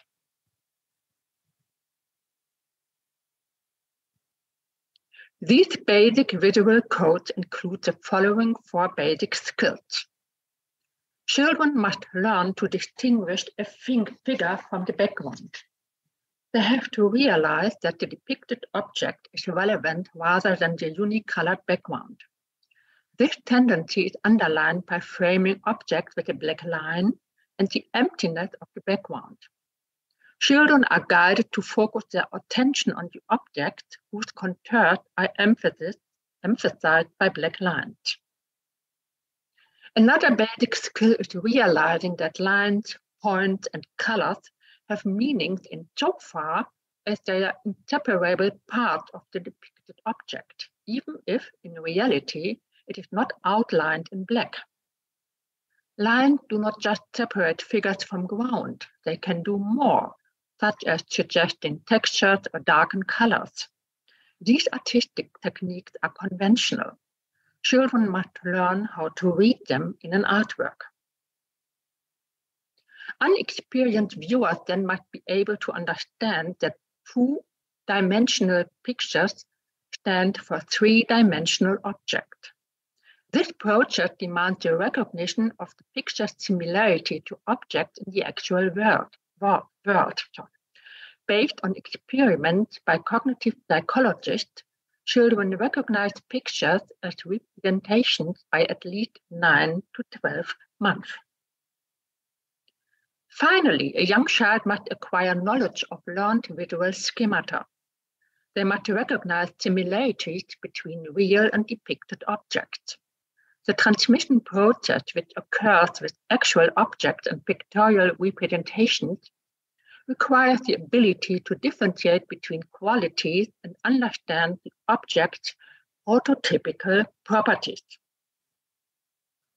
These 4 essential skills demonstrate that pictures comprise visual codes which must be learned, like the rules of verbal language. Children must learn these visual codes before they can make sense of pictures. By looking at early concept books, like these baby books I have shown, children are encouraged to assimilate these conventions. They have to acquire a sort of visual grammar. Psychological research in picture reception shows that at an early age, children develop a surprising ability to use and understand elements of visual grammar, which helps them to interpret visual messages and to produce one's own mental imagery, which is acquired by a permanent process of learning. The fact that children need a long time to grasp the representational character of 2-dimensional images can be seen, among others, in the observation that up to the age of about 3 years, children sometimes want to pick the object out of the picture. Many adults are not even aware of the great cognitive efforts young children have to make when learning visual codes. Without a gradual introduction to these and other visual codes, children will not be able to adequately understand much more complex images, whether in picture books, comics, movies, or computer games. Since these picture books do not contain text, looking at them together is a specific learning situation characterized by pointing and naming. The adult or an older child point to an object and ask what is pictured, hoping that the child will respond by naming the object. In response to the child's answer, it is either corrected or confirmed, and the adult usually also repeats the name of the object. Hence, early literacy is closely connected to language acquisition on the one hand, and to the understanding of pictures and narration on the other hand. Furthermore, baby books support the child's ability to produce mental images, that is, subjective images about an object, a character, or a setting as part of a text. This ability is essential for understanding fictionality in general and non-pictorial children's books in particular. Now to the next part, conceptual development, the first steps into visual literacy. When a child has learned a word, however, we do not know whether he or she has also understood the meaning of the word. Thus, it can happen that children use the word cat to refer to all four-legged animals. This is called overextension in linguistics, or exclusively to the neighbor's cat. This is called underextension. What actually has to happen for a child to understand what the word cat means exactly? In studies in language acquisition and cognitive psychology, the notion concept has therefore been introduced. A concept is a set of prototypical properties of a lexeme that enables reference to a referent.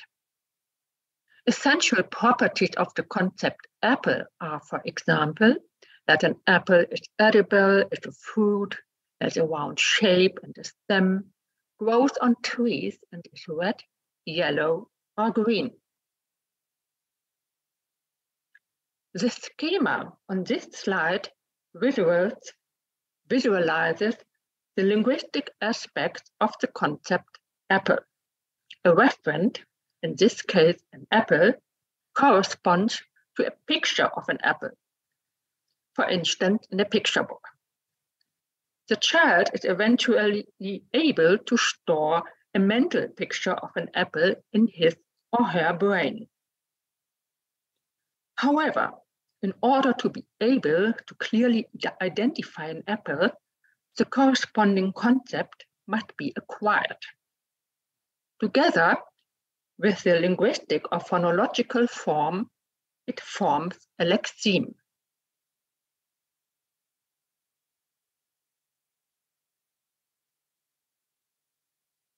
These constituents are interconnected, resulting in a dense network of mutual references.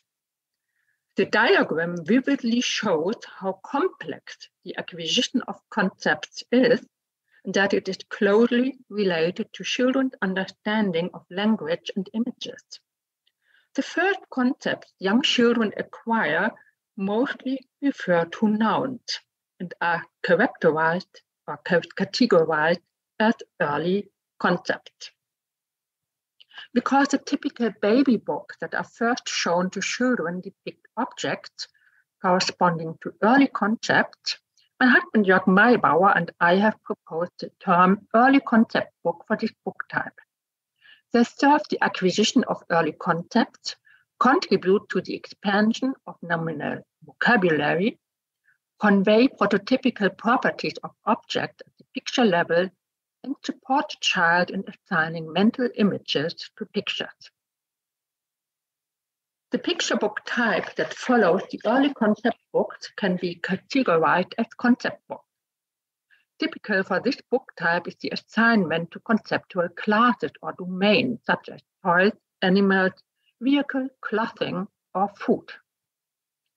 Surprisingly, however, one can also find concept books on abstract conceptual domains such as colors, shapes, sizes, numbers, and letters. With the help of these books, the child learns to categorize objects or abstract concepts. This creates a network of concepts that refer to each other by having common properties. Children can thus establish a mental lexicon that includes objects arranged in conceptual classes, both on the linguistic and the visual level. Apart from this, by looking at pictures on each double spread and turning the pages from beginning to end, children are introduced to the phenomenon of seriality. Another important aspect is related to this. Although individual objects are shown on the picture pages, illustrators have often attempted to relate the depicted objects on double spread so that they either show an equivalence or an opposition. This can be achieved by showing objects from the same conceptual domain, for instance, doll and pram, or by showing objects from opposite conceptual domains or classes, that is, sun and umbrella. By associating words and pictures with objects, children are encouraged to create mental images. This ability is an important step in understanding fictionalities. Those who are unable to imagine the mental images associated with longer descriptive and narrative passages will derive little pleasure from reading fictional text. Moreover, these picture books can already stimulate a short oral narration about the depicted objects that refer to the child's everyday life. The increasing variety of picture books for preschool children. As the corpus of early concept books and concept books is quite manageable, there is a diversity of themes, genres, and pictorial styles in picture books for children from the age of 2. What is striking about these books is that the illustrations are becoming increasingly complex, but that a large proportion continues to contain little or no text. A further development of the concept book represents those picture books that depict a scenery and the associated actions. In this regard, two types can be distinguished.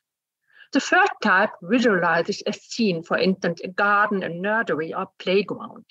On the opposite page, individual objects that appear in this scenery are shown.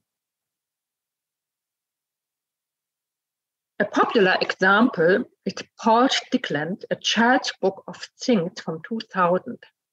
In this type of picture book, the categorization of objects into conceptual domains is combined with the assignment to sceneries. In cognitive psychology, this phenomenon is known as frame. Frames enable to recognize the essential objects that belong to a particular situation or scene. This learning process not only enriches the child's vocabulary by assigning it to conceptual domains, but also promotes the ability to understand that all these situations and scenes establish a larger context, which is a crucial competence with respect to the arrangement of various items and things in pictures.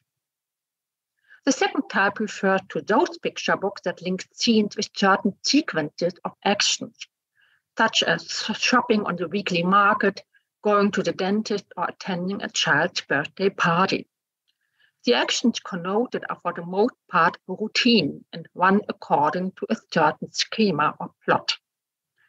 This implies that the child learns what actions are necessary to buy certain items on the farmer's market, or what actions are usually expected when participating in a birthday party. The corresponding picture books therefore introduce children to these plots, also called narrative scripts. The focus of these picture books is still on the individual double page.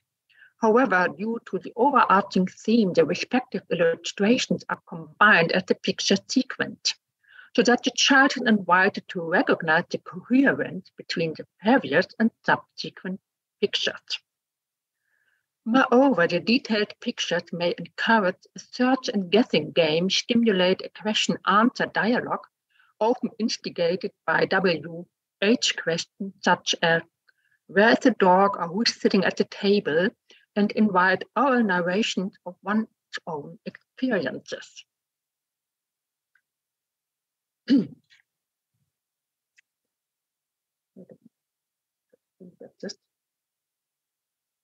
Apart from that, the child's interest in play, which stimulates both curiosity and imagination, is met by picture books that have flaps to open, peepholes to look through, or inserted pieces that invite to touch them. These offers make the materiality of the book tangible to the child in a haptic way. While these picture books focus on the playful character and the independent activity of the child, there are other picture books whose main aim consists in igniting the child's imagination. In Antje Dam's What Is That? What Is That? From 2009, everyday objects are alienated in such a manner that something new is created. In Dam's book, it is always an animal, so that a water crane turns into a swan or a bird knife into the open mouth of a shark. Here the child's perception is trained to pay attention to shapes and colors, and in the next step, to think about how an object can be changed or perceived from a different angle, so that a new object results. In this respect, the illustrator Antje Dam employs the human ability to project something else into things. This ability trains the capacity to develop mental images and concepts. A special challenge are the popular Wimmel books, which are aimed at children aged 2 to 4. These are textless picture books that feature a scene on each double-page spread. The viewer often looks down on the scene from a bird's-eye view and thus has an overview on all the actions and things happening at the same time in the same place. These pluralistic illustrations are full of details and figures, so that children need a lot of time and patience to entangle what is shown on the pictures. They invite repeated viewing, naming, and discovery, and a guess and search game can also be employed here. This encourages the children to describe or explain the situations. Older Wimmel books, such as those created by Ali Mitguc, like here in Rundherum in meiner Stadt, All Around My Town, from 1968, present a new scenery on each double page without any connection between them. The illustrator Rotraud Susanne Berner, however, has developed a new concept with her Wimmel book set in the fictional town of Wimlingen. The characters remain constant and the individual scenes are related to each other in terms of location and situation. In this way, there are continuous stories about the individual characters and animals that can be discovered on each double spread over the course of a year. The detailed illustrations may stimulate the dialogue between children and adults. In this way, young children gain not only a better knowledge of pictorial conventions, but they also school their ability to tell a short story about the characters depicted in the illustrations. The study of Wimmel books in particular promotes attentive viewing and concentrated listening. These skills are necessary for children from the age of 2 to 3 to be able to understand more complex picture books on the picture and text levels and to follow a text that is now being read aloud. Now come to my next section, picture-text relations in picture books. Picture books with short prose text combine different conceptual levels such as categorization, coherence, and cohesion that touch upon both the visual and the linguistic levels. The essential cohesive elements are page-turners and recurrent visual elements such as figures and objects that turn up on every double spread, thus encouraging the viewer to page forward and to search for these recurring visual cues. Moreover, the understanding of narrative text requires a basic understanding of theory of mind, which is usually acquired in a basic form between 24 and 36 months of age. Theory of mind is the ability to understand and anticipate other people's feelings, emotions, and inner state of mind, based on their utterances, facial expressions, and emotional reactions. Considering this, it should be noted that references to frames or scripts, such as a birthday party or shopping tour, rely on intentional acts. Intentions can only be understood by children when they are able to ascribe certain purposes to the actions performed by characters in picture books. That is, they have basically acquired theory of mind. How the understanding of a simple story by means of a picture sequence may function will be demonstrated by the Swedish picture book Max Napkin from 1994 by Barbro Lindgren and Eva Eriksson. This book has some features which facilitate young children's access to the storyline. First of all, the setting, Max's bedroom, remains the same throughout the picture sequence. Second, the book centers on just 3 characters who are introduced one after another. On the first page,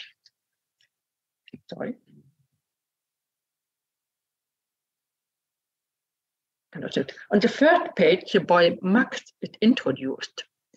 A dog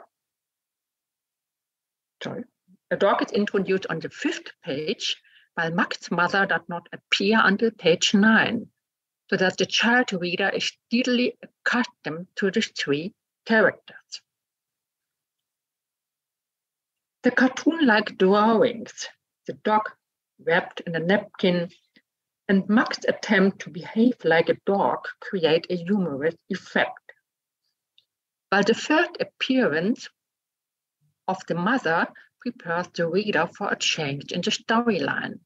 Her angry facial expression and her scolding of Max and the dog present the climax of the story, which smoothly merges in the story's conclusion. Max's mother fetches a new napkin, whereas Max cleans the floor with a scrubber. This simple plot is replete with effective markers.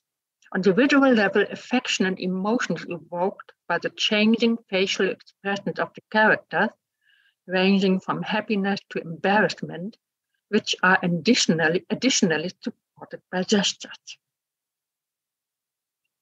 Since the picture book deals with a topic that touches on everyday experiences of young children, it might support the reader's progression from textless picture books to narrative fictional picture books, which is a seminal step in the understanding and appreciation of fictionality. And again, fictionality in the understanding of literary text presupposes the facility of creating mental images, that is, to develop one's own ideas and visual representations of the characters, objects, and settings, to derive pleasure from listening to stories and attentively looking at pictures, which may serve as a sort of guideline in the creation of these very mental images. I come to my conclusion. This overview has attempted to classify the various picture books aimed at children under the age of 3 and to correlate these with children's developing skills in visual literacy. It goes without saying that 1-year-olds are not confronted with Wimmelbooks or books focusing on WH questions as invoked by picture books showing sceneries from the child's everyday surrounding. At the same time, 4-year-olds are most likely not interested in picture books that only show apples and balls. So the assignment of picture book type developmental stages might be helpful to get a better view on the affordances these types of picture books, ranging from early concept books, and Wimmelbooks, to the third picture books with third stories may offer, and how they contribute to visual literacy and related literacy concepts. The various forms of interaction between children and adults when looking at picture books together also promote children's narrative skills. Even though many of these picture books contain no or very little text, they are characterized by a variety of applications. Their multidimensionality, which is particularly evident in picture Wimmelbooks, has not yet been analyzed in all its facets, open up new vistas for children's literature research. I thank you for your attention.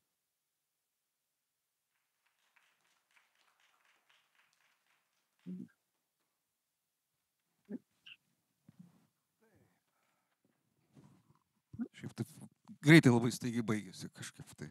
Ačiū labai, ačiū filologijos. Quite unexpected, but we indeed enjoyed listening you, Professor.